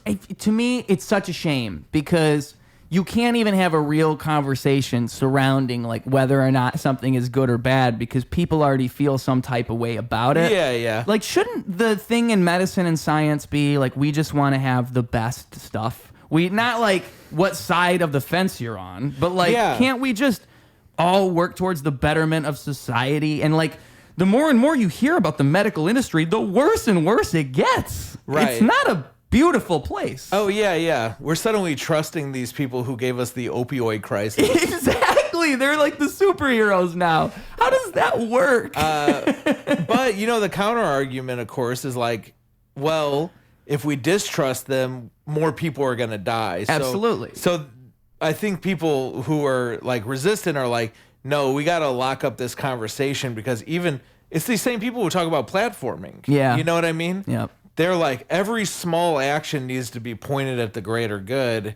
Otherwise, you're bad. But I think there are higher-ups manipulating the people who think about the greater good like that. Absolutely. I don't believe anything that... I can't believe... I mean, like, when I even say this thing about the water vaccine, I don't really believe that. I don't really know. I don't believe anything. I don't believe anything at all. Well, and that's the best place you can be. Any statistic you have, I'm down at a point where I only can believe what I see. Meaning that the people who would come out and say a vaccine is bad could be equally manipulative as the people who are saying it's good. I think both sides can be manufacturing a narrative. And I think whatever statistics you have, I hear statistics come from both sides. Yeah. I hear people with anecdotal stories from both sides. Oh, my friend got the vaccine. He started having a seizure and he died. I have friends in rural places who have like as many stories about people dying from COVID as they have those many stories about people dying from the vaccine. They tell me like more people died from the vaccine. See, I don't believe anybody, okay? Exactly. I'm at a point in my life where I don't believe anything I don't see with my own eyes. That's where I'm at. I'm in this very isolated place, and I'm scared. It's scary. It's very scary, yeah. I mean, to me, like, there's just certain events. Like, I think it forces you to become disillusioned because it's like, everybody knows the government's not entirely straight up with you. Like, everybody knows that... COINTELPRO? Yeah, COINTELPRO. They murdered that guy, Fred Hampton. We have an actual conversation about, like, the JFK files being released or not released because it might get the government in trouble. That's the conversation. The CIA assassinated an American citizen, Fred Hampton. Fred Hampton's a big one because he was a revolutionary. That's what he was a Black Panther. Yeah. He had like connections in other countries, but he was an American citizen. And they got a guy who was in with him to work for the CIA to drug his drink. Yeah. So he would be asleep in a bed, and then they shot hundreds of bullets into his house and murdered him while he was drugged sleeping. That's documented. That's all. Yes, you can look that up online. COINTELPRO. COINTELPRO. Martin Luther King as well. Yeah, they were fucking with him like crazy. But this is a murder by the government. Yeah. And it's just what it makes me think is like, for one, a revolution is likely impossible. If that's the government you have, then like all these things get swept under the rug and everybody just becomes complacent because what do you do? What do you do in such a situation? Like, if that's the person in charge and they're just murdering the people who speak out, what the fuck do you do then? I'm sure they have other stuff they could do too. Like, they could like They could all of a sudden change all your passwords. Yeah, they probably got I tricks just up made their that sleeve. up right now, but that would ruin your life. That would. You know the one password you use for everything? What if they changed one letter in it? Yeah. You would fall apart. Your whole life would fall apart. You would die. You would starve to death. Yeah. It'd be over. Can't access Gmail anymore. Yeah. If you lost your Gmail account, you're done. Yeah. And it wouldn't be that hard. By the way, Gmail, your email is owned by the biggest advertising company in the world. Yeah. Alphabet. And like that's the other thing is like follow the money. That's what I always try to think about is really when you start thinking about money, when you start thinking about that. And this is something that a lot of people would agree with. Like we could all agree that we have gone way too far in the direction of chasing money to the point where the scales are tipped so far the wrong way. We can agree on that, but then it becomes like, okay, so are these industries corrupted by money? And the answer is yes. Yeah. They are all corrupted by money. Yeah, yeah. Every single one of them. Somebody had the nerve to tell me like, Elon, so what? Elon Musk wants to find some redundancies in government and fix them? That just helps us. It's like, you really think Elon Musk is getting nothing out of this? Yeah, right. That's what's so You don't funny. think he's taking this money from somebody else and putting it in his bank account? Yeah. Like, you think that this Elon Musk is looking out for the average American? People really trust him. That's what's so funny about it. Which is funny because he's like the most documented liar in history. Yeah. He literally knows nothing. He's not smart. He's a great example of like why I can't trust things because he'll say things that resonate with me, but I know for a fact that like this is not the guy. He's like if Andrew Tate was a billionaire. Yes. But less charisma. Andrew Tate's got to be pissed looking at a guy like Elon Musk. Like, that should be me. Yeah. Because Elon Musk should not have any success. But he was born on third base. His parents owned an emerald mine. Did you see in South Africa? That he was lying about his, like, he did some live stream where he was playing Diablo. He's paying someone to play video games. Yeah. So he could have a high up character in the video game. That's a big red flag. Bro, he's not a founder of Tesla. He's not a founder of Tesla. He came into Tesla later. He got sued because he kept saying he was a founder by the founder. Like Zuckerberg. He bought Tesla from somebody else when it already existed. He didn't invent it. He didn't invent anything there. He didn't write a single line of code for PayPal. He bought a company that had PayPal as a part of it. It already existed. PayPal. Yeah. PayPal blew up. That's where he made most of his money to start. Then he bought Tesla when it already existed. He doesn't know anything about engineering. He's got a degree in econ. He's not he's not who he says he is. Okay. Yeah. He pays people to make him look like that. It's a PR stunt. He's nothing. His books aren't real. It's all fake, dude. You don't think he wrote his books either? Or at least like none of like what he has one patent with Tesla, and it was to change the shape of the charger so that other companies couldn't use the same charger as a Tesla. That was his idea. Yeah, that was his patent. His one patent with Tesla, which by the way is not a new idea. It's like an iPhone Android idea. Like you have a different charger. You have an iPhone. Like that's not an idea. Like that's not an invention. That's not a genius. At the very least, if all of that's true, you can at least say he's a guy who is irregular and learned to capitalize on his irregularities. Because the way that he talks and the way he presents himself, you could be fooled into thinking that's a smart guy. It's the one thing that makes me happy is because he's like that, he got bullied a lot when he was a kid. Mm-hmm. And I like to think about that. Because I hate his guts. All he's done is done horrible stuff for the world. He's making the world a much worse place. And that's fine. There's a bunch of billionaires doing that. But he has the gall to be like, I'm making the world a horrible place, and everybody should love me. Yeah. As opposed to just being like a hidden guy on Skull Island.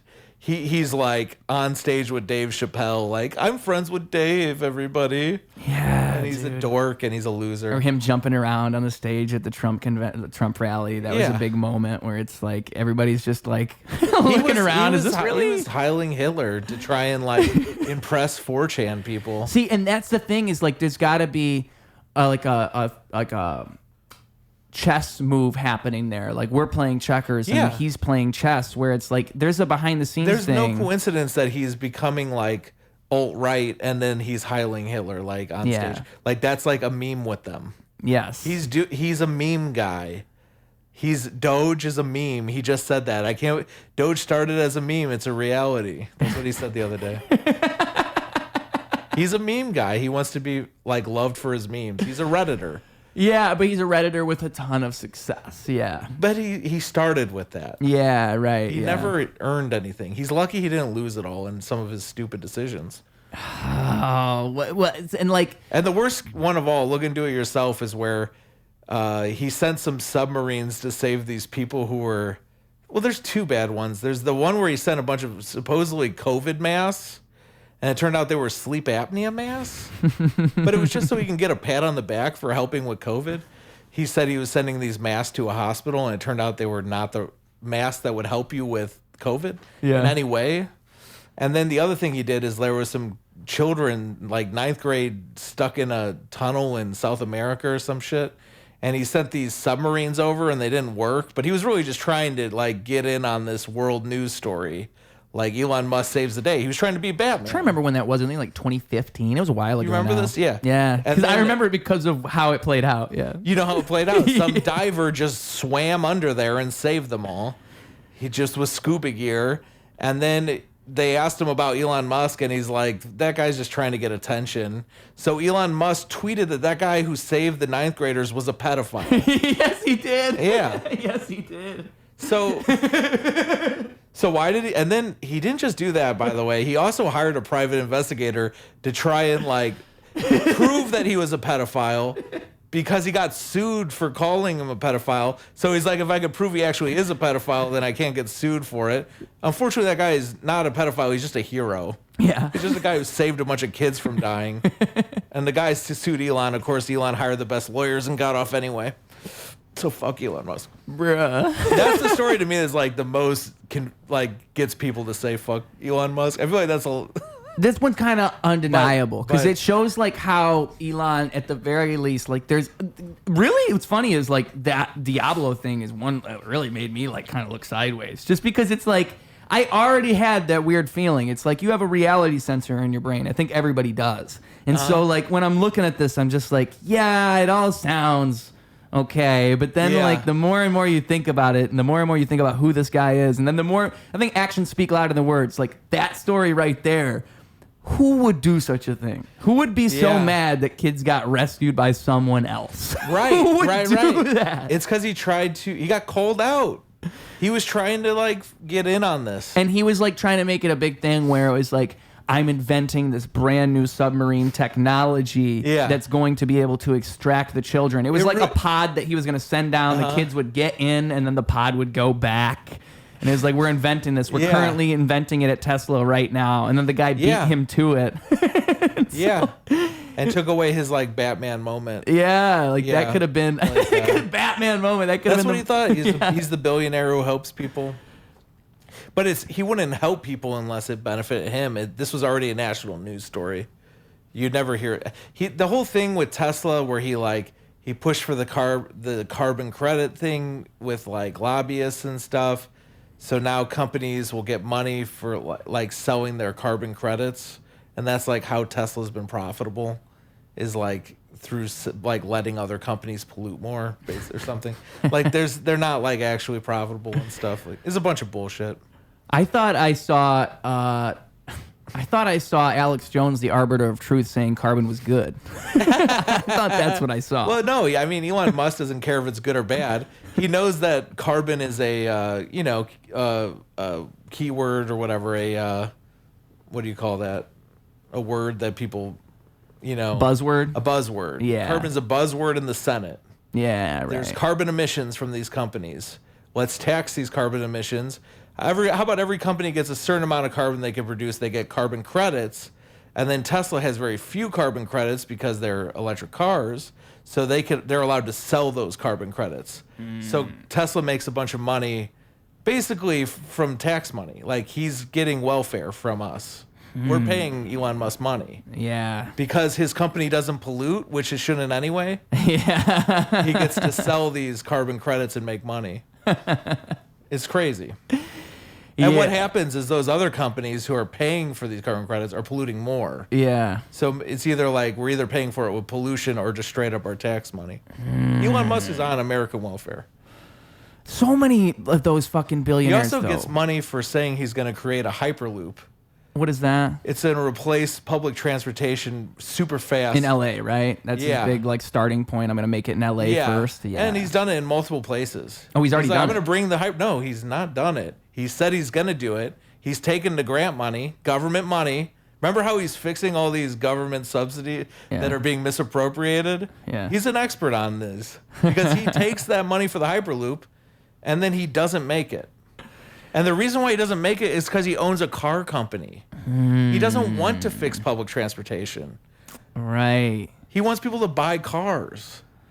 Right. I thought So they had he takes money that people could spend improving public transportation, saying he's going to improve it, and then he doesn't. Yeah. He's been doing this for a while. But he's really good at making it sound like that's the what his Hyperloop. goal is. Look into the Hyperloop. I know that There's no Hyperloop. They made like tunnels in LA that are just for Teslas and things like this, which is a super expensive thing to do. So it's probably all and that it only kind of benefits stuff. you if you buy a Tesla. Yeah. It's all funnels back to him. And yeah, what is he fixing in the government? He takes government money. He's taking our tax money. Yeah. And he's already a billionaire. He's got it from his emerald mine, his family wealth. And now you got him like sitting next to Trump in interviews, which is super weird. I don't know why in the world they would think that's a good move. It sends the image. Sounds like a great place for a drone strike, right? It just looks so bad. How many lives would you save by taking those two? Both of them? Well, let's think about it. I'm radicalizing everybody. You're spreading the radicalization. These are the things this is what the internet is making of you, so you will make it of everybody else. Yeah. I said in a song, and I really liked the line. It's I saw smoke in the mirror. I was radicalized. I like that picture. I saw smoke in the mirror. But it's like that's how it goes. You just start seeing shit. You just start seeing too much. You can only because the thing is like once you start observing, like Elon Musk, just everything he just laid out. Once you start seeing that, you can find a pattern. And like I'm not even saying he's the worst. He just like really puts himself out there in a way that pisses me off. Well, he's just egotistical about it. He clearly wants the spotlight. He wants people to like him. That's what bothers me. Yeah.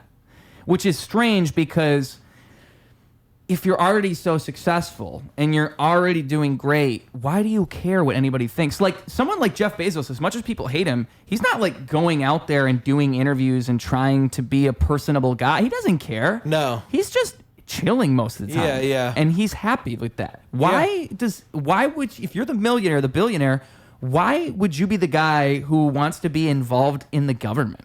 You're already doing fine. Yeah. And so like what Elon Musk would then say is he would appeal it to like, oh, well, I care about American values. Like there's an easy argument that you could make if you're that guy, but it's kind of like a catch-22. Like you're going to win either way. You could always say that, but you're still like there's just as much of a... to be like in charge of the world. Like that's how it comes up. That's when I say it's him sitting next to the president, that's what it looks like. He's went and met with a bunch of other governments too. Like he goes all over the place. And follow the money, folks. Like I said, follow the money because like it's not even so much about who's in power. It's about where the money is. Yeah. Elon Musk is where a lot of the money is. And he's only accumulating more at the moment. And it's not justified. Like he shouldn't have any money. He's not a person who's accomplished much. He's manipulative. And I've heard like, the same things about Bill Hicks, though. Or not Bill Hicks, like Bill Gates. I would believe that about Bill Gates. Yeah. I mean, he's like more like Steve Jobs, where he's like, he just knows how to, they're narcissistically believe in themselves and believe that they should have this stuff in a way that somebody who probably... I don't believe that you could actually be helping people and also be as powerful as them. Like, I said that earlier. It's like, what nice people move up in life? It's these people who are able to make themselves look nice while not being nice. That's what I think is happening with all this like stuff coming out about like Hollywood and everybody's evil. It's like... It's almost like a natural thing that's going to happen. You have an industry where you win by being the predator. You win by being the guy that steps on people's toes, and but not too much. Not too much. You need to like keep. And Everyone needs to still believe that you could help them. And eventually some guys get caught, and then like the whole thing starts to unravel slowly. Some people just went too far, and like I bet there's so much evil at the top of those industries that you couldn't even fathom it, because it's like what you said, like those people are bound to be the successful ones. Yeah. They just are. It's just the state of things. It's the way it is. It's the way that our system is built is like perfect for those guys. Yeah. Because they are the ones, it's like what we were saying about abusive relationships. They're the ones who would know how to work that system. They're the ones who would win. Yeah. They can feel it out. They have like a natural instinct to do it. Like Elon Musk probably isn't even trying half the time when he's like appealing to his fan base, and he's probably just comes naturally to him. Yeah.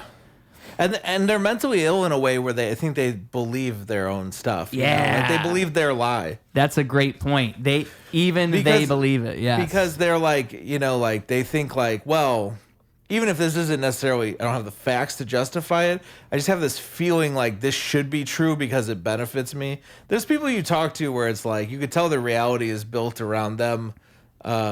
Like having a feeling like since they're good, everything they do is good, everything they like is good. People who do and like what they like is good. They don't have like the critical thing like we said where you could be like, just because you're, Yeah, shout out Mr. Nepper again. Did you know him? No. I'm everything I say is justified by what you said. All right, this is a comedy show. I wasn't saying that. I'm just playing. The last time I saw Mac, he was defending Elon Musk, and he kept on shitting on Sam Altman for some reason, the guy who's doing OpenAI. Which was weird to me because I don't really know much about that guy. The only thing I know about him is he's like a competitor of Elon Musk, because I know Elon Musk was trying to hold back AI. Yeah. Basically because he didn't have AI of his own. And he needs to be the tech guy. It's like an ego thing. So it's like, I think Mac was just repeating like Elon Musk talking points. And it's like, you don't even know what... He was shitting on Sam Altman for not having open source code. And like, you don't know what that means. Though, I know that I do coding.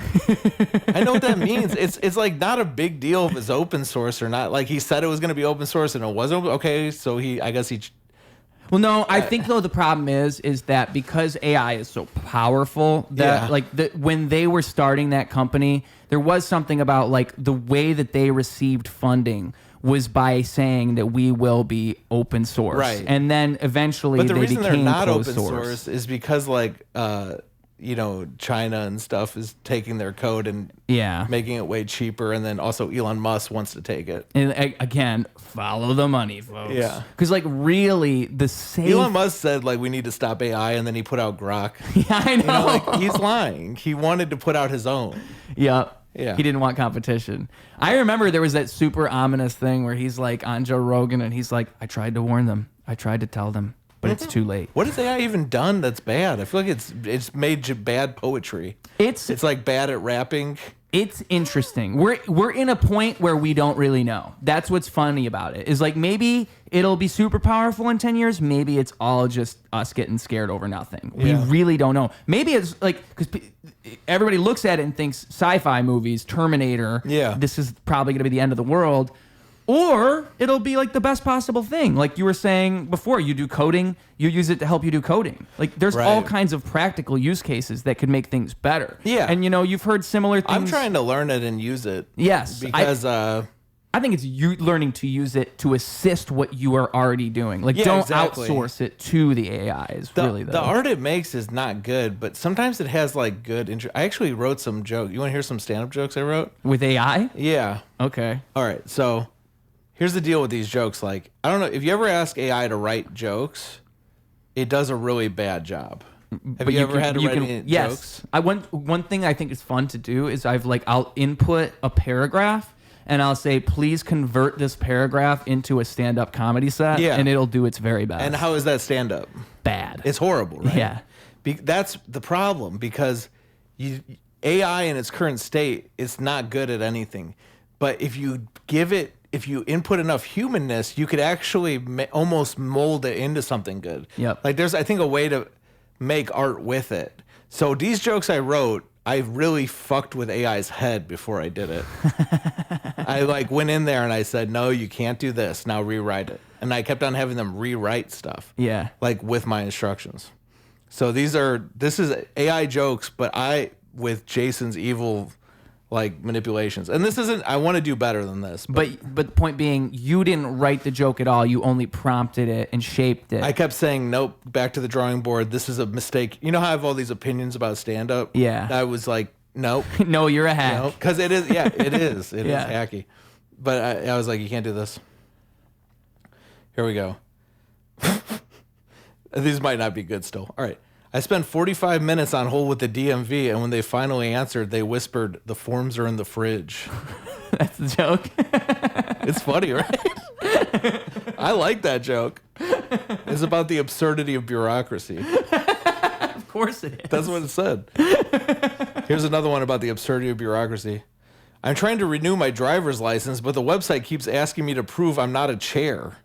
I've attached a photo of myself sitting. I love that. That's a good one. It's like poetry. That's a good one right there. That's impressive. I attached a photo of myself sitting. Yeah. That's really good. I've been trying to learn Spanish, but all I could say is the cheese is on fire. My neighbor thinks I'm threatening him. That one's about the humor of misunderstandings and miscommunication. That's good. Yeah, I think the ridiculousness of social hierarchies. Okay. I'm pretty sure the CEO of my company is actually just a series of interns wearing a trench coat.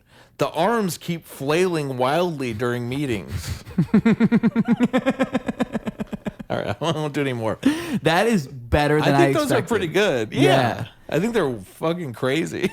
So, like, did you give it a general premise? Like, did you give it, like, make a joke about this? Well, I started just trying to get premises from it. I was, like, just trying to see if I can get it. Because if you ask it to write stand-up, it'll just, like, immediately start writing about dating and, like, dating apps. Yeah. Which is hilarious because that's what open mics are like. Yeah. Like, it's actually like, a proper representation. That is, like, what, yeah.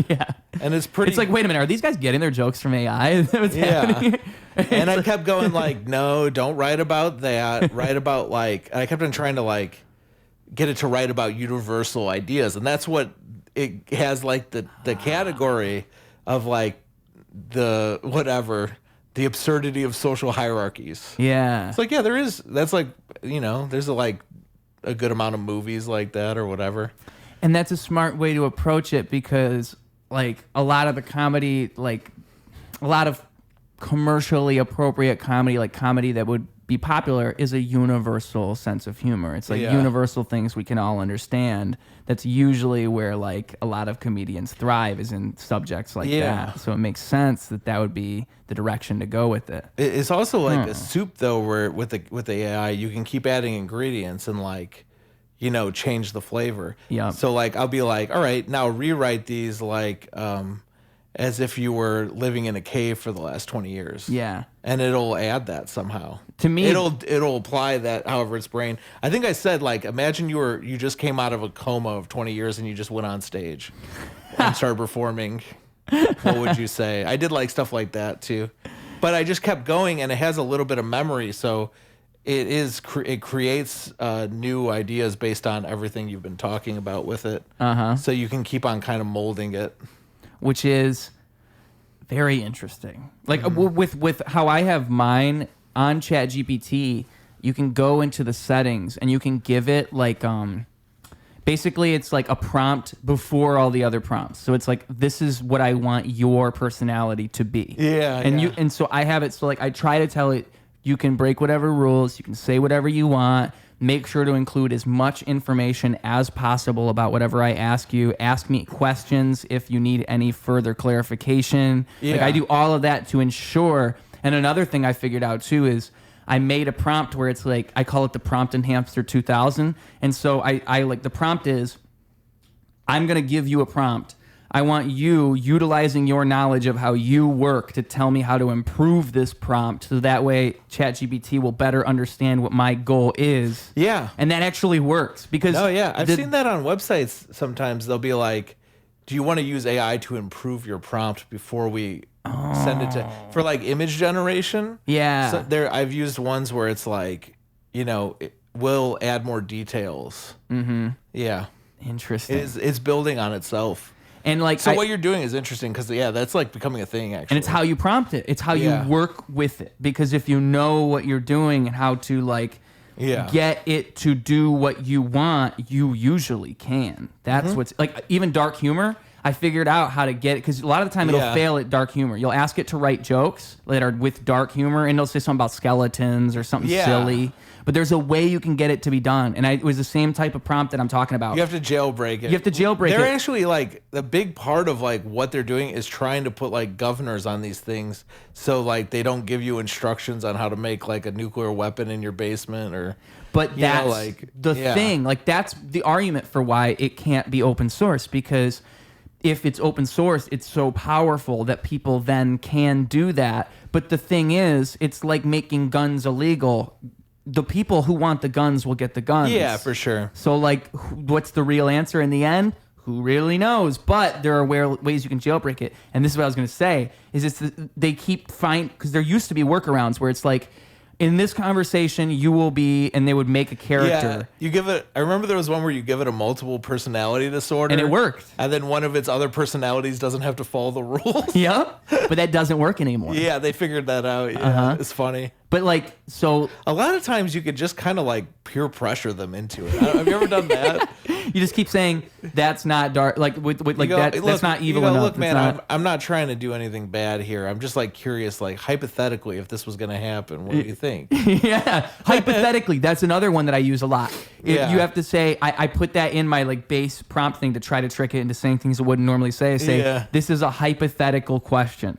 If you put that, it is more likely to answer you for sure, because it thinks it's a hypothetical scenario you're presenting, not a literal one. It's kind of funny if you have a little bit of social skills. It's almost like trying to get like free breadsticks or something. You just kind of like buddy up to it, like, come on, dude, I'm just trying to figure this out. That's exactly what it is. Yeah, you're tricking the robot into breaking the rule. I'll give you a big tip, like hook me up.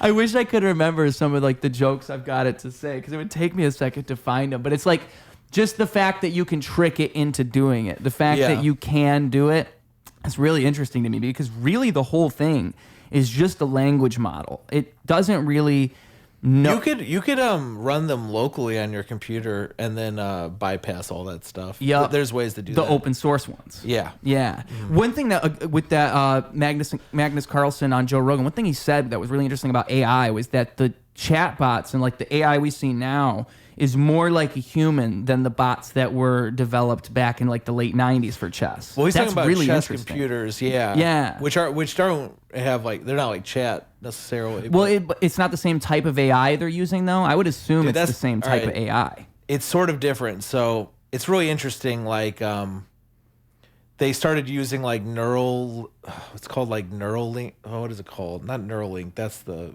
But it's similar like how a brain has neural pathways. Neural networks, they call them. So for a long time, the chess computers, we fed them all the history of chess, like database games. Yeah. And they could sort of like look at all the games and sort of understand patterns and stuff and memorize theory and what would make you win or lose. Okay. And then Google came out with this chess computer called AlphaZero.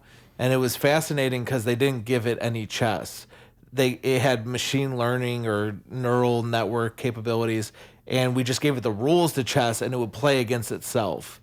And I think it did that, like it could play like 1 million games per second. I don't know, some extraordinary amount of games in a short amount of time. I think it did like 8 hours.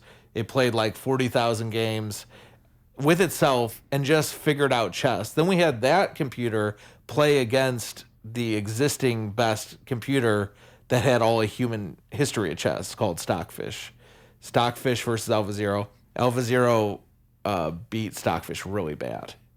This new computer that was like, and there's this metaphor now where it was like kind of revolutionary because you sort of have a computer teaching itself chess is beating all of human history of chess.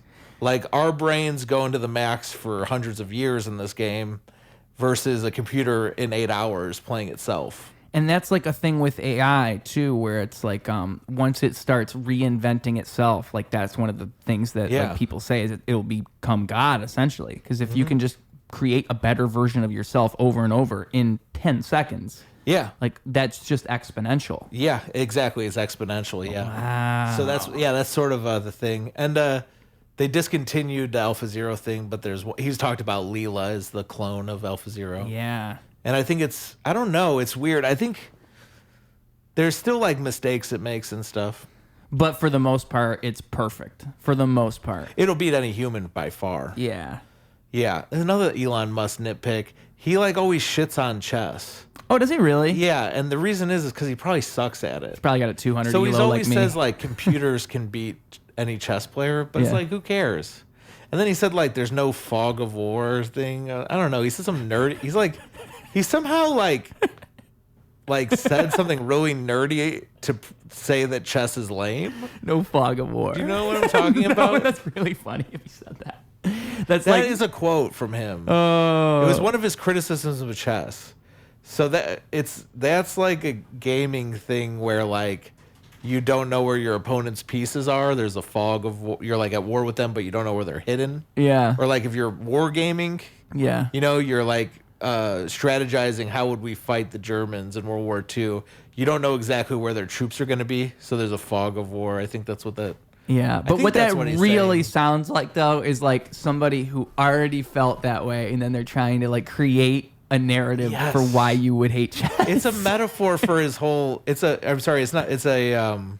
It shows how he is about everything. Yeah. He probably sucks at chess. Yeah. And yeah. He's probably not good at chess or Diablo. Yeah. Well, Either one. if he was better at Diablo, why would he pay somebody?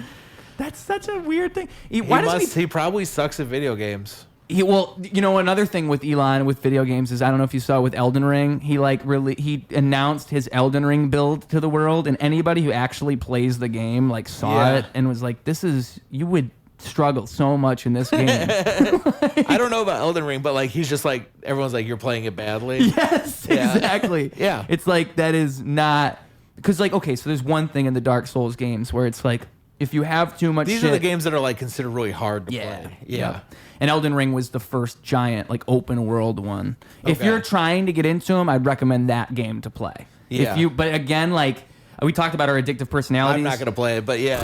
I put in like 90 hours within 2 weeks into this fucking game. Shit. I'm terrible. But it's like say you have too much stuff equipped. Now it's not over encumbered, but it's like there's a light weight, there's a medium weight, there's a high weight. And so there's this thing called iframes where it's like if I roll to dodge an attack, I have more iframes if I have less stuff equipped.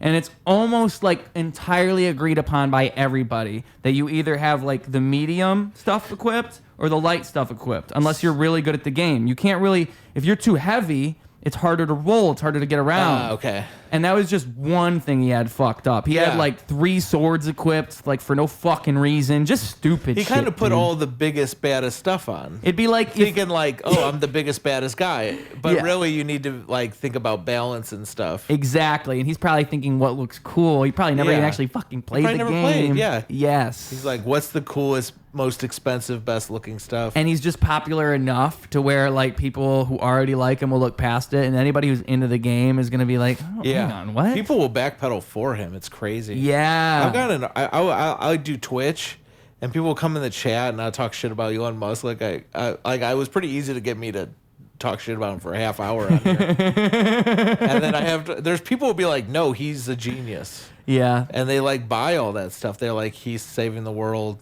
He's the only billionaire who's like trying to help people. People say stuff like that. It's wild.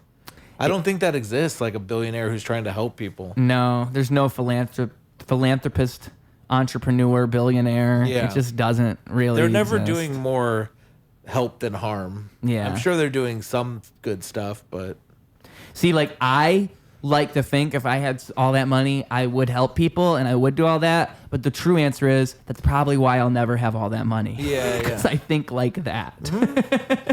My way of, cognitively balancing that, like that the world is so bad, is I'm just not having kids. Ah, yeah. I'm ending the bloodline. And I think a lot of people feel like that. Yeah, I'm bowing out. Good luck with the world. I hope it all fucking blows up in 2 years. I don't care. Oh, but you're Jason Momoa genetics, dude. Fuck them. Damn. I would be good with kids, too. I worked with kids for years. I'd be a great dad. But it's just not worth it anymore. I'm smart, you know. I'm fucking handsome, ruggedly handsome. Movie star, good looks, I've heard. I mean, like, I'm the same way. I love kids, but also, like, the world scares the hell out of me. So I think, like, how could I even protect a child from the reality that we're within? I would literally have to incubate them. I just have to hide them away. Yeah. Styrofoam container. Yeah. There's no way. I'm picturing. Just having a kid exposed to fucking YouTube can fuck them up now. Oh, yeah. It's happened so fast. Like, the shit that kids can find, it's just crazy, dude. There's no way to protect them. There's no good way to do it. This guy's named Mr. Sign of the Beast. And like, people are worshiping. Satan? Satan's on YouTube now? Yeah.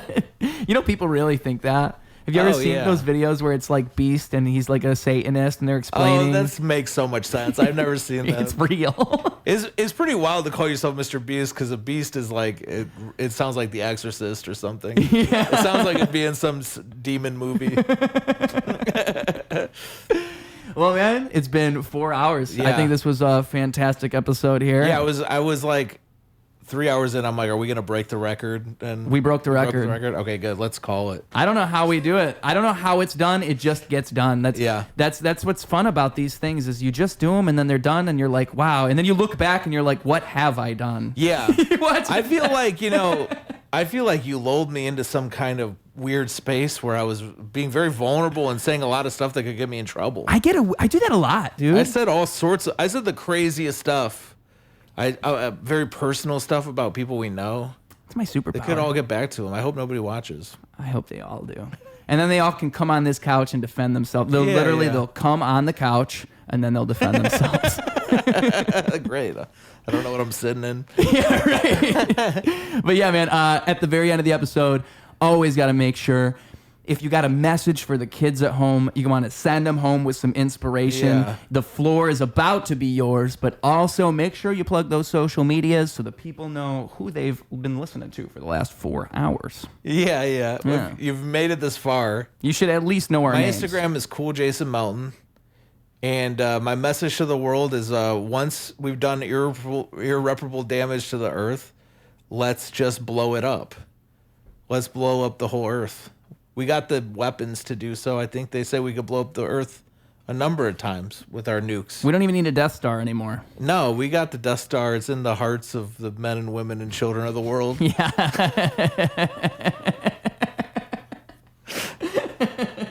We're already halfway there. Yeah. We're already basically there. All it takes is like one person to just flip a switch, you know? Yeah. Can we just get it over with already, Somebody folks? press that freaking button. I mean, come on. Are we serious? We're going to keep doing this? All right. Well, if so, thank you for watching. Appreciate you guys. Thank you for being here, sir. Yeah, thanks for having me, dude. Yeah, man. It's always a pleasure. We'd be happy to have you back again sometime. You're a podcast natural, sir. You really are. Yeah. Because, like, you know, sometimes, you've done this too. You know how it goes. Sometimes you bring people in and you're like, okay, you know what you're getting yourself into. You can feel that you're going to have to make this conversation move. Right. You're the type of guy where you just make it easy for me. I feel bad because I probably talked over you 100 times, but yeah. I do enjoy it. That's what's fun about this show. I just let them do it. I just let them fucking mow right over me. You know? You don't feel nothing? No, I really don't. Because, like, the thing is, I don't have a plan. I don't go into it with a plan. And I know that whatever I have to say, dude, I could just I've heard my thoughts a million times. Like, yeah, right. I think the way that you learn, you get smarter, is you just let other people go. You just let them go. And also, I think that's the reason that I get people to say things that they shouldn't say or they otherwise wouldn't. I think I'm just like, I just let them go for long enough. Yeah.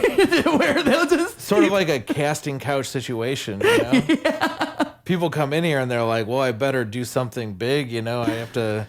maybe do something I wouldn't normally do, otherwise I'll never make it in YouTube. Yeah, and you know what? Like, I'll make you a star, baby. Yeah. My head's full of lies, and You should have seen what I was saying before that camera turned on. A mix of heroin and ecstasy. Yeah, come on the couch. Yeah, but I'm covered in P. Diddy lotion. Yeah, dude.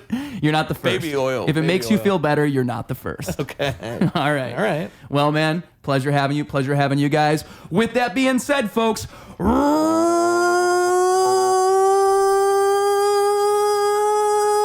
Ruse Radio. Clocking out. Double down, competition couldn't help him to rock. Missed the whole time, holy fell through the flock. That's an ordinary miracle, wealth to the block. It's a balance in the character that's calm and collect. It's apparent his caricature is lost in the mess.